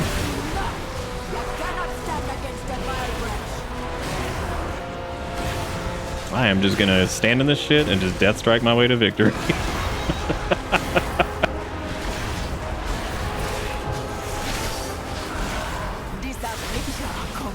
Just stand in the bad and just death strike my way home. Yeah, it's the rest phantoms. We give them a comfy couch. There'll still be many angry souls. I will keep Yeah, that's a lot of angry boys. I see them. them from feeding the monster. Yeah, the war otter. Yeah, look at him. The blessed. Some of these ground mounts that we don't get to see very often. Look at him. He's an otter and he does little face scrubbies. They're not flying mounts, so we don't get to see them very often. But man, oh man, do I love those little otters. They're pretty good.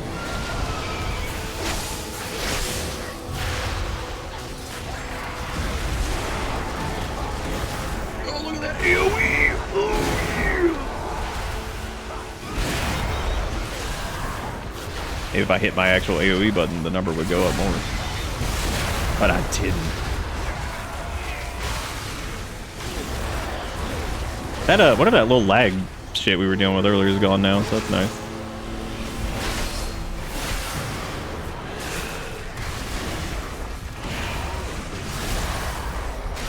Hoping to play on Sunday? Oh, nice. Yeah, that'll be cool. Let me know when you do. Maybe we can do stuff.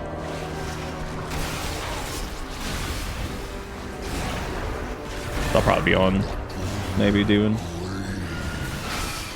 End up streaming like Sunday night later. Which I tend to do around the time Warcraft expansions come out. Try to do a little extra stuff. Even though, like I said, they're not the big viewer pull things. But hey, I have a fun time doing it. People seem to have okay amount of fun watching it, so budget. Get out of no man's land. Yeah, that's where I lose. I want to be like, get aggro. What? Like, I'm about to be living in no man's land if you don't get this thing. Because it is just beating the shit out of me. Like, please just taunt it. He makes he's trying to tell people to move though. Like, I get why he's saying that, because otherwise the fucking thing was never gonna never gonna go in our direction. So, hey, we got the next leg of necrotic coil. So we got putrefy causes your next scourge strike to summon a lesser ghoul and grants you 3% mastery. Hell yeah, pretty good.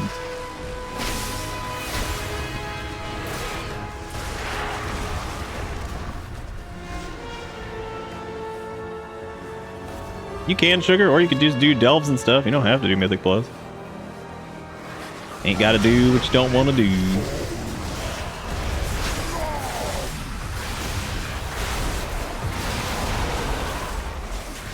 Gonna ignore mechanics, because I've got anti-magic shield. And I'm gonna pay the price, because when I level up a shit that's got whatever, I'm not gonna have it anymore, and then I'm gonna laugh, because I'll be like, shit. Can't just invuln this. We're doing pretty good damage now. We're having a hell of a time keeping up with that rogue earlier, but we're doing all right. Oh shit! I didn't even notice this totem had health on it. Wasn't even paying attention. Get my hands on you.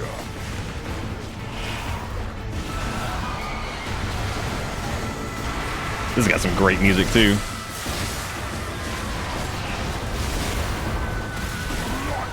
We'll kill these soulbind totems, I guess.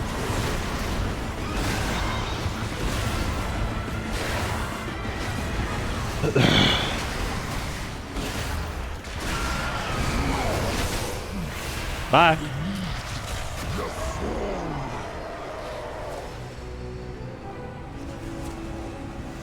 It is a lot of fun, Jagged. I mean, I think the game is like one of the best spots it's been in a while, like I said earlier.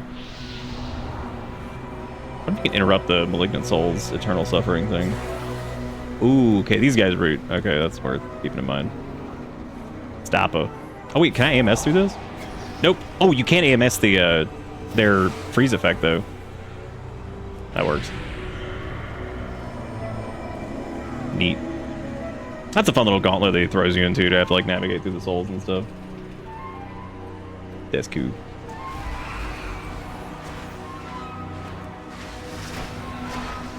Oh no, my ghoul is dead. He left us.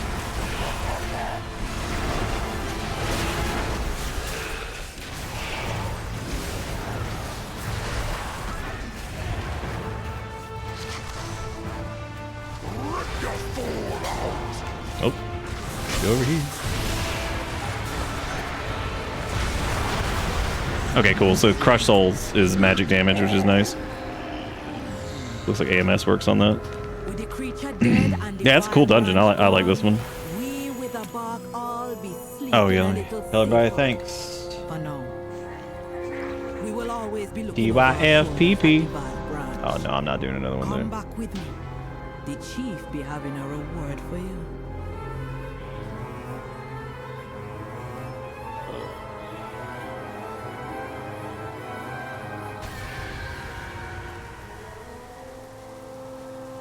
Alright, well, cool Rooney, look at that. We did the do. Yeah, I don't remember that one. Maybe that's one of the ones that's not in the Mythic Plus rotation this season. Midnight, current season. Oh, well that would be... Oh, that's still current season right there. Because I think it might be Den of Nalarak that is in the current season. It's not Mizara Caverns. I don't know. I don't remember doing that one as much. I remember doing it several times, but I don't know if I did it on Mythic Plus a bunch. Or enough to, like, test.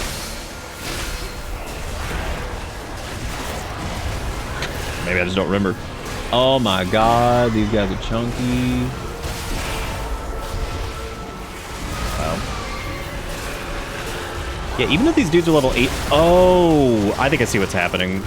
Yeah, these dudes are level 83, but something seems fucky with them. I'm just having a death strike to live here. No, we made it. Hold too many of those guys too, probably. God damn, they were chunky as shit. I said this demon hunter has made the same mistake. Time to help. I'm gonna get the fuck out of here before this turns into another thing. Like doing poo-poo DPS? No, I think you were good. You blasting on some of the AoE stuff. Feral seems fun now. I kind of want to like try it after the changes and see kind of what all's changed with it.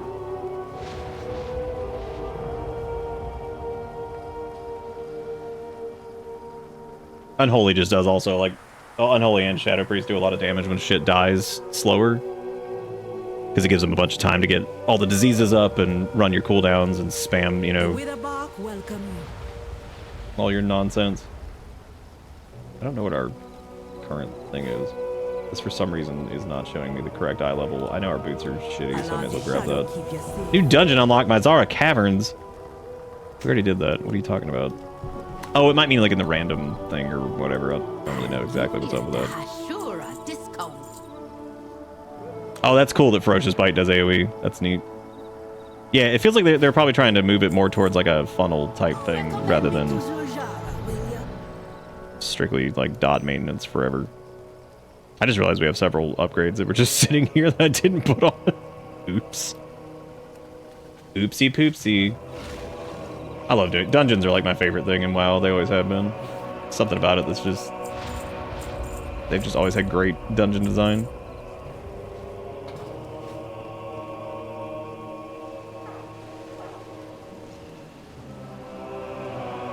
They actually had a short interview about how Mythic Plus kind of like killed the concept of like the gigantic like mega dungeon thing where like you have to go, you know, kind of find your way through and it's like windy and crazy and all that stuff. And it's like that works really well with Classic, I think, but with the modern game it's a little bit harder to do, like, because even once you've done it like one time, then there goes like the mystery of it.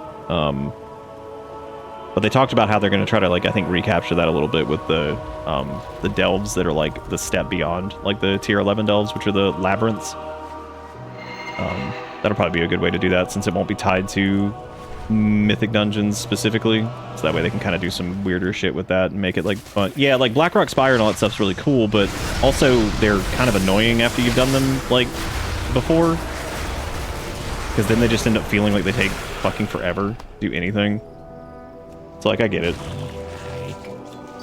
I feel like both have their like kind of pros and cons. It's one of those things like Mythic Plus is like really repeatable and cool and you get to play the dungeons that are, you know, fun, but like I know not everybody's about the go mentality, which makes sense. Especially when it's tied to like some difficult shit. It's like a little hard to do the go thing. So yeah, maybe they can do something cool with like labyrinths or like whatever. I have an interview for a paid internship next Friday. Nice. Well, Sats, if you need any help with that, you're more than happy to message me or Erica. We have been through our fair share of interviews. So if you need any advice or anything. I'm really proud of you for getting that. That's super cool.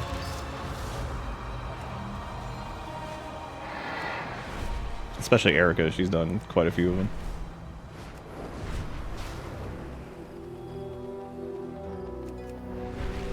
For like a bunch of different jobs and stuff. Well, thank you for doing that with me, Zombie. That was fun. Good time. I always love doing the dungongs. I really want to do the Murder Row dungeon because that's the one that's in Silver Moon, which is I remember doing that in the beta and it was really cool. I was excited to see like kind of when it was like done because I did it like really early. So I think there was some stuff that wasn't in it yet.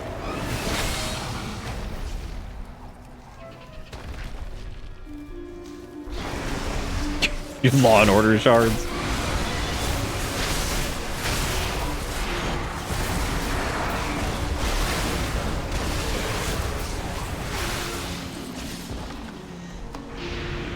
Oh, right. I'm gonna go grab... I guess I don't have Chains of Ice right now. Oh, no, I do. It's baseline. I don't know what I'm talking about. Yeah, because I didn't have chains in that dungeon, and that would have been nice to use. And then... I don't know why I forgot to put that on my bar. Pretty funny. Especially with how much that's like one of my favorite Death Knight skills. When Chains of Ice was first introduced, that shit was the absolute most annoying thing ever in PvP. Like, you could not get away from Death Knights. Like, it was just... because they could just spam it. So even as a paladin, you could get, like, Hand of Freedom for a little bit or whatever, and then, like, as soon as that's gone, they just start spamming chains on you again, and, like, they could just kite you. It was so stupid. Like, It was so funny getting killed by an unholy DK when you played like a paladin, because they're just sitting at range, just building up RP and dumping death coils into you, and you slowly just die. You have no way to like... It just sucked. Like, it was so frustrating. And you get in there and you'd be like, oh, here, I got a big fat hammer of wrath on him, which is a really long stun, and they would just icebound fortitude out of it. And you're like, oh my god. There is no salvation.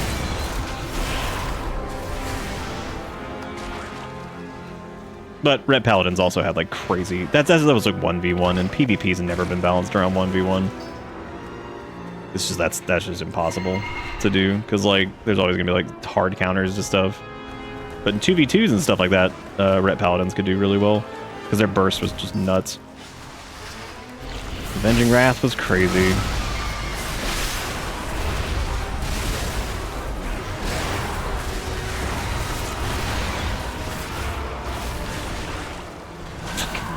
Shards. Bow bow bow bow bow bow.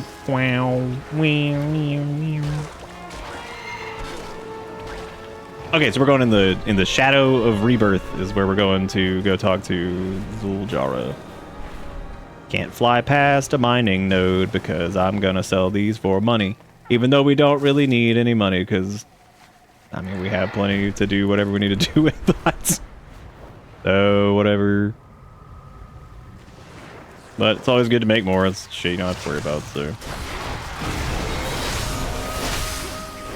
And I like gathering. It's always been cool.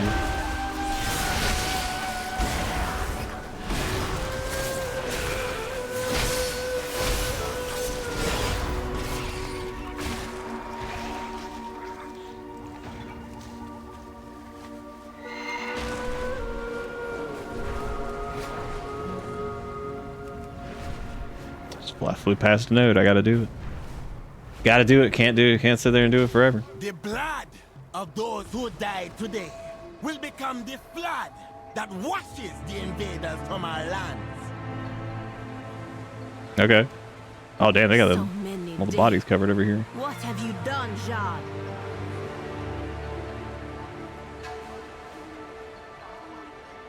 Come, I need your counsel. Zul'jana has taken the troops without my orders again. The number of casualties for what? For wood? I want to take his tusk, and Kandura will need help with the soldier's death rites. Help him prepare the herb mixture and pour it onto the fires. My brother and I need to talk. You're still Oh, there's Den of Nalarak. You return. While you were prostrating yourself before the law, I secured real power.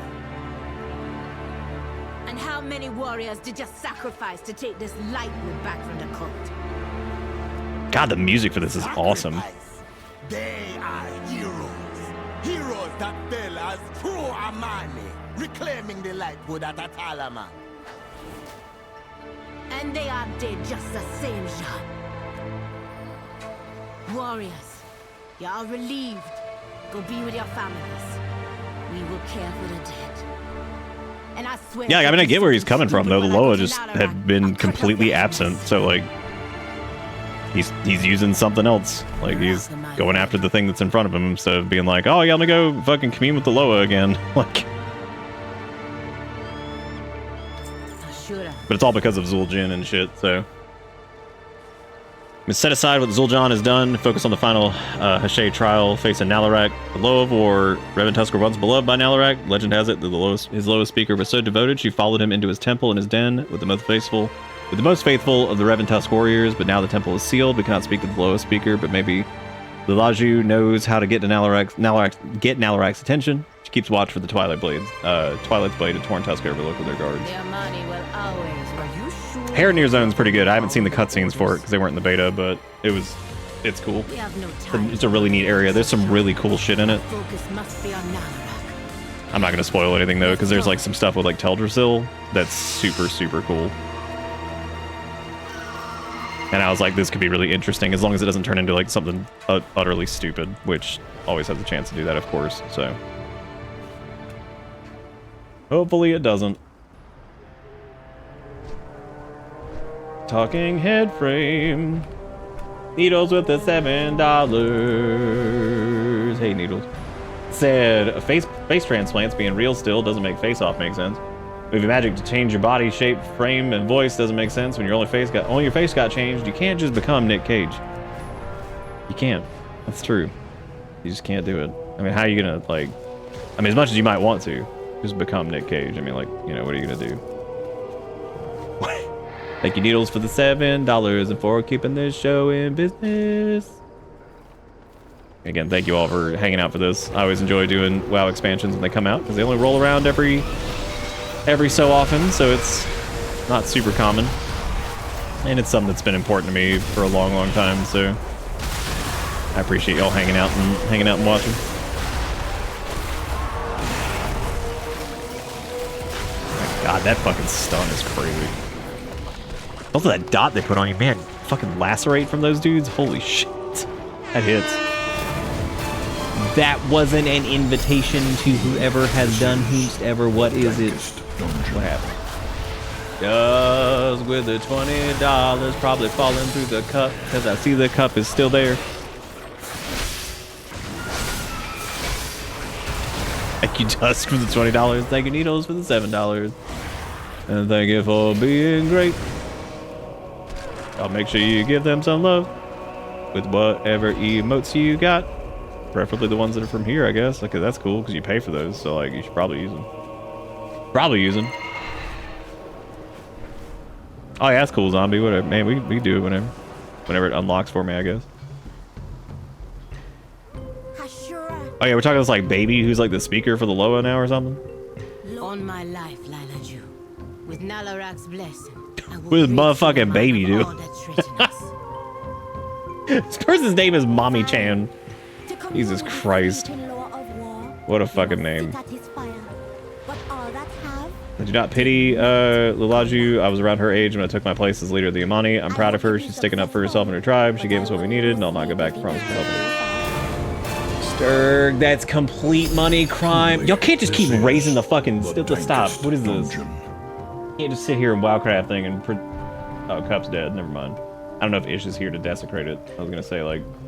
There you go. Oh, I was gonna try the thing that Rogue sent, the Doctor Enough. But I don't know if Rogue's still here. I need to try the Enough. Thank you, Sturg, for the $50. Stay a while and listen. Watching you go through Jean-Eli's trial was unsettling. Are you well? I am fine. Dr. Enough's from my neck of the woods. But I think Erica wanted to try it too. Deceiver, what just happened? Did that not even like alert? Was that like the ultimate like sneak? Am I losing my mind? I cannot say. He said red and green. I'm gonna try green. No. But spiritual journeys taken in try replaying that. Are worthwhile. There we go. Thank you, Deceiver, for the 20. Truly, this is the Coming dankest to it with a dungeon. sense of entitlement, that was my mistake.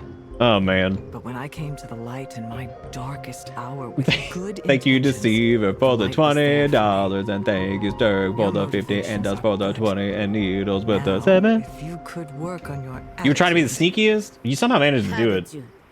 I guess let me Don't fix the think cup. I don't think Nalarak it's just would here. Just take sprinkle kindly it. to me walking We'll have up to miss and out on this threatening one. him with my axe. Well, thank you all. I really appreciate it. Perhaps. So it's always amazing and very kind. It's extra kind on ho-hum doing Warcraft bullshit. So I really appreciate it. I'm glad y'all gleaned some form of entertainment from I do this. not think I would have made it this far without you. Without both my Hashura.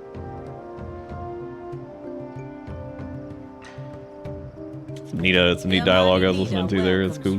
All right, so they want you can do the optional follower dungeon for this, but I would prefer to do it as a group. So we're gonna do it as a group. Like I said, I could tank it, but that's fine. We got a tank pretty quick last time, so I guess I could move the. I don't know where to put the Dipus meter because it's like behind me right now. I don't know. It doesn't really matter, but I guess if you want to see it, it's here. I can put it right there. That's probably fine. That's probably fine for right now. Not super in the way.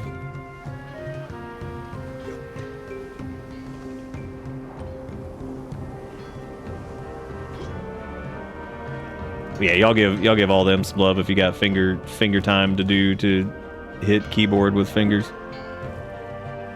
All of them all at once. Everything is of the finest quality. Reventus quality. Oh, I guess let me go start loading shit back up on the auction house.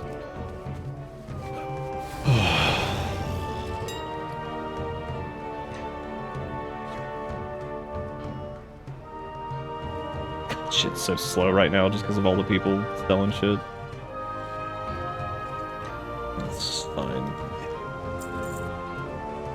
I'm actually just gonna do 24-hour listings for these because they'll sell before that, so it doesn't really matter.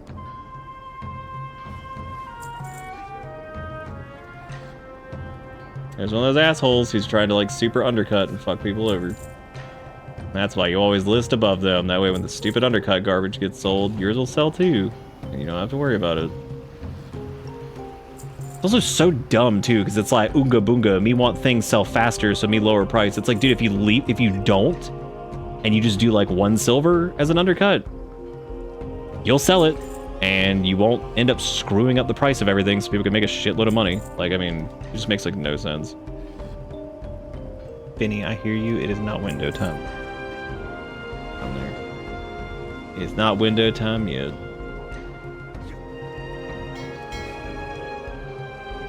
There you go. Look how fast those things sell. It's like instant. Zombie, you need this thing, or can I dismount off of this?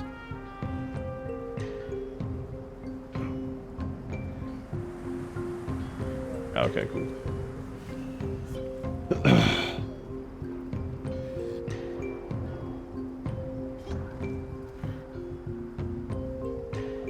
I guess let me try the enough. We'll bust this open while we wait.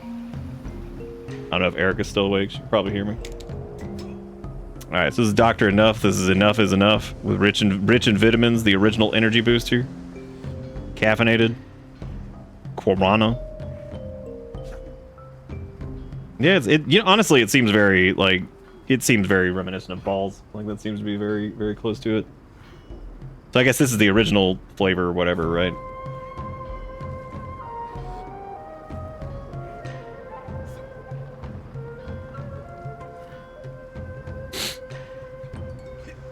Yeah, it tastes kind of like a... You can really taste like some of the... Yeah, it is kind of like a Sprite. Got kind of almost like an earthy taste to it. Whereas like Balls is like a brighter... The Balls taste bright, is what I'm getting at. It's also been forever since I had Balls, so like that's probably not a great comparison to this point.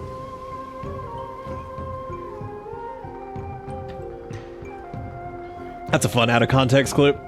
The idea that I just discarded them years ago. Just threw them in the trash somewhere. Fuck these in particular.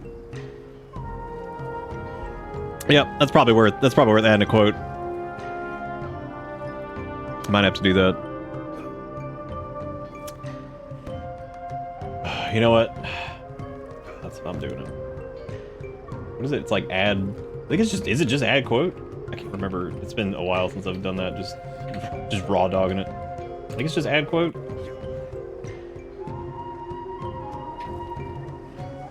Yeah, there you go.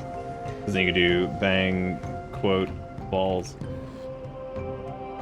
Got it. Got it. Perfect. There you go. Now that can sit around there forever. I'll give you the Hashura discount. Come back soon.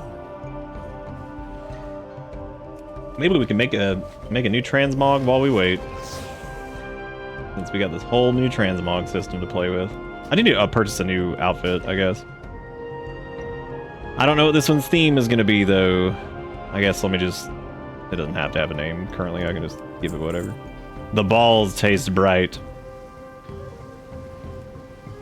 I used to like deliberate on like player like race quite a bit for like the brain story behind it, and it kind of started boiling down to like picking the races that transmog normally look the best on, because that's like such an endgame thing, and it's like that's why it's so hard for me to play like Taran and stuff like that, because there are some transmogs that look fucking awesome on them, but then there are some that just look absolutely stupid, like so dumb. I love Taran, they're great. Whenever I'm making like a new set, I normally would be like, oh yeah, I wouldn't mind making one that's like built around like X, Y, or Z thing, which we could do. I've always kind of liked the Sepulcher. Yeah, I mean, I like Doctor enough. It's pretty good. Like, it's got a weird kind of aftertaste to it. It's pretty good though. I do like it. Yeah, we'll do the Sepulcher of the first ones. That's a cool set. Got some good like red and gold tones and stuff.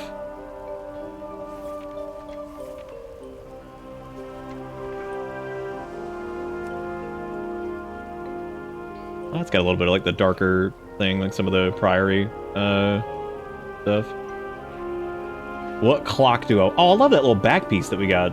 That's really cool. The Soul Hunter's mask. Oh yeah, I like that a lot. Okay, I would use like the fiery cloak, but that's a little extreme for this, I think.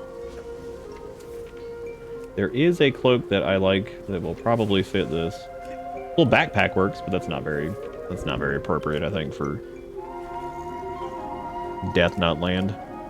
Going with how this always works, anytime I'm like queued for something and I start building a new like transmog set or something, 100% the queue will pop like right away.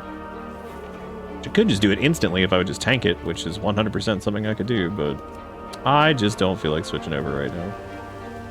That's actually a pretty cool cloak. I always like the effect on the bottom of it. But it doesn't match that great. We are going to do a cloak. We might actually just want to make it match use the one from that set, which I don't remember which one that was. Oh, that actually works too, one of the Valdrakken cloaks. Let's see what chest pieces we could work with.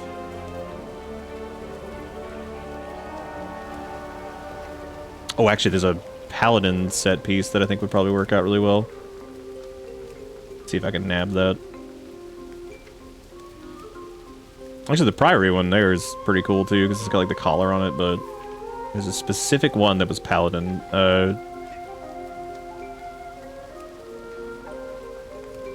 Not that one. That was a little too weird. Venthyr one's cool, but it ends up like clipping too much because it's just got too much going on.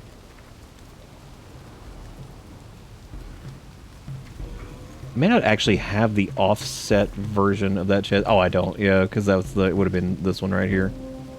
It was the one that's like a darker, like kind of goldish color with like black in it. Could just run with the actual set chest piece from that. It actually fits this really well. Hello, Fanny, I hear you. It's not window time. He's like, yes, it is. He's like, yeah, it is. Open that shit up. There's nothing to see. Nothing to see. He's like, I can see in the dark. I also just don't like having the window open at night because we have all these lights on and shit in here, so it's like kind of easy to see in from like the street. People are just like walking by or whatever.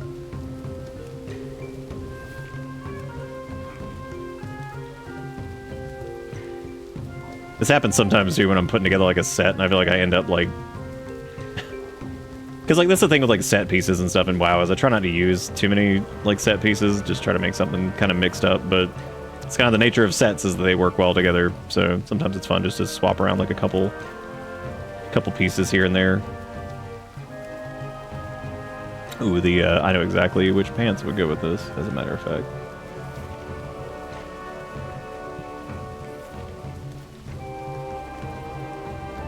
No, not those. Those are the Venthyr ones. I'm thinking those.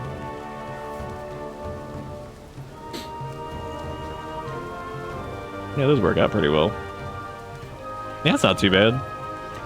Now we just gotta find some boots that work. Probably just try to go with something darker, I guess, or something that's like more on the brown side of things. See, I told you as soon as we were almost done with this, every single time. I gotta just pick some shit now and just fix it later. Whatever, fuck it. I still have time. Yeah, this works. Okay.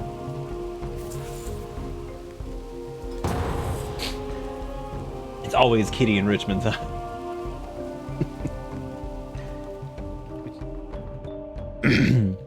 This must be the fire line. That ended up being pretty good for kind of rushing it. We'll start a ritual, but be ready. This is the lower of war. Whatever he dreams of, we must complete the trial.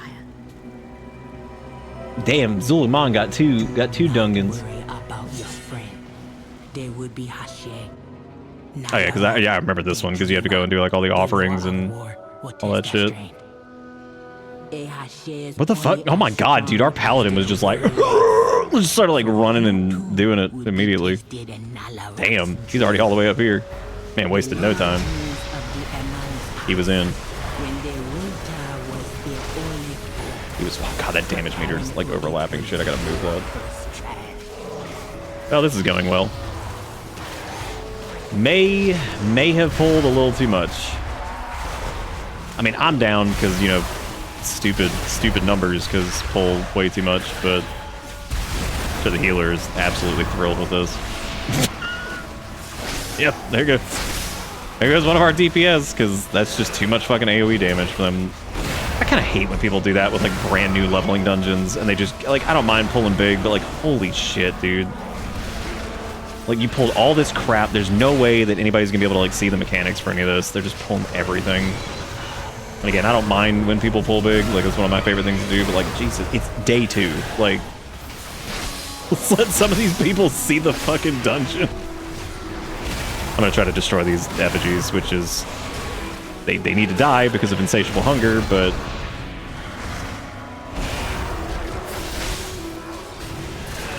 dear Lord.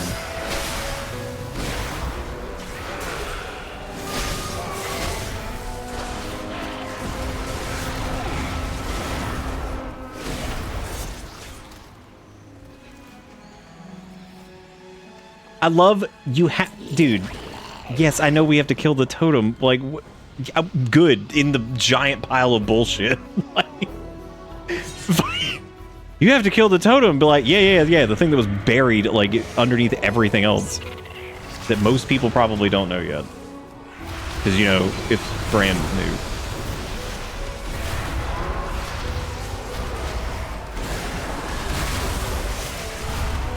I mean, they weren't being like an asshole about it, but like, it's like, I mean, obviously we see that now that we had to sit there for like 10 minutes doing this.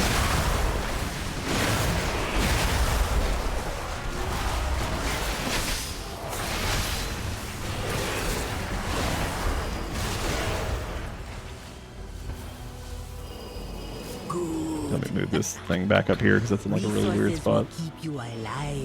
Looks like shit because it's like overlapping stuff. It's not normally where I put it though. I normally keep it in the bottom right, but that's where the camera is.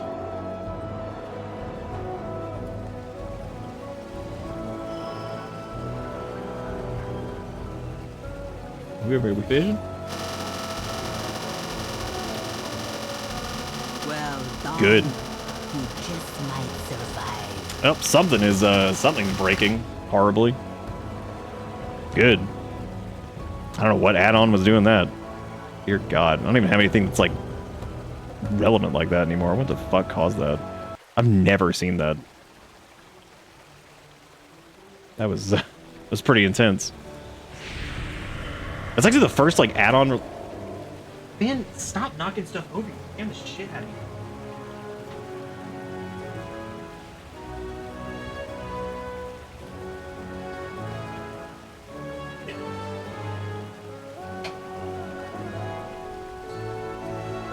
Little piggy. Love that little cat. He's just such a goofball.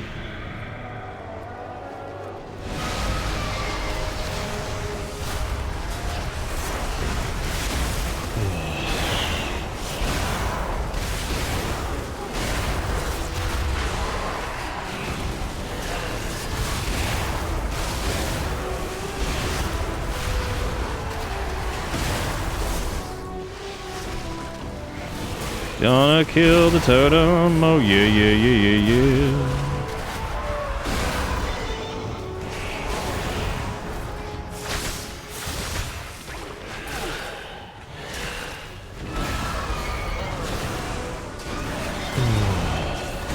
I like how we're carrying the sack on our back for the offerings. Pretty funny.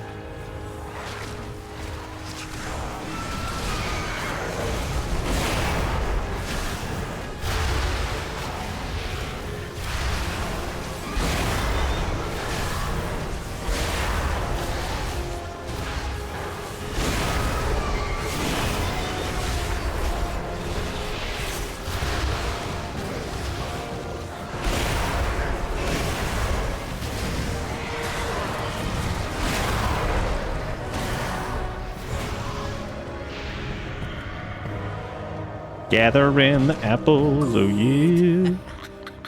Resources will keep you alive. I remember there was a bug with this in the beta that was really funny where you would get to the offering point or whatever.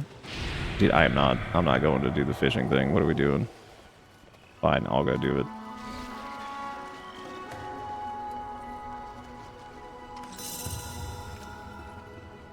I like we're fishing with our sword. That's nice.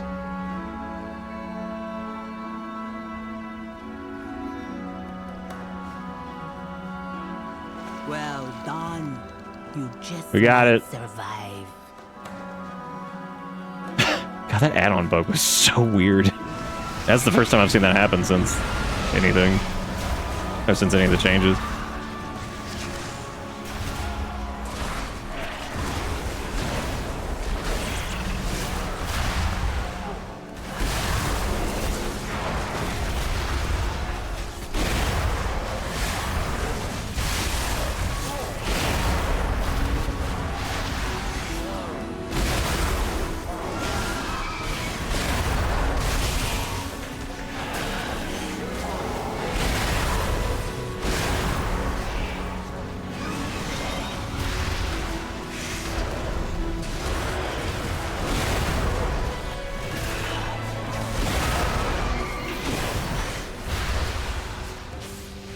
Gotta have Death Strike, dude. Holy shit.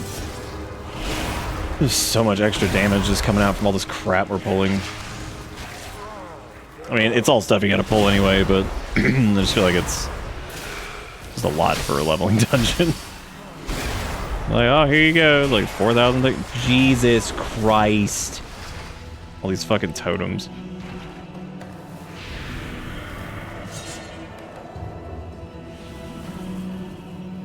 And now we're sitting here with 23 stacks of this ridiculous debuff.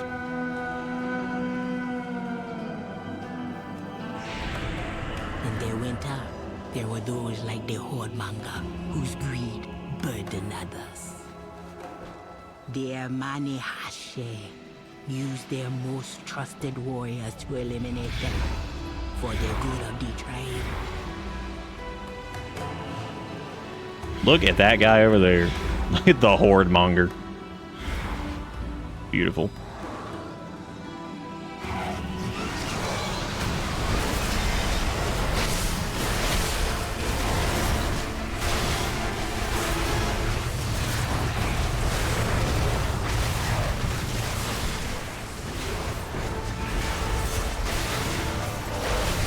What he eating on?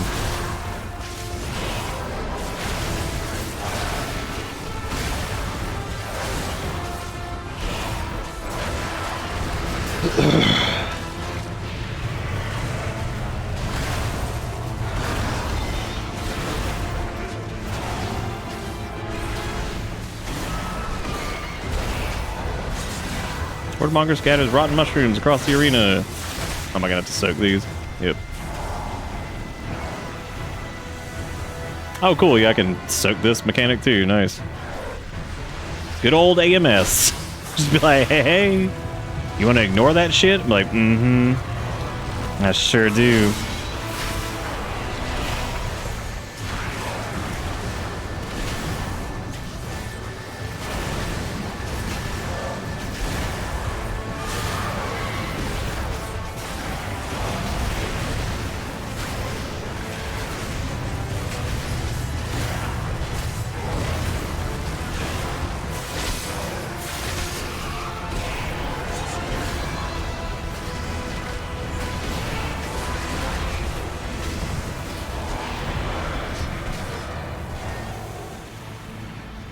Gathering up the mushrooms.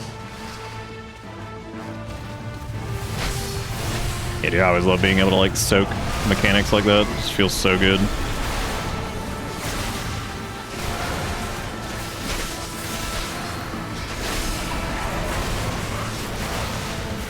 Well done.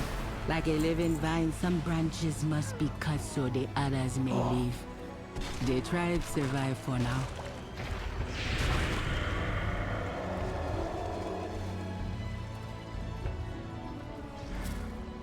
Oh my god, they're gonna pull this entire... I remember this pull being fucking insane here, because like these tenders and stuff I think heal, if I remember correctly.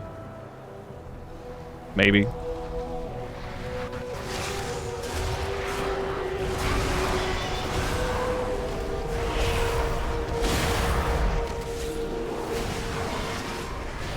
fuck me, I'm just gonna AMS though. Oh, it's a knockback, great. Need to make sure I do. If I do that, I need to have death charge up.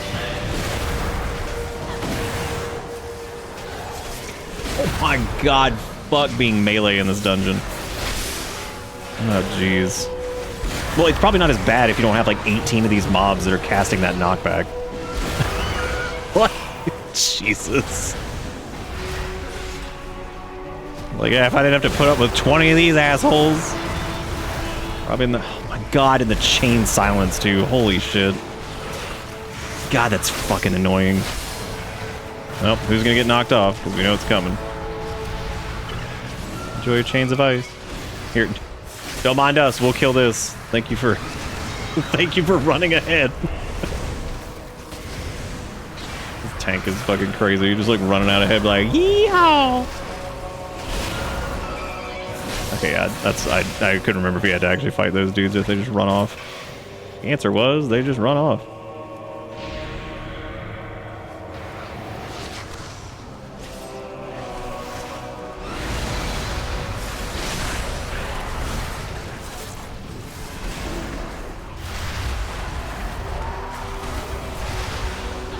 Well, now we have to fight him because he can't run anymore.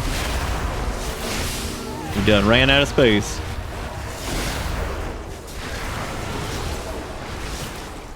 I'm just gonna AMS that. Seasons in the lowest mine are changing. All you can do is take shelter from the rising. Just like sick new mechanic. What if I ignore it? Do I not have raise ally on it? Oh no, I guess I didn't. I forgot I'd taken that off. Or just battle res them or whatever. God, the music in here is great too. What else is new, man?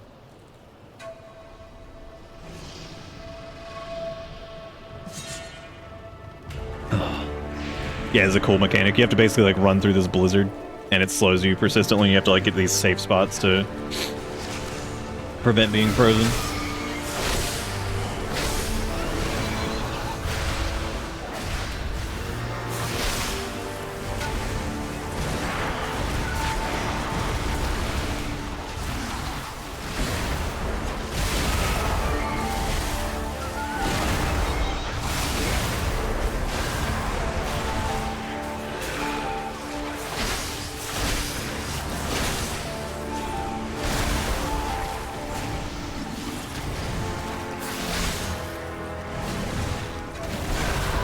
That's so weird when people say saws. That is like such an old thing.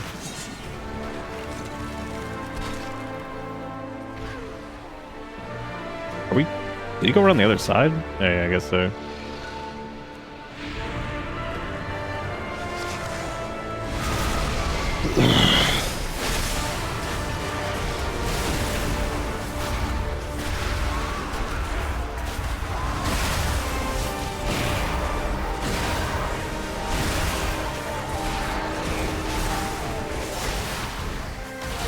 No, it's not socks. Saws. Jesus.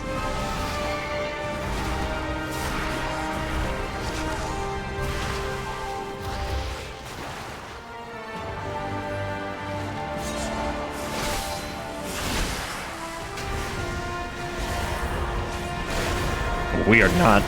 Oh boy. Well, I guess that's fine actually, because it's pulling. Yeah, that's good. Well, that root, those roots are gonna suck though. Call the ambulance, but not for me. I get up on horsey. I remember reading through one of the beta patches that was like, yeah, it looks like Sand Lane, which is the other hero spec, which is more like vampiric stuff. They're like, oh yeah, it's looking like it's doing a little bit more damage than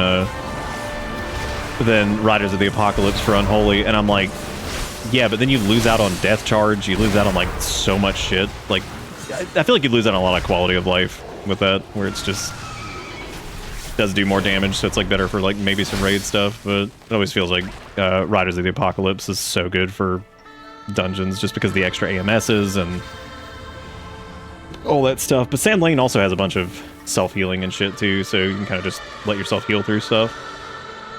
But yeah, losing out on like the extended Death's Advance through Death Charge and all that stuff just feels crappy.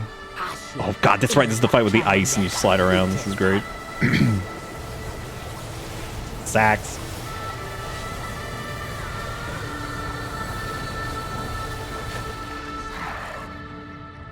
Look at that stone bear, what's he doing?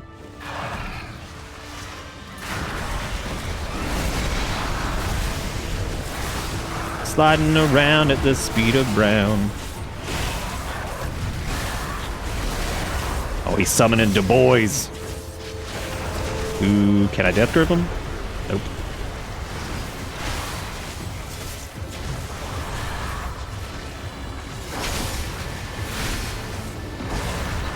AMS this, but it should clear that. No Winter Shroud for you. Oh, can you stand? I think you can stand like the snow to not slip. Yeah. Okay. Nice.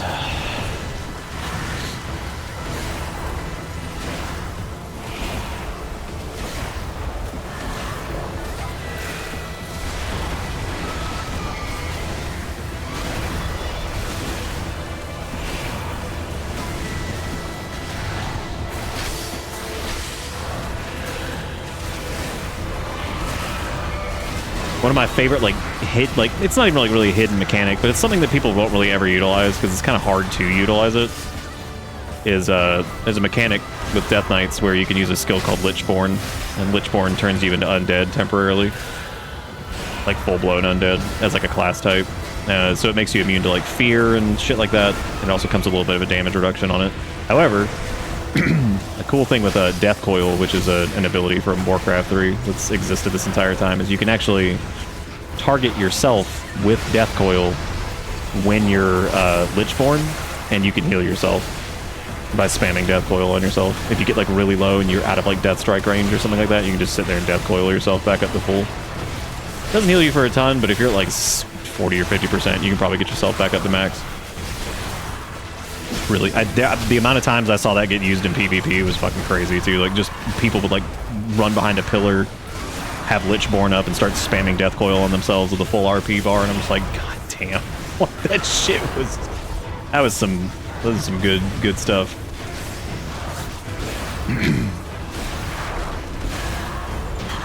Because you can't do it otherwise. You can't target yourself with Death Coil. You have to be undead to do that.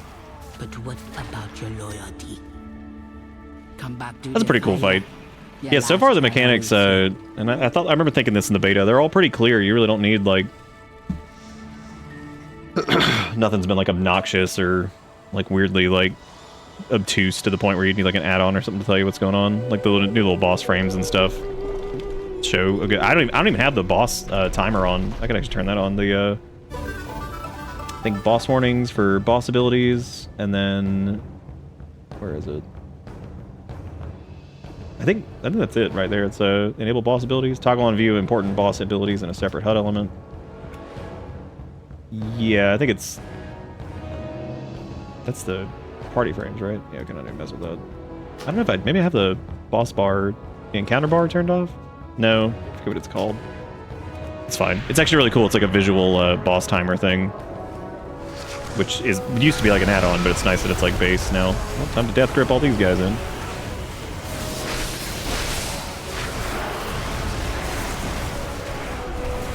Are notifications just like not working? 'Cause I didn't even hear that one. Maybe I was yapping and not paying attention. Thank you, Jigaro, for $2 rubies. God damn, dude. Unholy can pump some fucking damage when it's a lot of enemies and they live long enough. Like, holy shit. You get everything rolling, man. You can rip.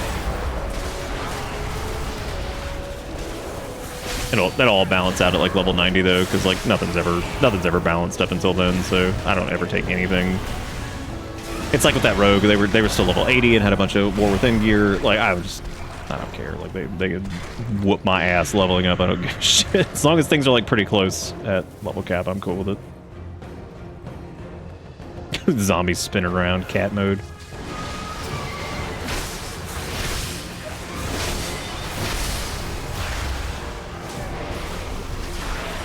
Oh, it was about to be fat pull too. Let me put down AMZ.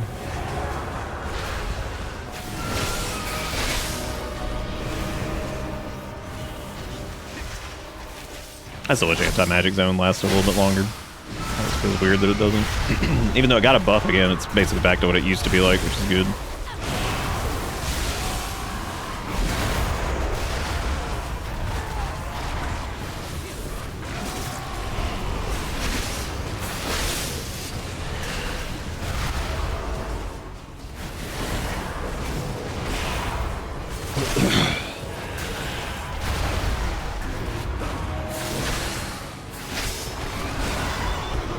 Fucking sliding around the ice. Yeehaw.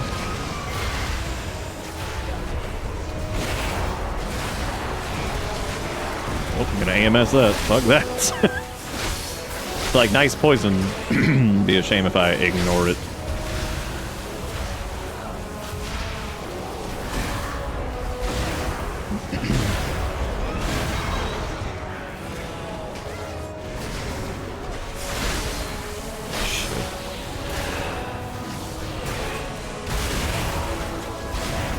Oh, here we go. Yeah, I'm Lichborn, so I can just start spamming Death Coil on myself.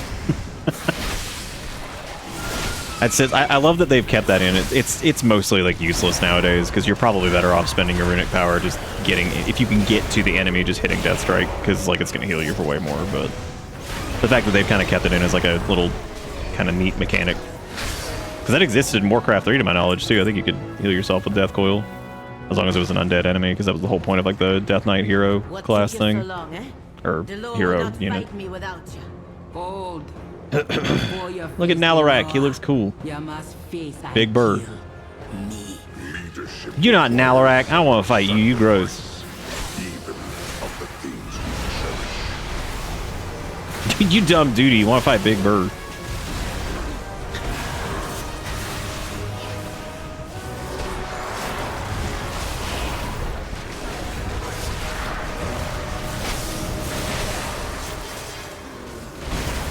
Totem over there.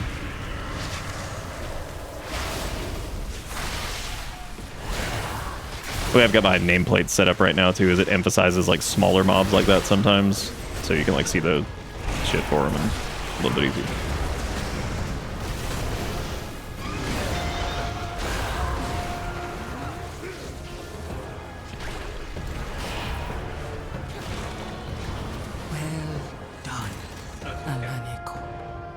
You have passed the trial. Take the I need to go check on Erica. I thought she yelled or something, but she just sneezed. She has died honorably, but the death Oh of my those god, who Taylor wait for me, Spliffs. What a fucking name. That is so good. it will be yours. What's the unholy DK rotation? It changes a little bit. Oh, there's the boss timer thing. Yeah, there we go. For some reason... I guess I just have to wait. I didn't even see it over there. I turned it on, I was like, where the hell is it? Oh, there it is. It's actually neat. It shows like kind of like healer, you know, cooldowns and shit like that, and stuff to look out for, which is nice. Anyway, to answer the question, it depends on what you're running, but for the base kind of gameplay loop of it is to generate like lesser ghouls by hitting like Festering Strike, and then utilizing like Putrefy, he's spending your RP on Necrotic Coil and Graveyard, and then Scourge Striking to do the junk with your lesser ghouls. So basically dump RP with either Death Coil or Graveyard, hit Putrefy pretty much on cooldown. Wow. That went well. I think we're supposed to get in the path of those and absorb that. Oop, time for me to ignore mechanics again. I don't even know if that was a magic thing. I wasn't even paying attention. Yeah, you can see like tank busters coming, and like I really like the little boss timer thing. I just personally don't use it just because Until I'll probably use it in, like Mythic Plus and stuff. Yeah, you just use your cooldowns, spend RP on Graveyard and Necrotic Coil and all that stuff. Always want to keep, like, I think 1 charge of Putrefy or keep it under 2 charges, because otherwise you'd pretty much just be wasting it if it's just sitting there on cooldown or off cooldown. And just Scourge Strike away.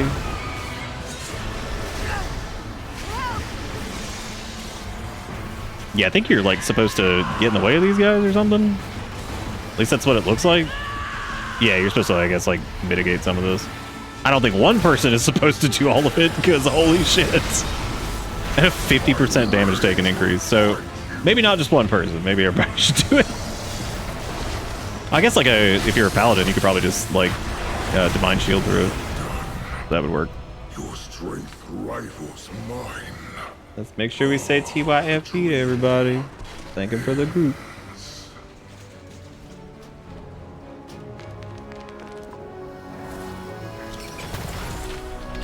Yeah, see, we haven't run into a single jerk this entire time. All right, let me do boss warnings. Here we go.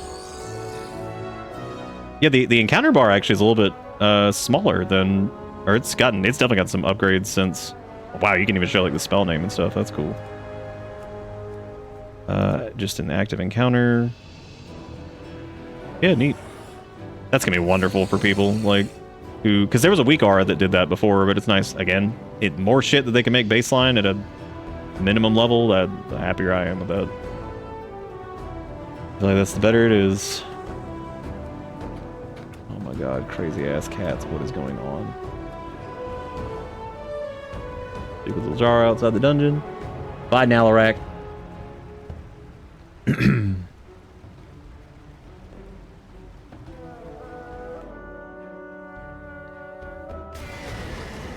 All right, look at that, we did it. Let's go talk to Zuljara, who's over here and stuff. That's a great, you know, I always love like when any of the gods and stuff are bears. They always just seem, they're just fun. Don't worry, me. More than many Revan Tusk who had to fall, but we faced each other in combat, and every troll in Zulaman understands it means draw a blade.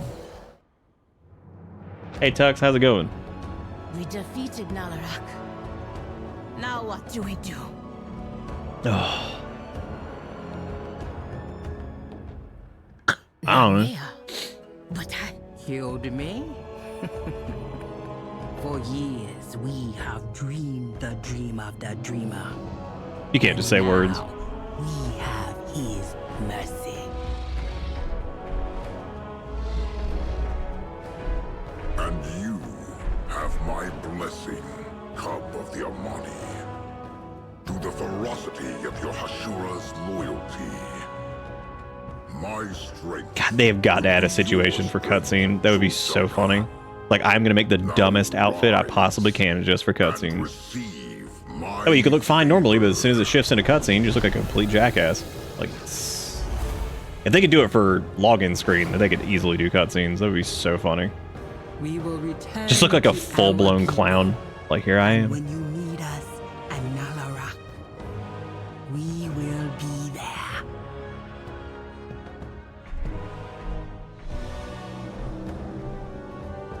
Kale wants to come in.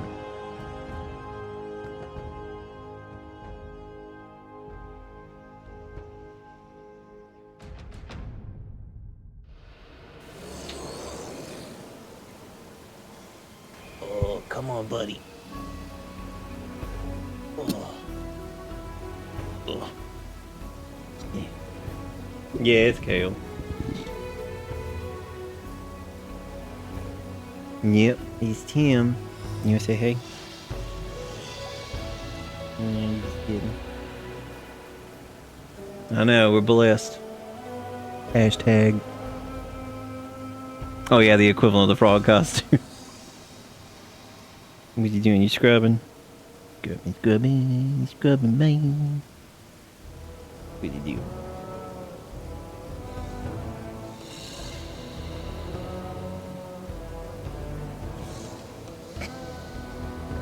Good. All right, go do your crazy. Sorry. That's what you get for coming in here, though. Go on. Yoke of the Charging Bear. I don't know if we actually have a... Alcazar's eye be on you always. Meadsel Jarrett, Amani's our You're village. still a funny one. Now that I have Nalilak's blessing and burden, we can rally my people and end Mordoon for good. God, every time it's like, you sense a skywriting glyph. I'm like, I don't fucking care. But I'm gonna get them, so they're just done.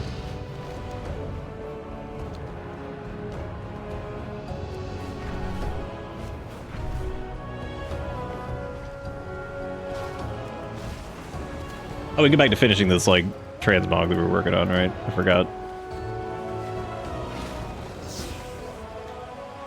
Let me find some more appropriate boots. I've never been a big fan of bulky boots in this. It's just never been my thing. Some of them look absolutely fucking stupid. Those look ridiculous. Those like kind of work, but they're not quite the right shade. There are like 80 different 1,000 shades of gold in this game, and maybe one day they'll figure out a way to retroactively make a dye system that works across the game. Because they have it for housing now, but housing was made from scratch, so I understand that that's like... That's, they've explained before why it's going to be really difficult, and it's because of the way, like, texturing works in this game, that... And I'm like, God, it just seems like that is going to be, like, the biggest pain in the ass. But it would also be really cool if they could manage to, like, figure it out.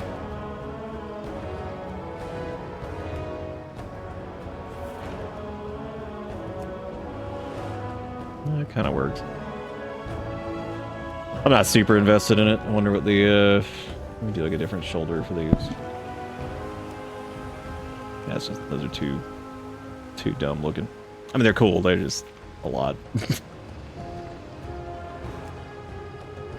Here I am, I'm gravitating towards this just being the full fucking set, because it's a good, I actually really like the Sepulchre, Death Knight set. I always thought it was neat. It's kind of different than most of the stuff we normally get.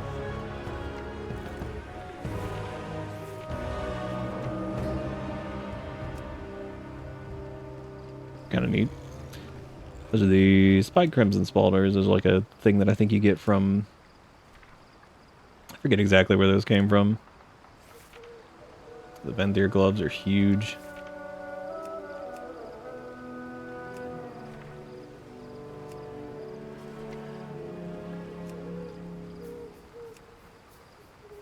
Those are the ones from the Midnight Season 3, I think. Dragonflight stuff should be pretty easily farmable now, which is good. Well, once we get to like... I mean, it was already doable at level 80, but I think once you get to level 90, it should be even easier, so...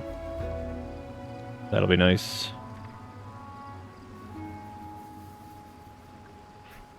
Belt stands out.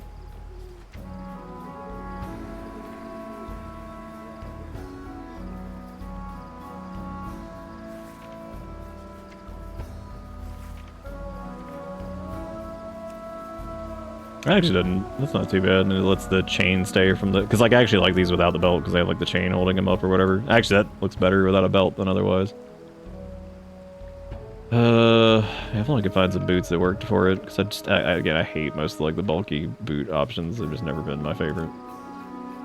Some are okay, but it also depends. Like I feel like if you play like human, male, whatever, I feel like they work a little bit better most of the time. Because I think they always make the most of the stuff, unless it's heritage armor, work on that model, and then kind of deform it to work on other stuff. I never did mine. I like these boots, but they're like so overused and everything. I even used them a bunch for a while, and I'm just tired of looking at them. You know, those actually work all right. There's actually a sword that matches a little bit better too. That's the same style, so let me grab that one. Similar look. There's actually a darker one too. Yeah, there we go. That's not bad. That's not bad. We'll have to give it a name and shit, but that works. Works for me.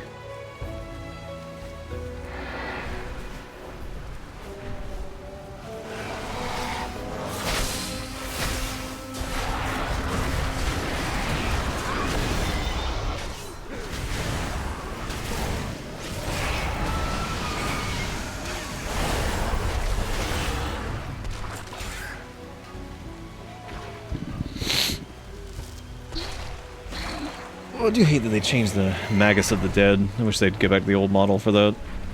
I like the Maldraxxus one, the original one's really good with the scary, bony skeleton with those little frost magic floating around him.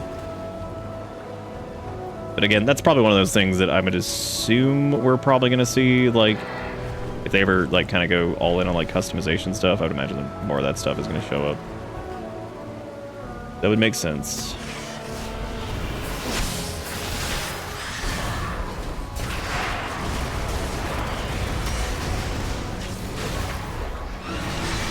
That thing is chunky.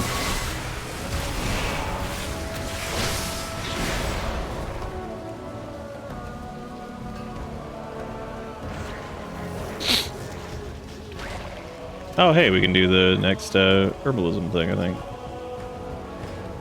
Yeah, we can do bounties. Now we can gather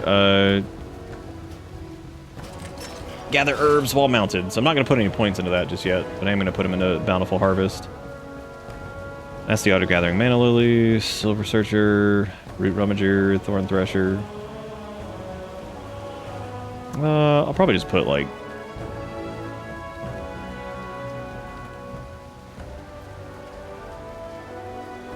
Yeah, I might just put points into the Bountiful Harvest thing for now, and go to, like, the specialization stuff later.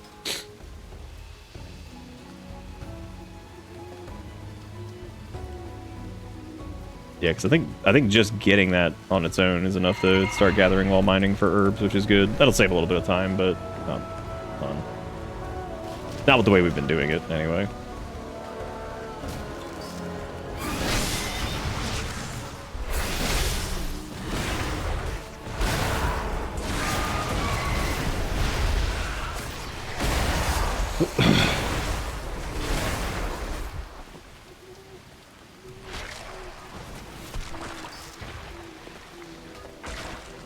Didn't even realize it was already 1:30.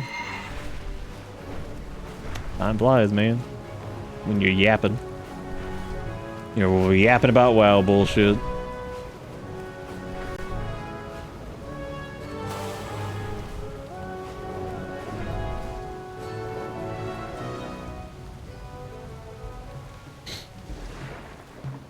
Zushara, your brother refused to wait. He took the warriors and he's gonna get them killed.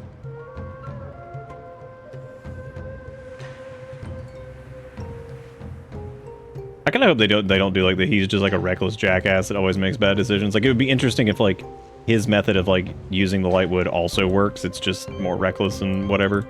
And what's the report? And like is very kind of short term, where she's kind of playing like the long term thing by trying to get the favor of the Loa again. I couldn't stop him. He took them all. Perhaps we can catch up. I don't understand. Even with the Loa, The Loa!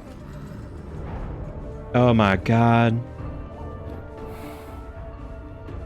I'd make a joke about this, but then again, like, this is literally what we've been doing for the last, like, several hours.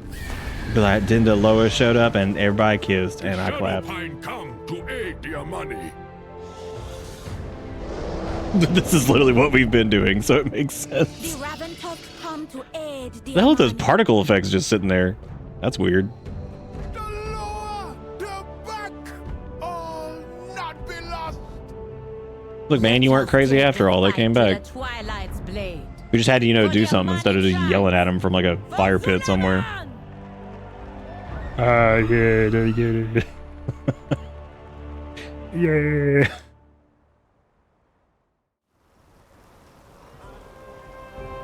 I'm listening. This will be a fight. Let's see. Needs will draw on Leodrinda, the Broken Throne, to fight Twilight Blade.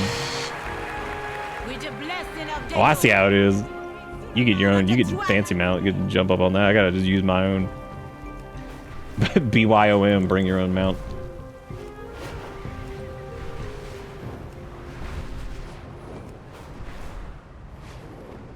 Did we even come up here to fight the Twilight? Oh, this is probably like a... No, it's actually not a level 90 thing. Holy shit, that's weird. I'm surprised there wasn't a delve quest over here. Oh, it's probably a side quest to do it over here. There's no, but they have quests related to the delves in these areas. vengeance for Tanaman. Remind these invaders this land is ours! Yeah, rabble, rabble, rabble. Money reinforcements. No matter. More chaos. And we gotta break up these conduits. We gotta go. We just gotta go. This is one of those quests where you don't have to worry about the dialogue too much here. This is basically gonna be go kill the thing. Be like, okay, I'll do it. Easy. Still, the thrill of battle is what fills my heart. Spoken like a typical Amani, but I would be lying to say I don't feel the same.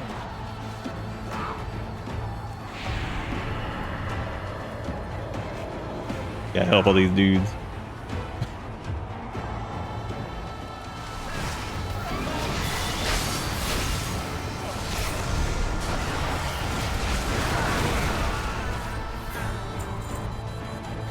There's one complaint I have about the way like the scaling leveling system works, is especially when you're leveling up like a character through for the first few times before like some of the buffs and stuff happen to leveling speed. Like early in the expansion, especially, there's this issue where like since the shit scales and your character's gear technically gets worse because you're normally starting off with like your tier sets and you know trinkets and stuff like that that are really good from like the end of the last expansion, while the item level is going up.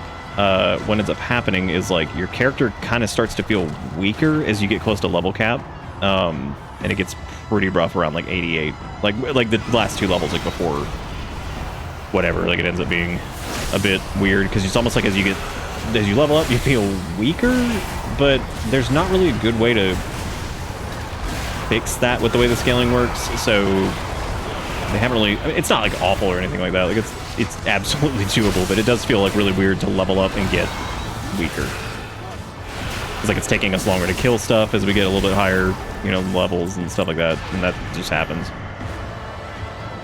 I remember it was really weird in Dragonflight. I think they had to do like some adjustments to it because like you get to like level like I forgot what it was, like 67 or whatever, and man, it was, I remember it being pretty rough. Especially on some classes that didn't have like a lot of self-healing and shit. You're like, dude, this sucks.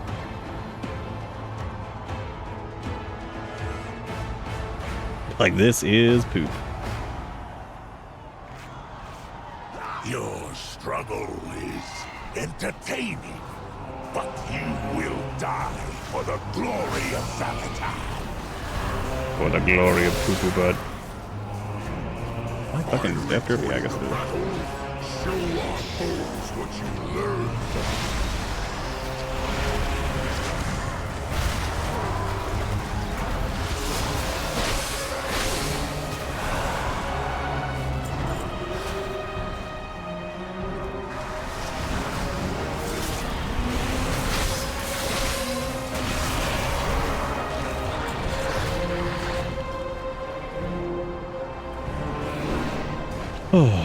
I think we'll probably wrap up once we finish up Zul'Aman. It's been good though. I don't like it quite as much as the 12th last bit, but it's been neat. Legadrin's stuff, after like looking through a little bit more of it, the problem was like in the beta, and I guess because I missed like a little bit of the context, but some of the lines just made her come across as like crazy naive, which was really weird. Like her being like surprised about like some of the connection like the trolls have with like the Loa and like the way it works and all that shit. And I'm like, how would you not know that after fighting them for like 8,000 years and also allying yourselves with the Dark Spear, the Zandalari, going through the entire Zandalari campaign as it was, which had so much to do with the Loa. So it was so weird because I'm like, why are you acting like you didn't know this shit? Well, not really that she didn't know it, but like I guess like the depth of it, and I'm like, again, how would you not know that you like have fought with these people for so long? You fought alongside of other trolls that have similar beliefs and shit like that, so really strange. And the main reason that comes across as weird is how involved the Loa were with like BFA's plot and stuff, especially with like Bwansamdi and all that junk. This feels weird.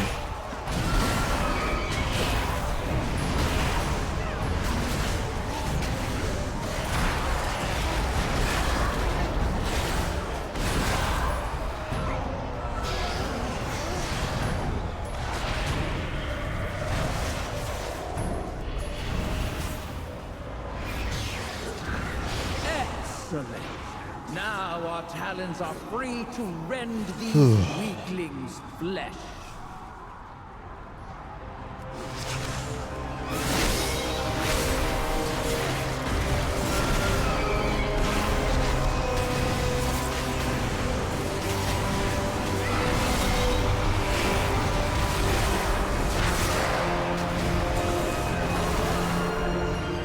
I'm still in combat. Oh, there we go. I was wondering what I was in combat with still. Hello, little Hashira. Come to play with us.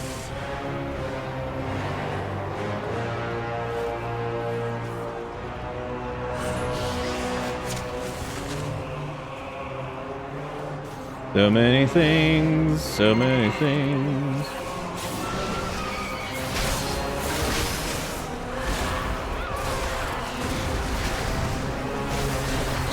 Festering Strike feels really good to hit. It's got they got that good mouth feel to it.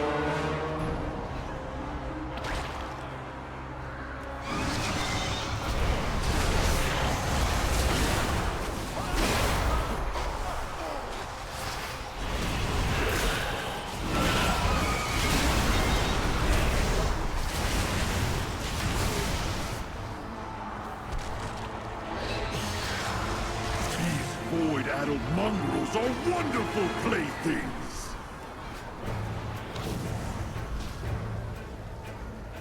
Come, Hashira. Let them feel your inner flame. Oh, that's the same lady who does the VA for one of the dragons, I think, in Algothar Academy. I'm pretty sure. He sounds really familiar. Which makes sense. I mean, of course they're going to use like similar VAs.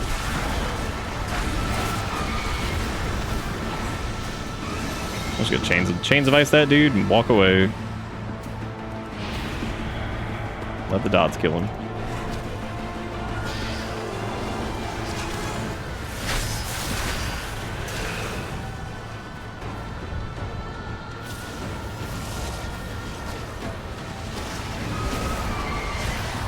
It's crazy, like outside of like Festering Strike, like how much damage Unholy can do at range, because they can just spam Scourge Strike, Putrefy, Outbreak, all that stuff. The only thing you can't do is Festering Strike. They are basically like one auto attack and like one button away from being able to just do all their damage at range. Ret Paladin's the exact same situation where like they can do so much damage at range still for a melee. It makes it really hard to like justify like playing like Arms Warrior and stuff like that, especially with like, it just feels like you're at such a disadvantage because you can do like fucking anything from range, and I think like the bleeds are supposed to make up for that, but Arms is just so weird right now. Like them keeping Slam after all this like pruning of getting rid of like stupid like redundant abilities and like baking stuff in other abilities to make it worth it. Remain vigilant. So strange. They were like, yeah, keep Slam. I'm like, gross. Like, who the fuck wants this? Nobody, who ever loved Slam as Arms? To challenge me? The answer is no one. Your strength isn't even enough to break my barrier. Slay Mordoon, High Inquisitor, the Twilight Blade. Xananaga, Great Loa, you helped us get this far, but it must be us that end this fight for good.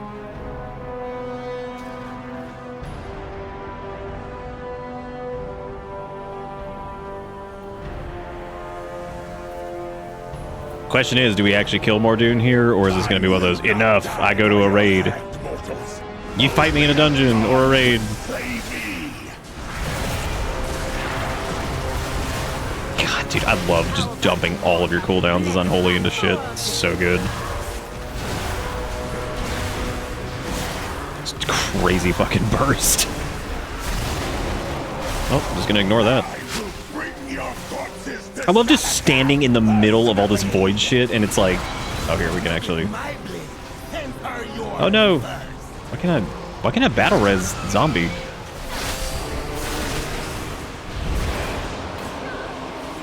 Oh, you might have released or something. Still should be able to be res them. That's strange.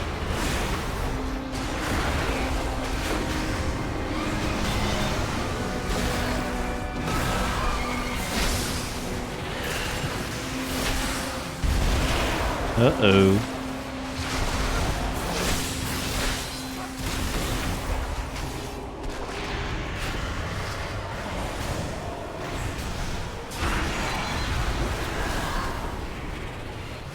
Back just in time. Now we kill. Yeah. Yeah, let's see if he dies or if he's like, I'm going to go be a raid boss. Bye.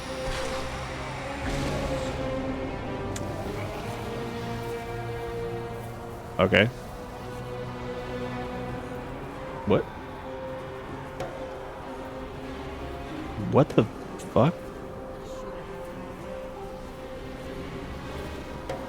What is happening?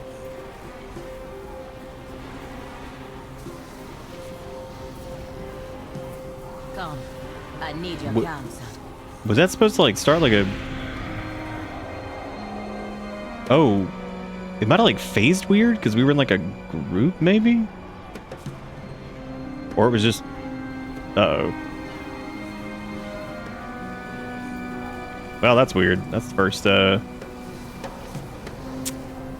gonna try leaving group for a second, I guess, and see what happened? Or maybe look, I'm not in the business of trying to break it. I don't even know what just happened there. Was it because we killed him? Zombie, did you get a cutscene or anything, or did you just, or did it count that for you, or what? Because if so, yeah, I guess I'll hop out. I'll try. Oh, okay, you got completed and then it phased out. Okay. Let me try just leaving the group really quick. Maybe that was like some kind of weird thing. Might be one of those instances where I need to just abandon it and just do it again. Yeah, I think so. I think something weird happened there. Okay, yeah, because it kicks you out back here. Okay, there we go. Let's try it again. Great Loa. That was weird. You helped us get this far. But it must be us that end this fight for good. Very well. We will remove Mordoom's void barrier. Yeah, I can move this back because we're not doing any more dungongs tonight. I'm listening.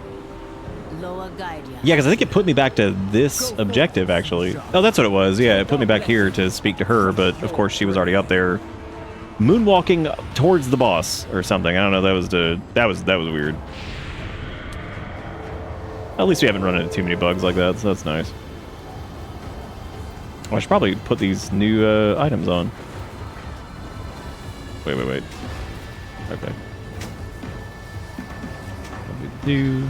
I will not die by your hand, mortals. Only a god could slay Yeah, me. you will. How about a mortal blessed by 4 of them? Give me that was weird.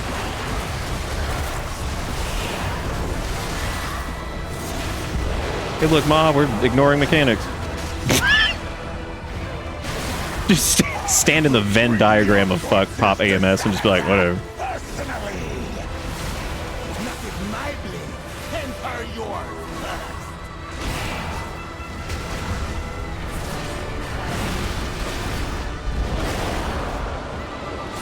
If I need cooldowns that time, so we're not doing that.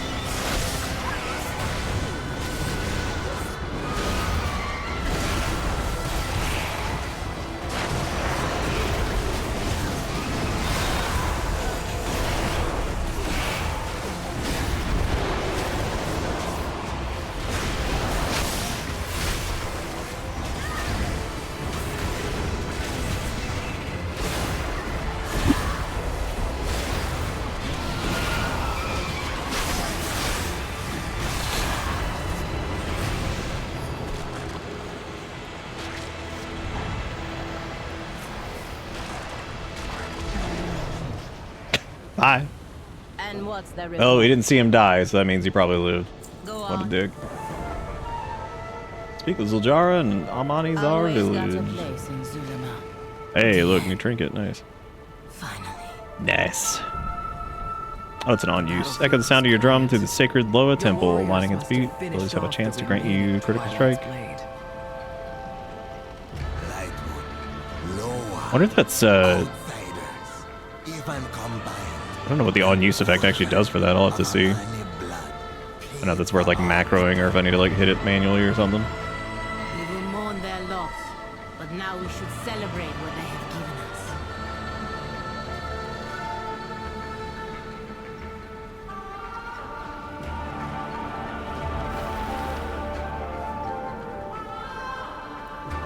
Yeah, I guess they kind of did that where, like, I mean, his method was still effective. He was just, or his method was effective too. He was just way more reckless about it, which is probably not the best idea. So I was really hoping that it wasn't going to be like, oh, everything he's doing is stupid and everything I'm doing is great, because that's never fun when, like, characters are just like, oh, look, this one character is so good and great and awesome, and it's like, this other one's just dumb. It's like, all right. Because that just makes, like, that makes neither of them interesting at that point. They didn't really do that too much there. And I think we get, like, more of probably Zuljara's story here, and I think at the end of this, we're probably, like, in whatever comes next, I think we're going to get more of a Zul'Jan's based off of my memory of, like, the end of it, because I think there's, like, you have a whole dialogue with him towards the end, and he's, like, fucking off to spooky mountain land over there that we can't see.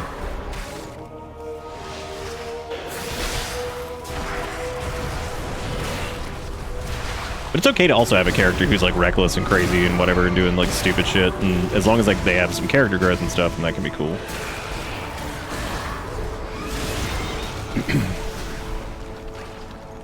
I wonder where we got those, like, 2, like, temporary disconnect things again tonight. I wonder if that was a my internet situation, a WoW thing, a Twitch thing. I don't know what that was. Well, I don't think it's a WoW thing, a Twitch thing, or me.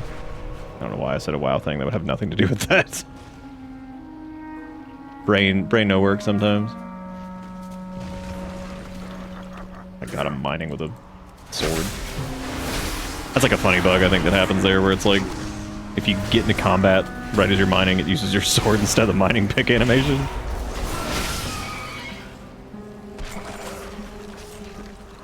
Oh my god, dude, just stop. I'm just trying to mine this.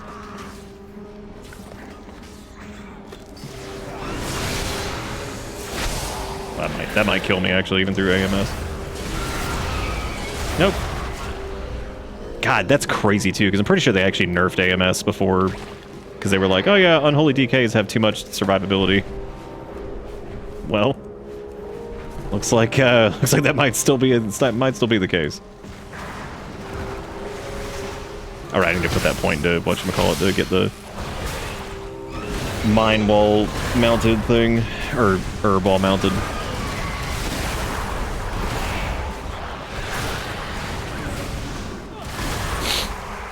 Urban up, gathering the things. Urban up, gathering the things.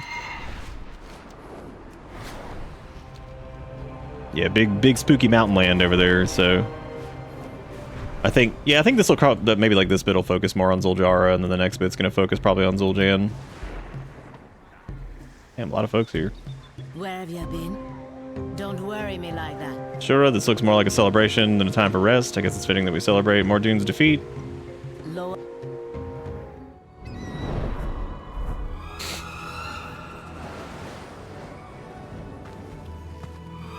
I don't think he's dead, though.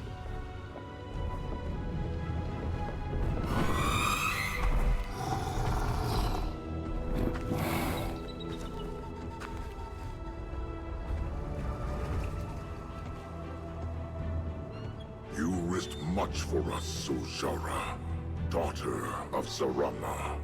Our sacred bond, so long abused, is restored. With the land, with your people. Your faithfulness, your courage, has brought us all together, young Hashe. Hashe. But It is so, not by our decree, but by theirs. I thought one of the trolls was just clapping for a second. I was like, what the fuck is going on?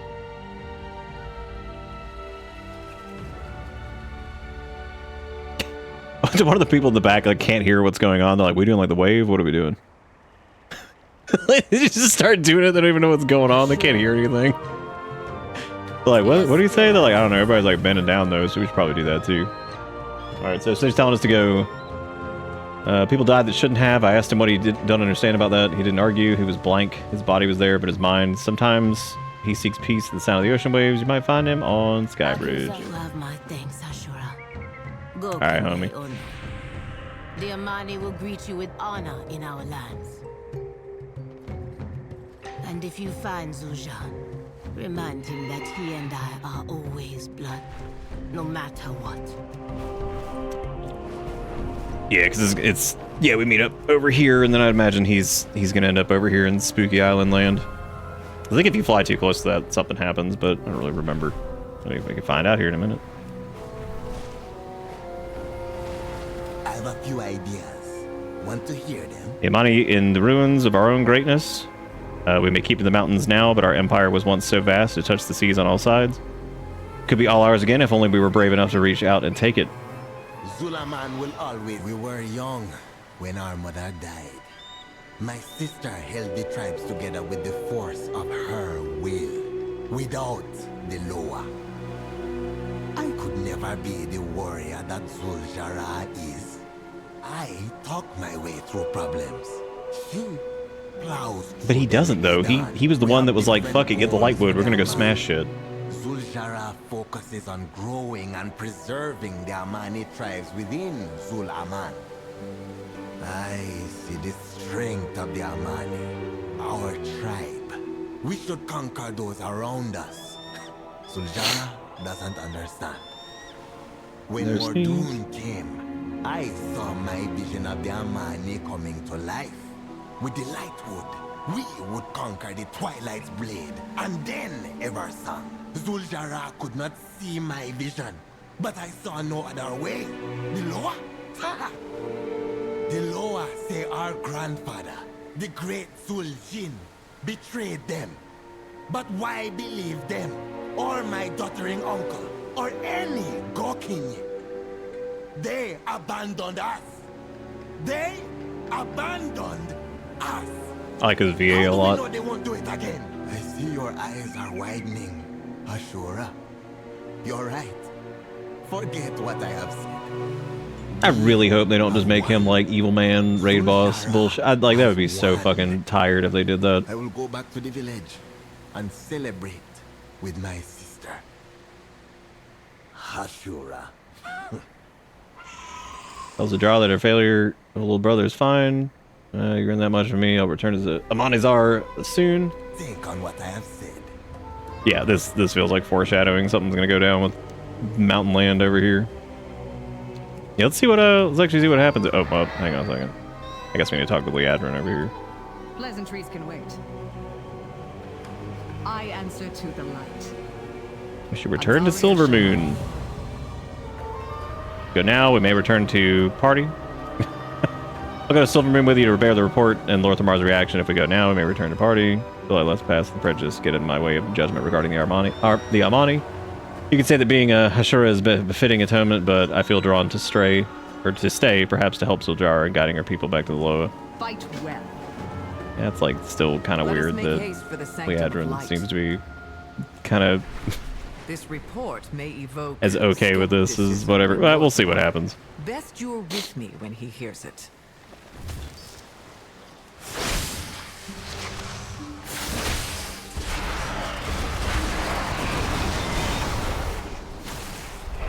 Yeah, I like Zul'Jin and Zul'Jin for the most part.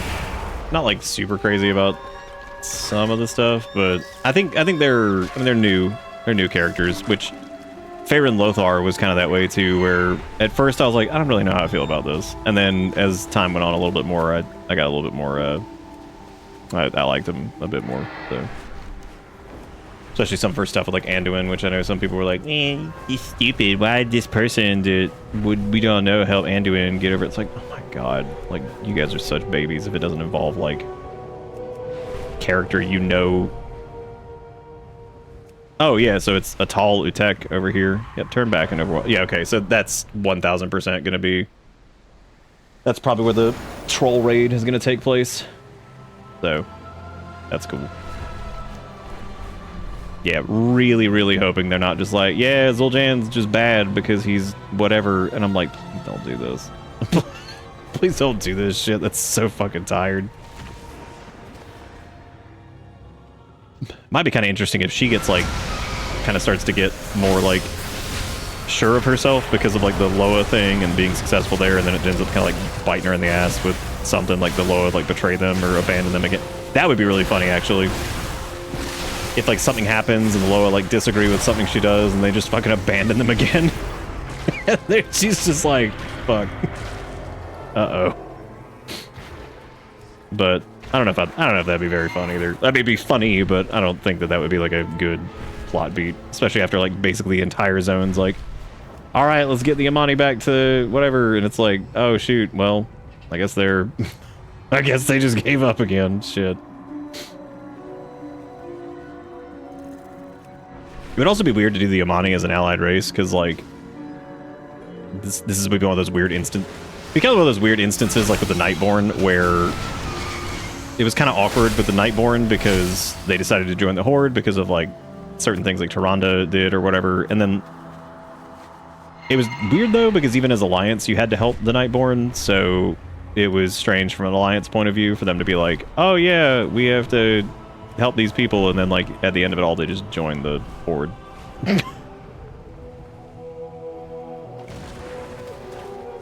Oh my god, this swimsuit shit, that's so funny. I'm just gonna leave that, I think. Because I keep forgetting about it, so every time it happens, it's just perfect.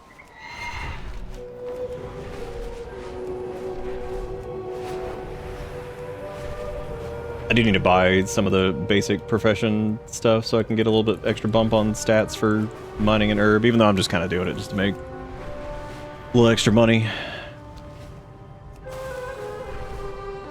But if you really want to make money with Gathering, you need to like just be doing it like non-stop right at the expansion launch, which, like I said before, I'm not super worried about it. I get like a couple million gold, so it'll be alright. As long as I can always afford to buy like enchants and shit like that and crafted stuff whenever I need it, it's not a big deal. Very seldom has it become like a huge problem or anything like that.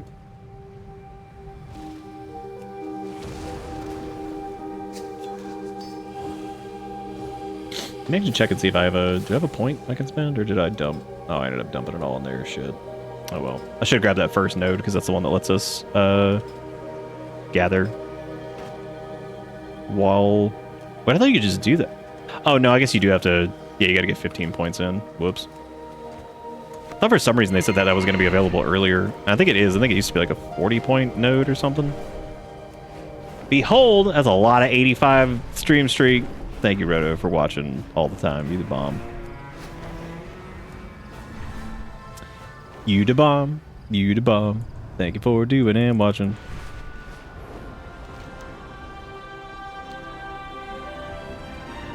That was the last day of February, isn't it? I need to probably double check the trading post just to make sure. Just to make sure there's nothing else I want before that heads out.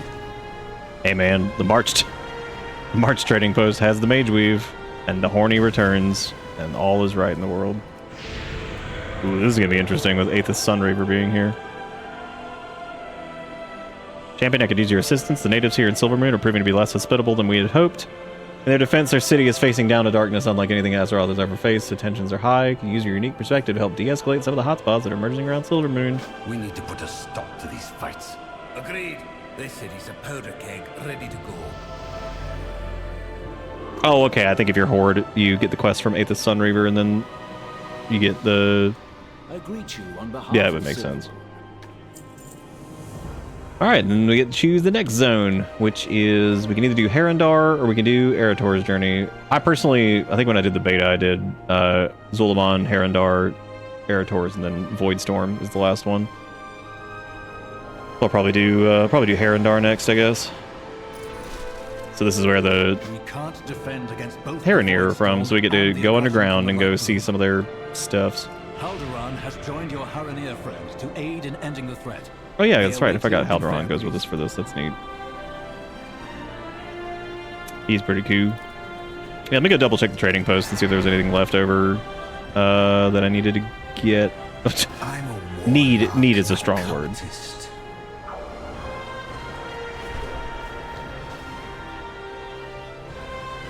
I don't know if they had the dudes who did the, like... Oh, I'll probably have to go back to Dornegal for that. Yeah, let me check the base trading post thing and see if, they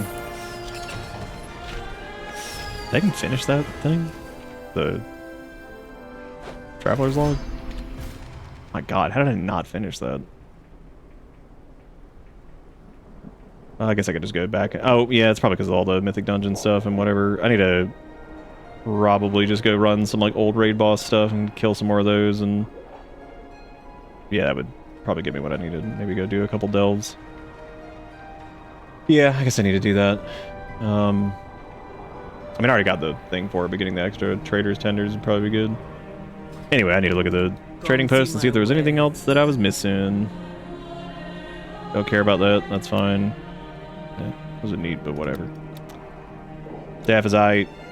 Call to Rise stuff's neat, whatever, don't really care. Long by the Shattered Sun's kind of cool, but... yeah.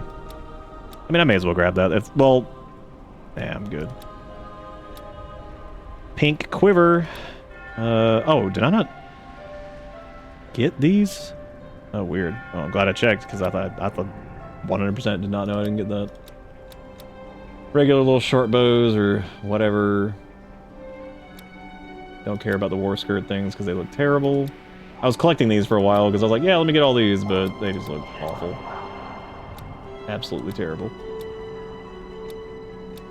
And don't care much about these either. Yeah, I'm good. I'll delete that stuff. Okay, so I just need the cowl here, which I don't use those very often either, but those I actually committed to getting, so... alright, cool. Well, we got that. Yeah, because the trading post resets every month, so... and there was a bunch of... there's some pretty neat stuff for March, I think, so I'll make sure I have extra stuff for that. I like how the first thing I see in trade chat as I come back is racist. That's just a word. It looks like somebody's advertising for the guild only elves, so that makes sense. Now I get the context of the... now I get the context of whatever the fuck is happening over there. So stupid. The trade chat's one of those things that's either like the funniest shit ever, or just like you walk in and you're like, ah yes, the villainy of humanity staring me in the face.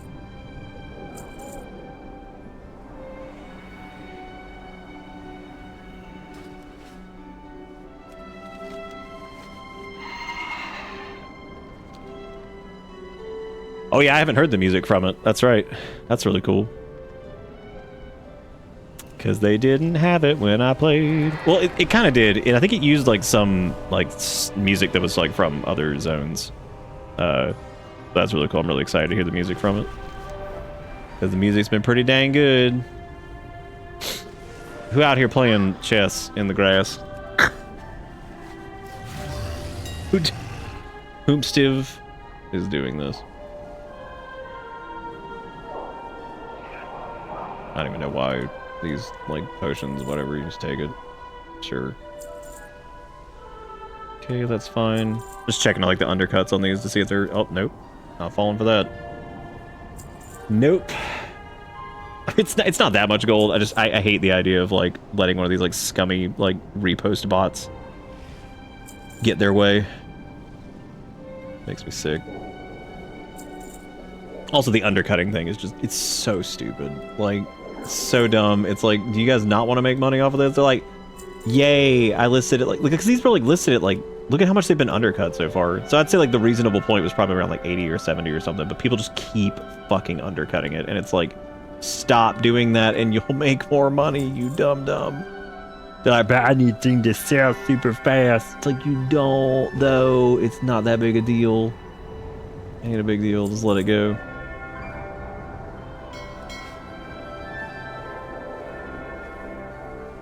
The achievement to unlock the race to complete the Harrenir campaign, but it's not the achievement for doing the Harrenir questline, so I wonder if it's separate.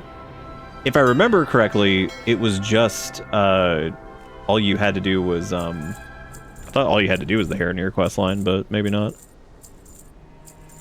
I got just from that run right there, we got a really decent delay. It's so easy to make money during early access. Like, or not early access, but even just at the beginning of the expansion. Like, technically the most money from gathering will normally come from, some of the end of delve rewards are really good. Like profane tinderboxes were huge. And just general like gathering materials, especially around the time like the people are like getting prepped for the first week of like Mythic Raid and all that stuff. That's when some of the mats just go nuts. So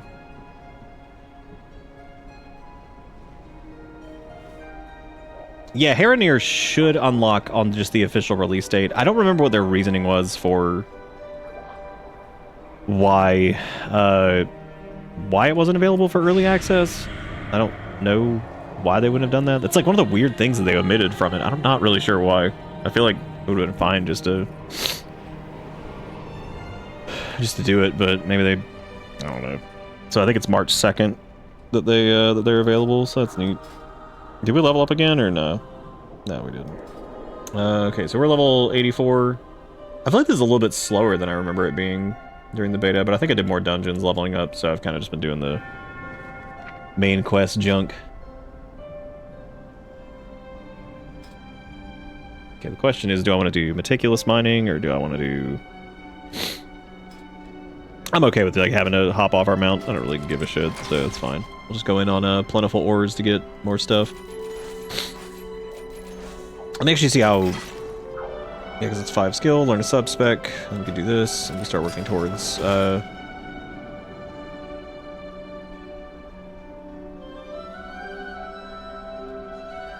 It's not the one that does... Oh, shit.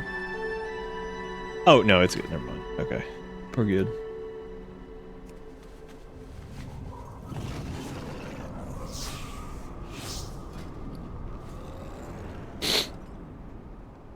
It's really interesting looking at the trade chat and seeing that people don't like Erator's character.